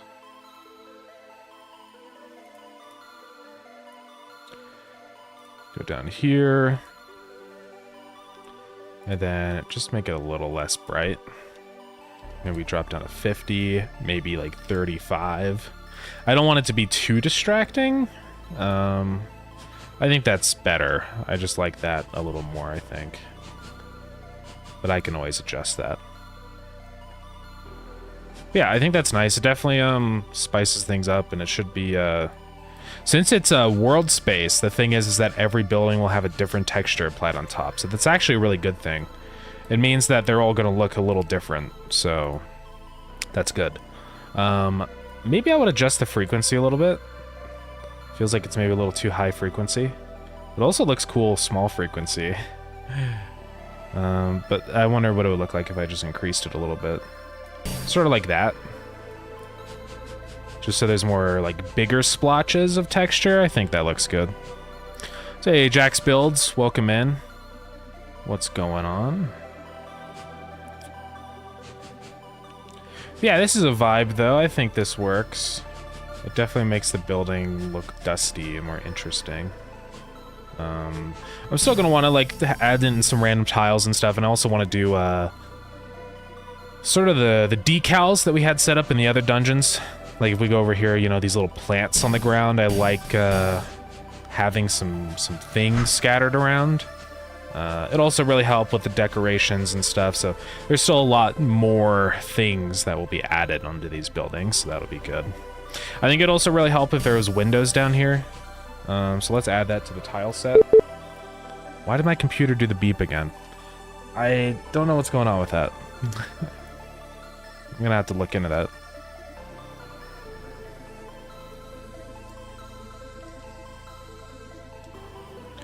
And this will just be, probably just do like a double, maybe even a triple tall. I feel like that would look fine. I don't know how big we want the windows to be, but I think 2 tiles would look pretty decent.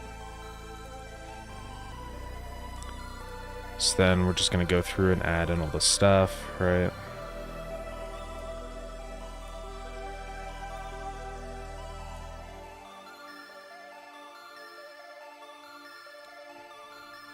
Got the snowball pickup and gem pickup, snowball damage boost, done in my game. Nice. Time to go play some games. Yeah, do it up. Have a good night, Mr. Big Boy. Thank you very much. I appreciate you popping in this stream, and have a good rest of your night. Get some gaming in. Yeah, I also want to play some games. Crashlands 2 came out. I've been meaning to play that. Something I've been waiting for. I never played Crashlands 1, but it just looks cool, so I want to try it out. Then this is probably going to be like that.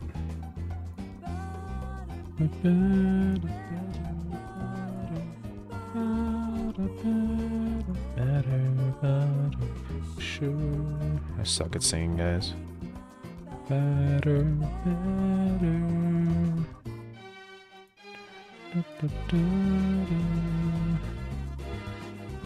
Alright.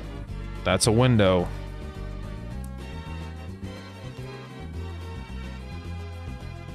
This is gonna go right here. Bop.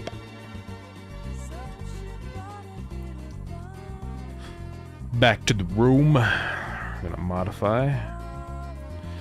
And one thing that is gonna be a little annoying about this shader is that it means every time we add in new tiles, we're gonna have to select them and add it to the shader. I really wish I could just apply it to all of them automatically. I don't know why it like doesn't let me do that, but whatever. So now we're gonna grab those. Those windows are too small. We're moving up. I had an inkling that I should have made them larger, but it's okay. It's never too late.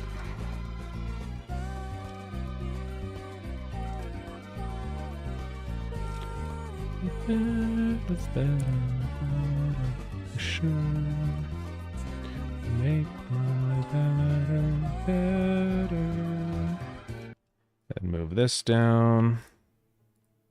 All right, guys.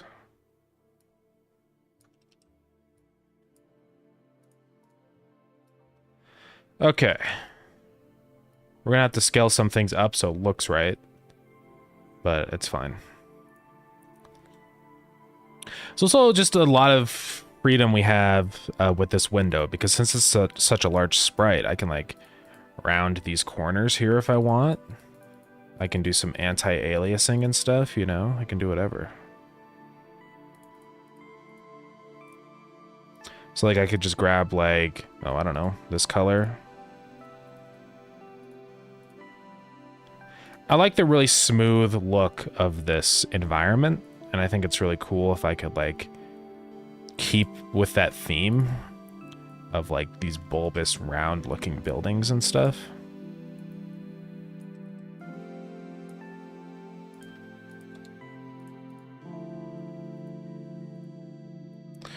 So we got an ad starting here in just a second.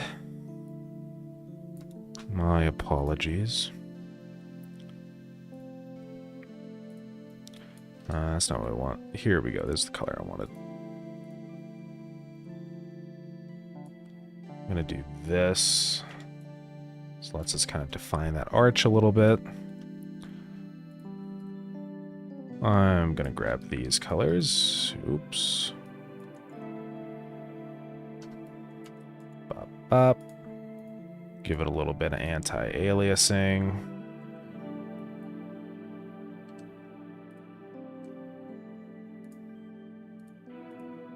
Let's see. I'm gonna need like that there for that one.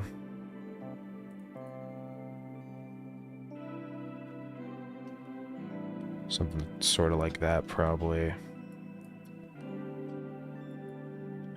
Those will be rounded. Get more anti-aliasing coming through.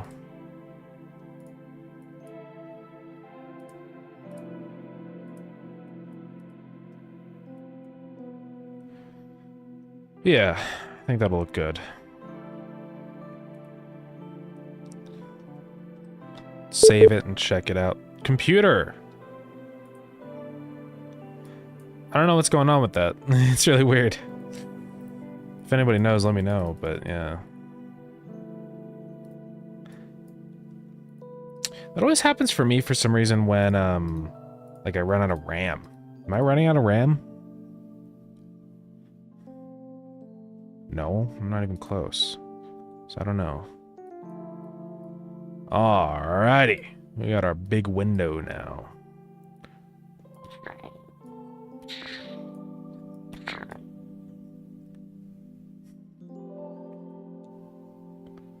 Maybe I'll do 2 on this building. Other buildings will probably be larger and have more, but yeah. That's not bad. I do like the vibe of this building. Then we can have like multiple windows that go down and stuff, and then another one of these strips, you know? It looks like an Adobe building. Like something you'd find in like, I don't know. But yeah, it's pretty cool. I would also like a tile that's just a stripe, because I think that would be nice. Oops.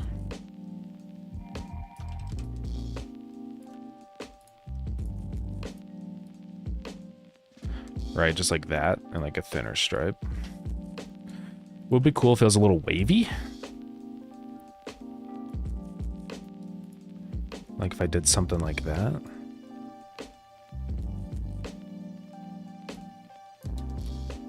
What would that look like? It's kind of cool. Let's mess around. Let's try it.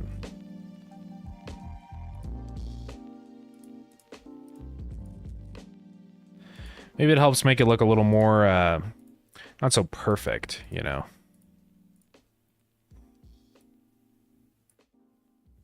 Kind of works.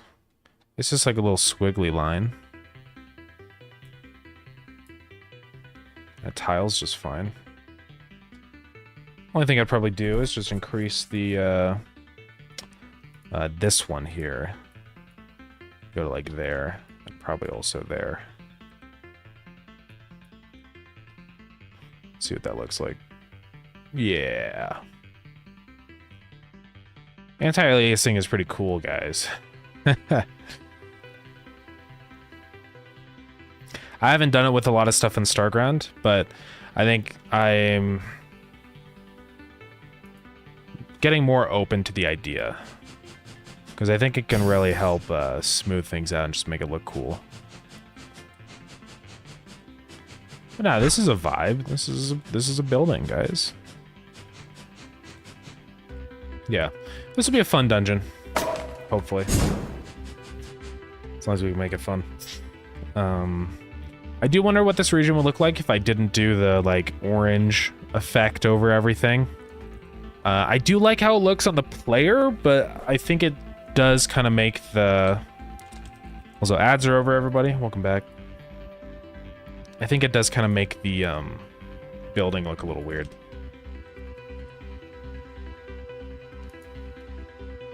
So, just to check the difference here, I can just set that back to white. And we can take another look. So this is what it looks like when it's just pure white. The colors of this and stuff blend in with what's in the background.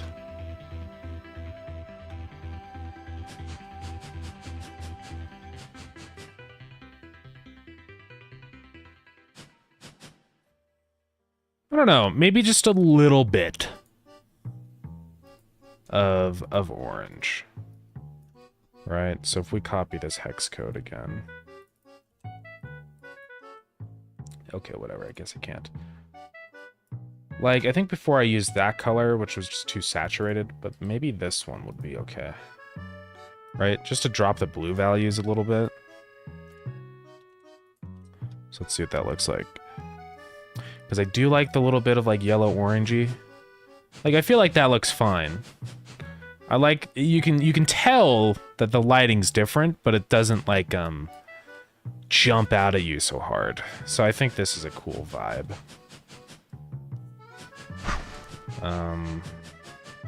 Yeah. And honestly, I could just modify the background to kind of match these colors, but I don't think it really even matters, so I think it's okay. We got the dust raging in the background.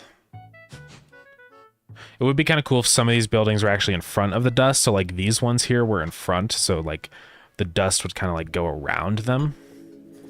It would give it more depth, probably. We could look into that.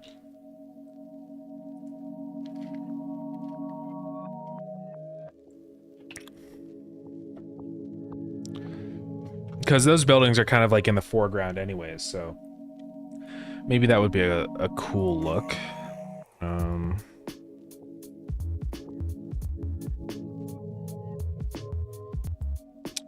Oh god, I can't do this. Let's undo the resize. Alright, so if we took these buildings out. Why am I... Oh, God, I'm stupid. Forgot it's in multiple layers.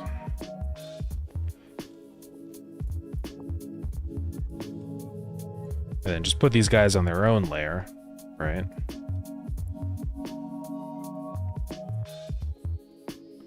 Grab this again and put it on top.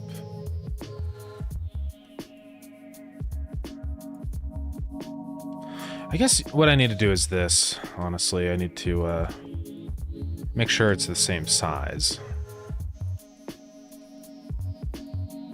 And then copy this over again.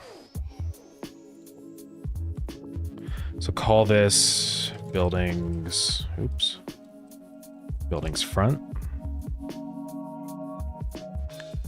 And I may need to increase the vertical height of these ones, because if they're going to be on top of the dust, then it's going to look weird, but we'll see. So, yeah, I don't know if this is what I'm actually going to do, but I just want to see what it looks like. So here's the player.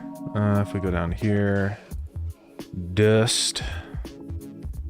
So that's the buildings, but if we paste it as a sibling and then put this one over here, so this one's going to be the one on top, so we can say buildings front. And we're gonna have to get rid of the gradient in between because it looks stupid.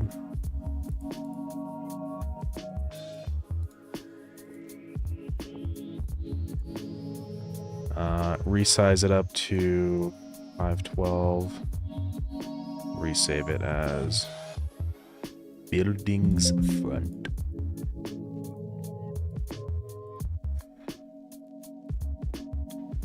So that's what that looks like. It doesn't look good because you can see the bottoms getting cut off, but if I like, you know, do that, maybe, I don't know. It's, I think it's fine. Just keep it like that. I need to look at some like reference art. I'm sure there's other games that have done stuff like this that I could probably, that would probably help me a lot. So maybe I will take a look into something like that.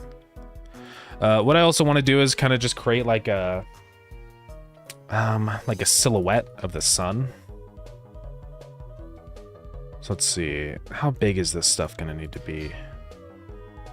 So this is upscaled to 512 tall. I'm gonna try one that's like 64 maybe.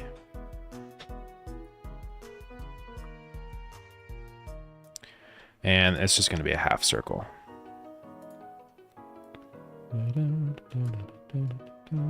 All right. Like this. Move it up to the half.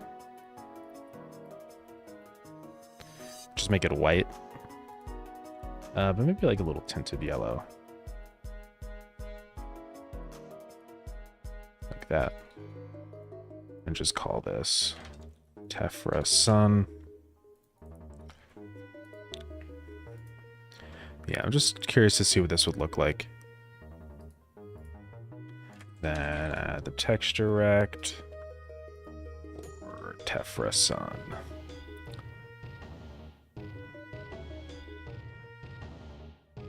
And that'll be up in here. Texture rect. And the anchors of this will just be center top.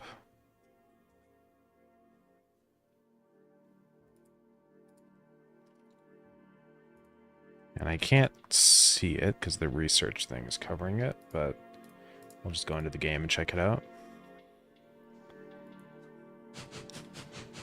So it'll just like make the sun up there in the top. Let's see what it looks like.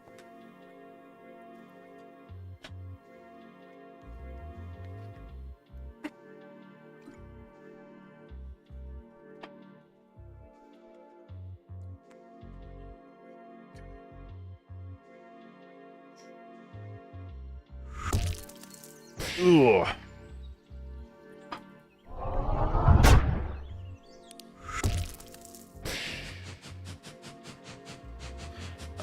I don't see it. I don't know where it went.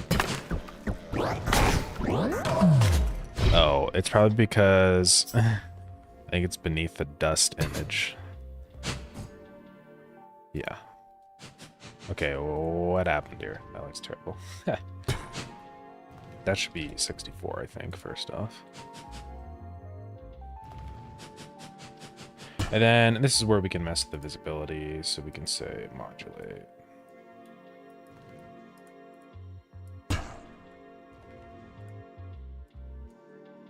Just kind of a dim sun in the background.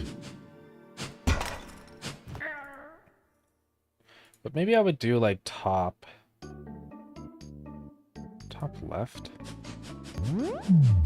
Maybe top right. But then it's kind of covered up by the minimap, so I don't know.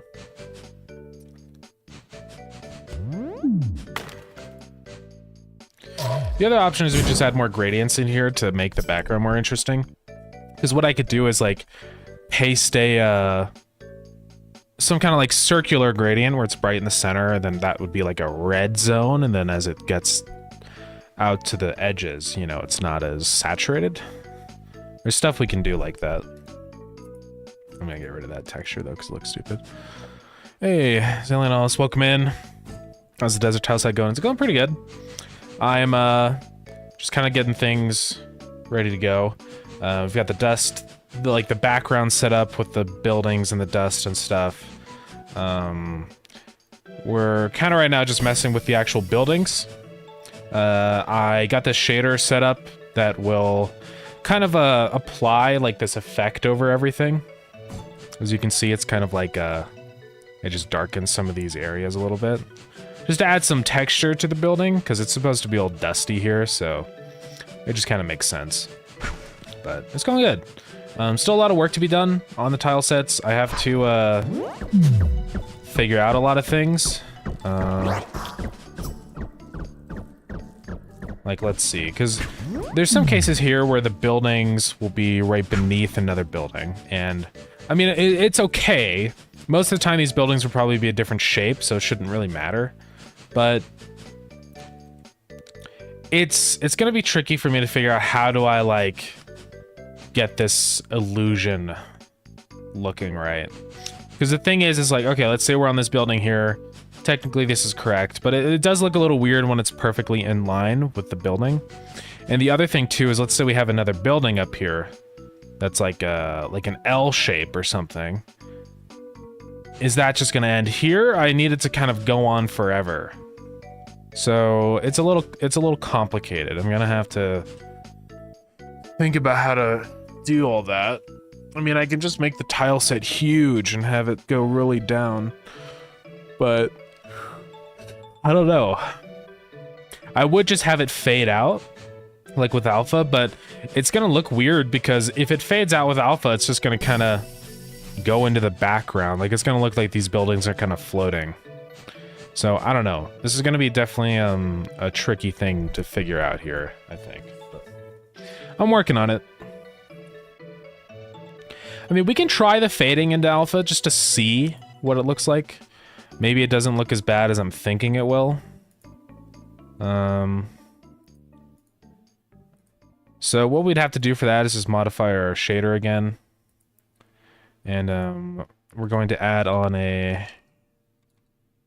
uniform sampler 2D alpha and just say, yeah, all that stuff. And so I would also do this. I'm gonna say color.a is equal to texture alpha world UV times world scale.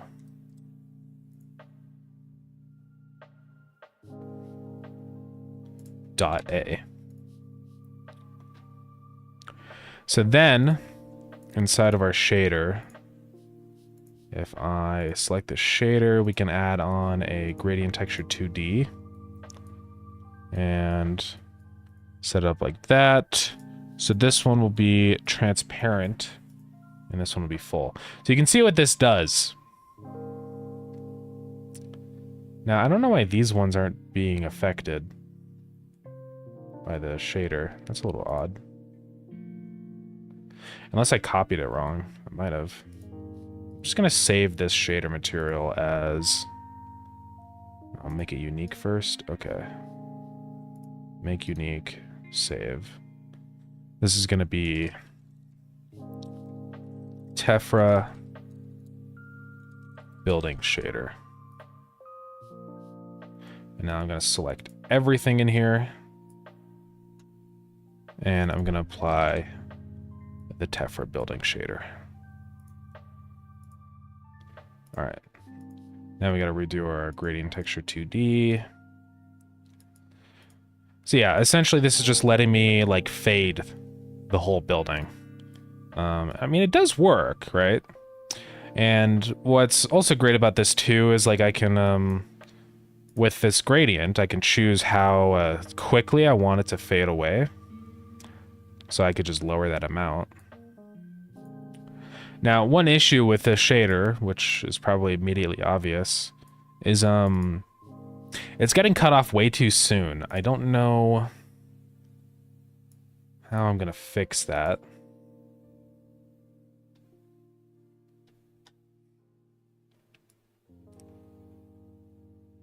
It's probably the height of this shader then. If it's set to like 2 pixels, it seems like it changes that.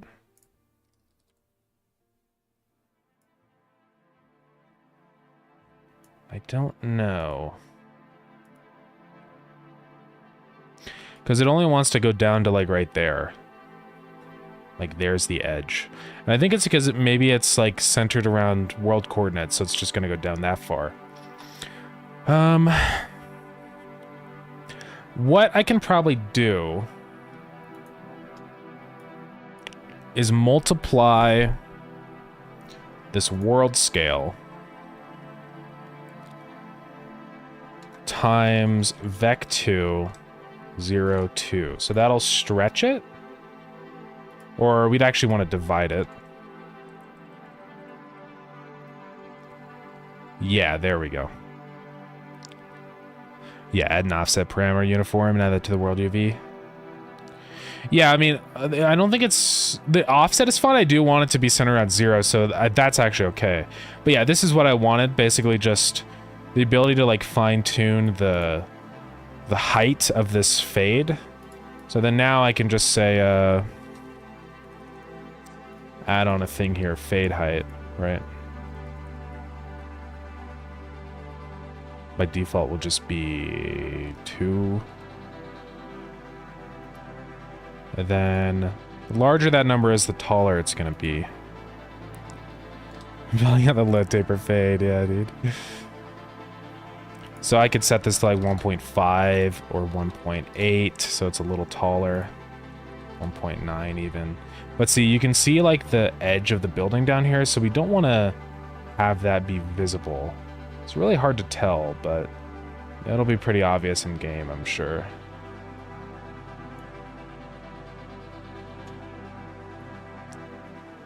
Right, so we want this to be like... 2 is probably a good value then. So that should fade out the bottom of the building. Let's go back in, see what this actually looks like. Might be a little quirky.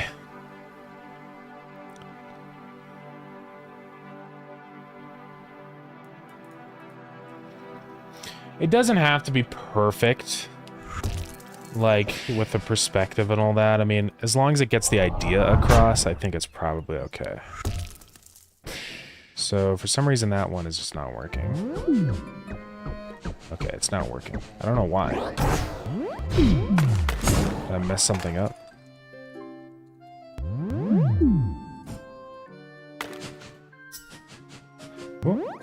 It works on some of them.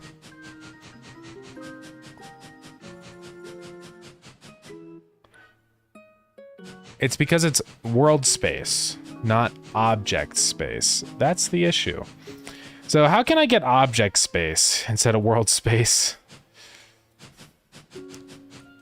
Because I always want the gradient to just extend off from the center of the tile map instead of what it's doing right now.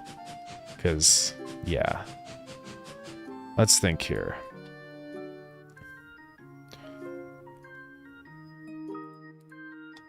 Because I do want world space for the noise texture. That's good.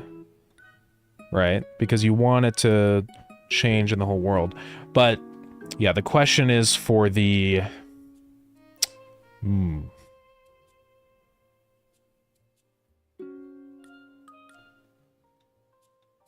The gradient height.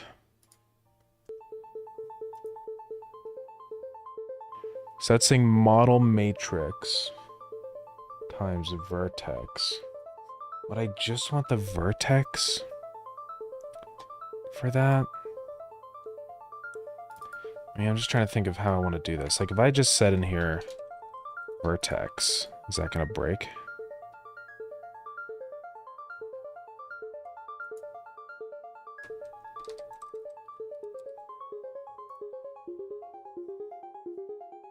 Trying to think of what variable I would need for object space.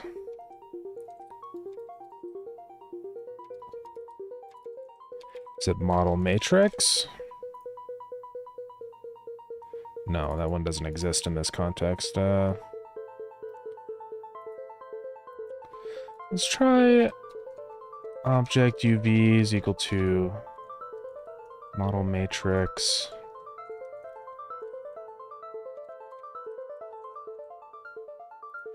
See if we can figure that out. Object UV. See what happens with that. Oh, varying vec2. Okay, model matrix is a material force. Let's say .xy.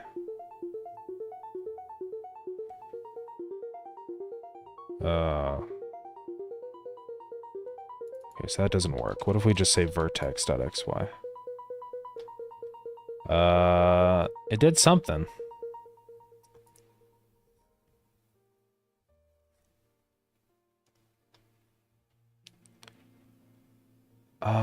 What? It's very odd.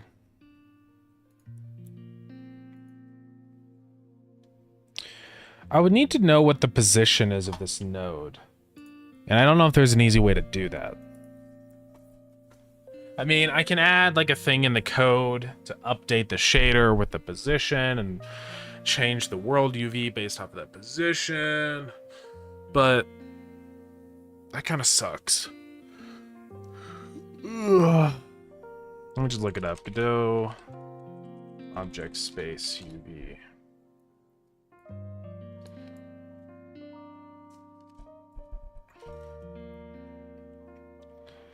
Would that just be UV? Am I just stupid right now? Isn't UV just object space UV?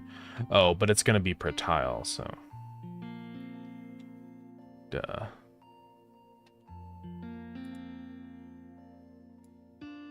Yeah, see, it does that then, which is not what we want.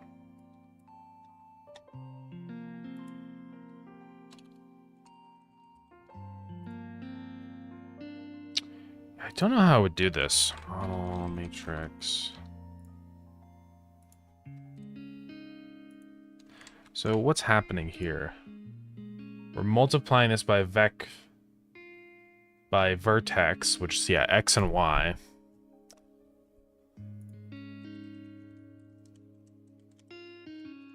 And then times 0 and 1 for some reason. Did that just change that? What?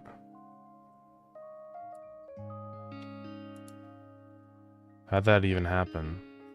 Oh, because I'm not multiplying it times world scale.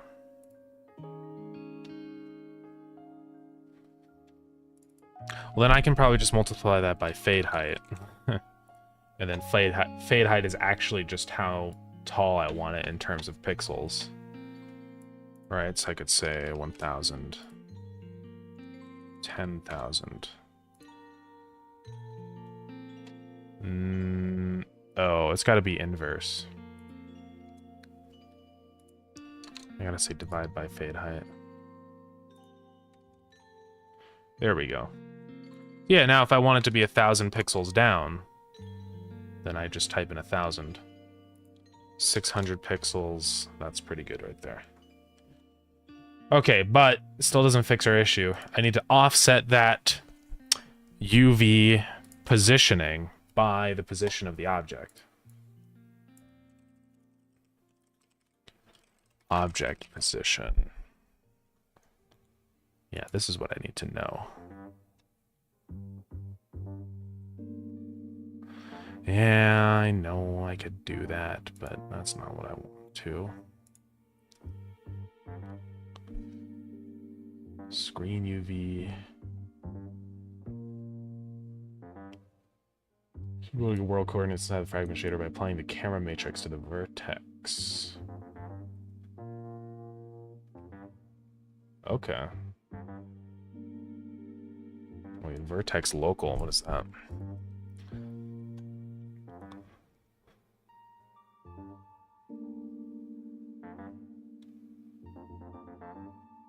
Interesting. So camera matrix. Yeah, it uses dissolve shader and object space. Let's take a look at what this looks like. Doesn't exist. Post has been deleted. Okay. Well, this is kind of probably what I want. Why is that blurred?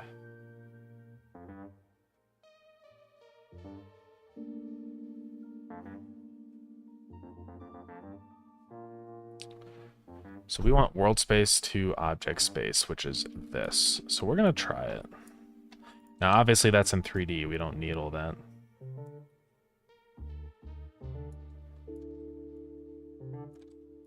So object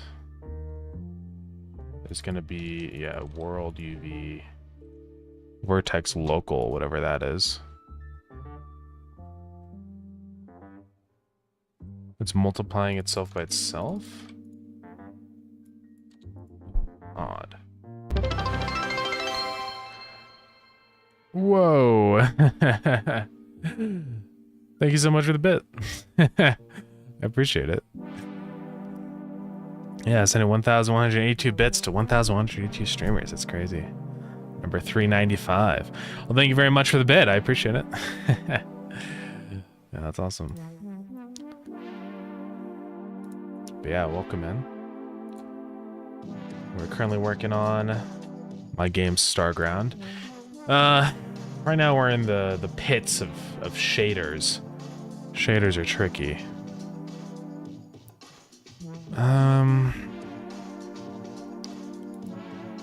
Trying to figure out how I can get. Let's see. Okay, so this doesn't make any sense. Okay, okay, this is our issue here.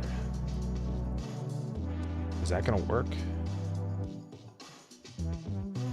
So you can't run inverse on Vec 2. What does inverse even do? This is also, like, this post is from a long time ago, so I don't know if this stuff even works anymore, which is too bad. Starground will be great. Thank you, Robbie. I appreciate it.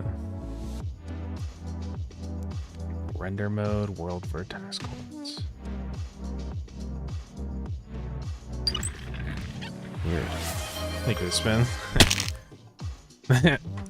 Oh, and the posture check. Ugh.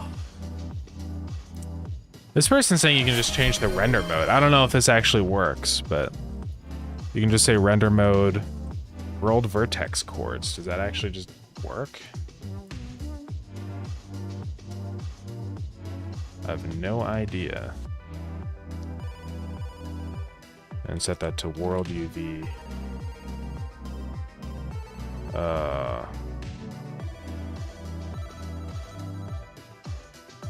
Seems to cause some weird issues, though. I don't know why it's doing that now. What does setting world vertex chords even do? Okay, this is for a spatial shader. Okay, I think that's only for world space instead of model space. Looks a little more like water, but it's kind of sick. It is really cool. I just, yeah, it's odd. It's not the effect I want, but it's cool. Okay. So yeah, I think that render mode is only for 3D shaders, so that doesn't really work. I don't know. This is going to be a tricky one. I mean, worst case scenario, I just freaking set the shader in the code, and it's not a big deal. Because all I would have to do is just say world UV plus our position, and then we're done. Right? So it's not that hard, but still a little annoying. I just hate having to, like, shaders relying on things in code, because it's, yeah, it's bad. But it is what it is. I can say, uniform vec2 object offset. By default, it'll just be vec2 0 0. Because then what I can do is just go down here, world UV, plus object offset, and then divide it by the fade height. Have you ever heard of Yahoo? Asked, did you see the Transformers? You said you were born when that came out. Yeah, I've heard of Yahoo. I have never really used Yahoo. I mean, I've always just used Google, but yeah, I was born when Transformers came out. Was I? Transformers 1 movie. No, Transformers. This was 2007, so I was already born. I wasn't born in 2007. I was born in 2003. But I was only, you know, 4. So. Pretty sure object space is tile space. Okay. But if it isn't, you can try using object UV as vertex.xy. Yeah, I think that is... I might have tried that. But I'm pretty sure it just uses the tiles. Yeah, because see, then if I modify the fade height, it's just the tiles. And it's really weird how it does it. I don't know why it's like that. But yeah, that doesn't work, unfortunately. It's too bad. I mean, it's not a big deal to just modify the world UV. And honestly, what I can do is just do that here. I'm doing it there. Just like that. Set that back to world UV. Because then what I'll do, this is going to be the last thing that we'll try out today. Go into here, into ready. I mean, I guess if it's just on the ready event, it's not a big deal. And then I'm just going to say, this is the latest. This is 4.4. I'm not on 4.4.1 yet, but it's basically the same version. So static.material.set shader parameter object offset global position. Could try instance uniforms. 4.4 has them for canvas items. Instance uniforms. What are those? I don't even know. Is that what this is? Instance? Yeah.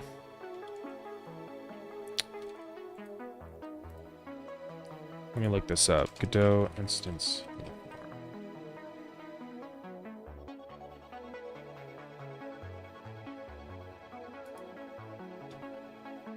Is that just like a variable I can set so I can just access it, or? Unless you have a per instance value without duplicating the material. Okay.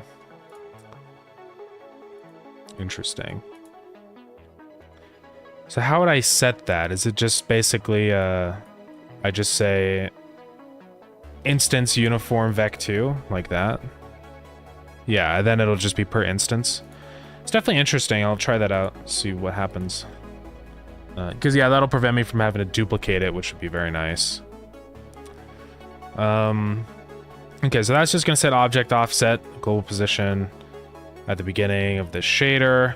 And I actually have to make sure that our material is valid. Right? If we have a material, then do it. Otherwise, it's going to crash because there's tiles. This is like a global thing, so that's used for all the dungeon rooms.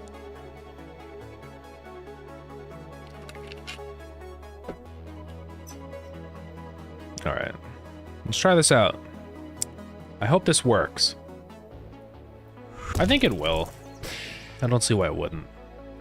I might have to mess with the division of the fade height thing because it might mess things up.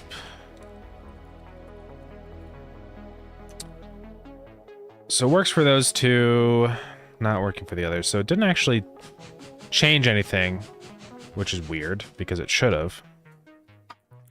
Because I'm saying tile static material that set shader parameter object offset, which is that's what it's called, right? Let's just make sure though. Wait, I don't see it in here.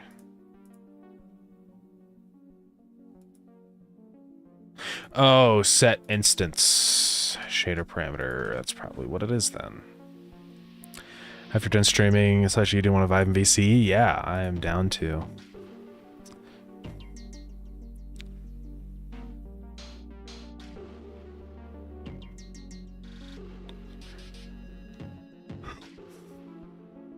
It's not in the material though. Oh, right. I forget. I always forget about that. It's like you just do it on.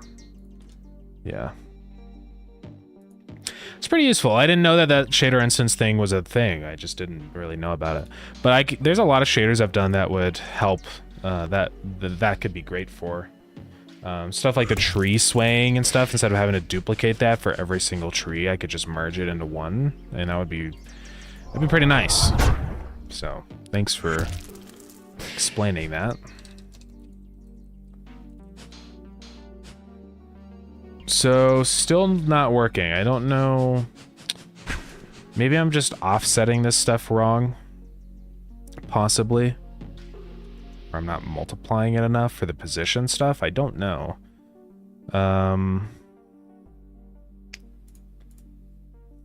Because I'm saying right here, world UV is that stuff plus the object offset.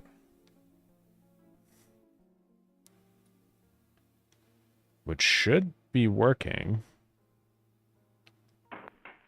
Unless it's just not getting set for some reason.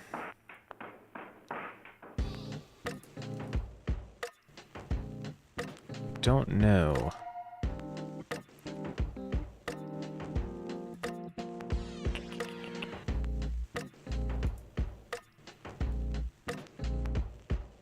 Yeah, I'm not sure. I'm not sure what I'm doing wrong or what I need to change for this.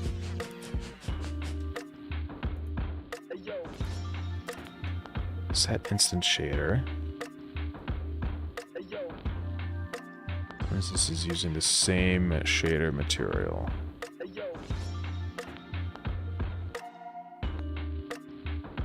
Rather than uniform, yeah. I don't know. I mean, I must be doing something wrong with this.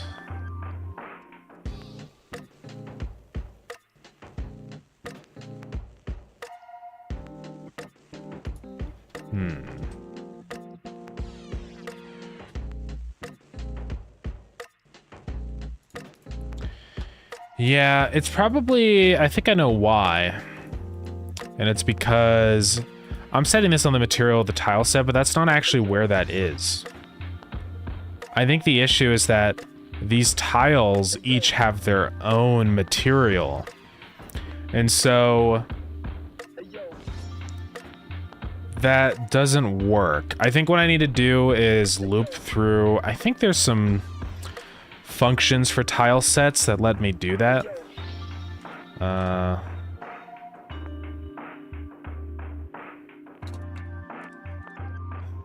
Tile. Let me take a look at tile map layer and see what functions are available to me. But I'm pretty sure there's a function to set, like, to access the material. Or I think if I just say get cell, or get cell data, get tile data, I think it also returns the material. Yes. So, then what we can do is this. And also this will just be false, so yeah. I'm gonna say, what do I do on this? I need to be able to set this stuff, but it's gonna scream. It'll be fine. I'm just gonna say for I and static dot get used cells, right? Then I'm gonna say that dot get tile data at the coordinate. Then if tile data, yeah. This is what we need to do. So that's probably why it wasn't working. Thank you, Vispine. Is Marcus Person your role model or inspiration? I wouldn't say role model because he's kind of racist on Twitter now. But I think it's definitely an inspiration though. just the game of Minecraft, you know? And yeah, I would say so. You know, I grew up with Minecraft. It's my most played game of all time, probably. So, it's definitely, yeah. Definitely, like, a big, part of why I like games in the first place, I think. So I can access this material. But then I just have to say set shader parameter. I mean, it's not a big deal. I can just go into here and then on resource. Since this is such a ultra specific use case, I can just say local and just do that. And also maybe, no, that one doesn't matter. Another one does matter? I don't remember. No, that one doesn't matter, but the shader parameters do. Okay, so now I can set the object offset for each of our tiles. And then I'm just going to say if tile data.material. So let's try that. You know what, guys? This also opens up some new tech. You know, the first dungeon. One thing that I always wanted to do was have, like, moss growing around on the floor. And I was just too stupid back then to know how to write shaders or do it properly. I was, like, messing around with light nodes and stuff. It was dumb. But with this new shader tech, with the world space, maybe that could work out. I don't think this is working.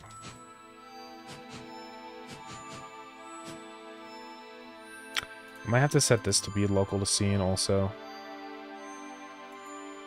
I really thought this would work, because then I'm grabbing the material on each tile and setting the parameter.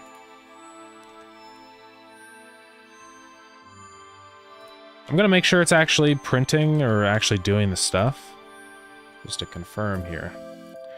The only downside to this is a really inefficient frickin' thing. Because each building is going to have to loop through like hundreds of tiles. So it's probably going to cause some lag. Which is not good. Might have to think of an alternative. I don't know.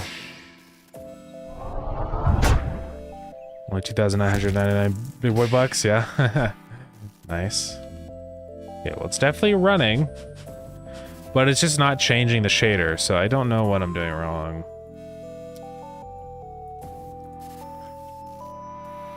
Unless it's just setting it like it's overriding the value set on the last one. I mean, maybe what I have to do is in here, select all these.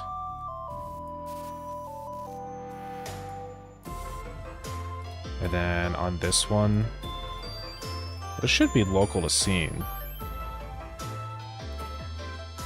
Yes, this is a new song.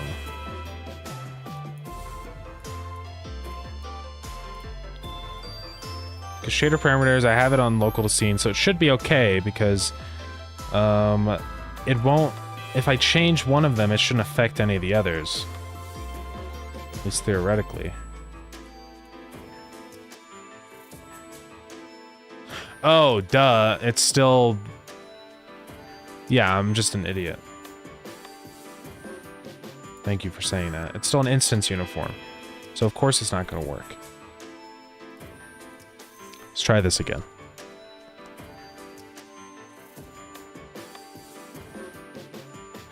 Okay, this will be the final test, guys. Then I gotta go eat.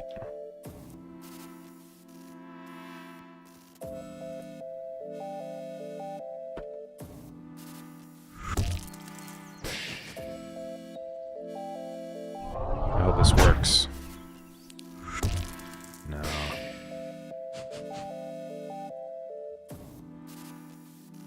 I don't know. I mean, it is like... Don't know.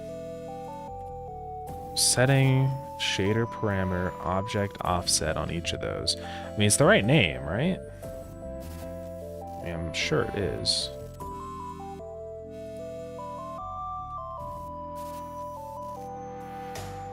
Object offset, yeah.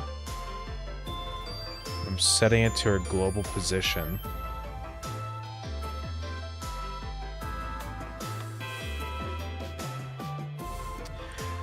I don't know. The only thing I can think of is that it is being set, but it just needs to be multiplied or something, like the offset. Honestly, just to try it, I might open this up and just multiply it a bunch. Because if it is working, if object offset, right, is, why can't I multiply? Can I multiply by float? There we go. Then just making it a crazy big number should make it work, but I don't know.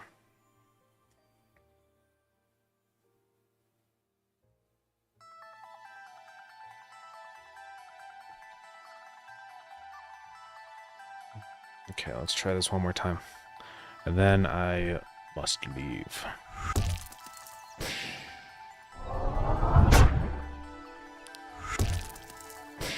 Well, that changed something.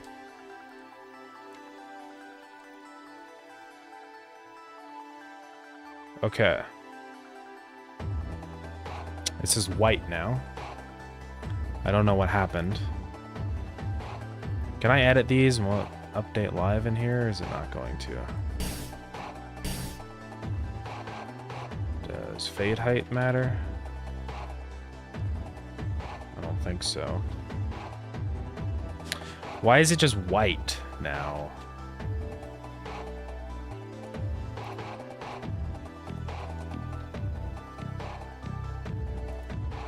Okay.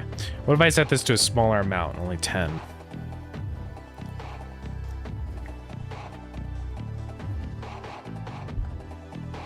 Because maybe it's just too big or something? I really don't know.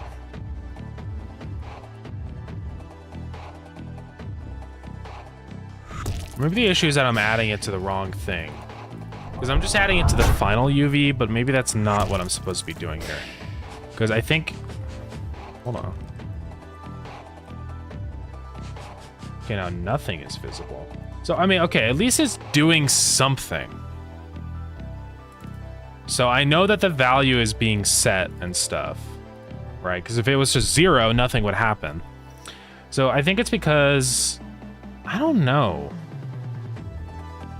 Maybe I'm just adding it to the wrong thing. Maybe I need to add it to model matrix or something.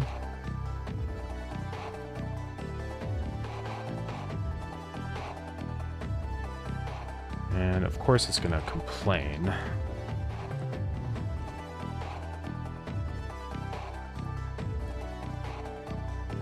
Okay, I can't... Weird.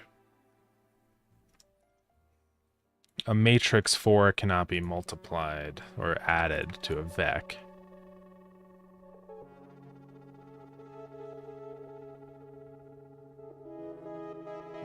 What's going on here? Maybe I just need to do it to vertex? Yeah.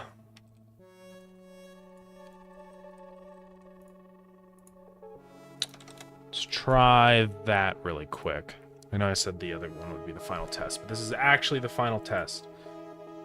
If it doesn't work, I'm leaving. Well, I leave either way, but...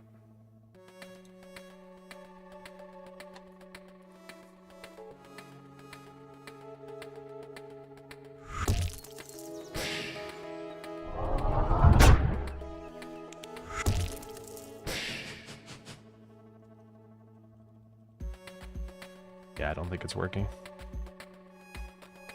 Nope. Still doing the same thing.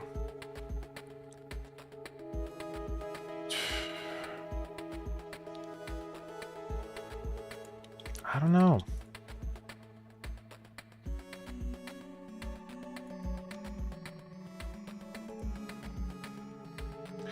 I can multiply this value and stuff, but it doesn't seem to do anything.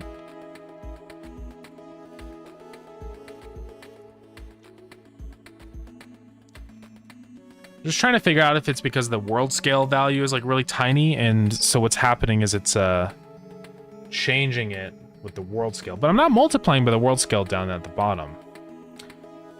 I don't think so. Unless that's the issue. No, because I got rid of that. So it's not doing that anymore. So I really don't know what it is.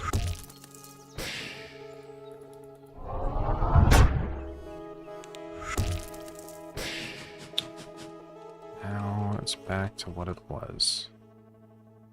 But it's different. Is it? No, it's not. I don't know. Well, we tried. I'm gonna take a closer look at all this stuff and see if I can figure it out later. I really would like this to work because it would make it really easy for me to create rooms and stuff if I can just apply that noise and the gradient all in one nice little shader. So I'm gonna keep experimenting. What I'm gonna do is just put the room like straight into a node and I can just move it around and like watch the shader update live. I got this like piece of, instead of having to open the game every single time, so that'll help a lot with just testing things. But yeah. Oh well. That's fine. We'll figure it out. I just need to I don't know. Keep trying. Okay. Well, that's gonna be it today. Thank you everybody for coming to the stream. We're gonna go pick somebody to raid. Let's see here.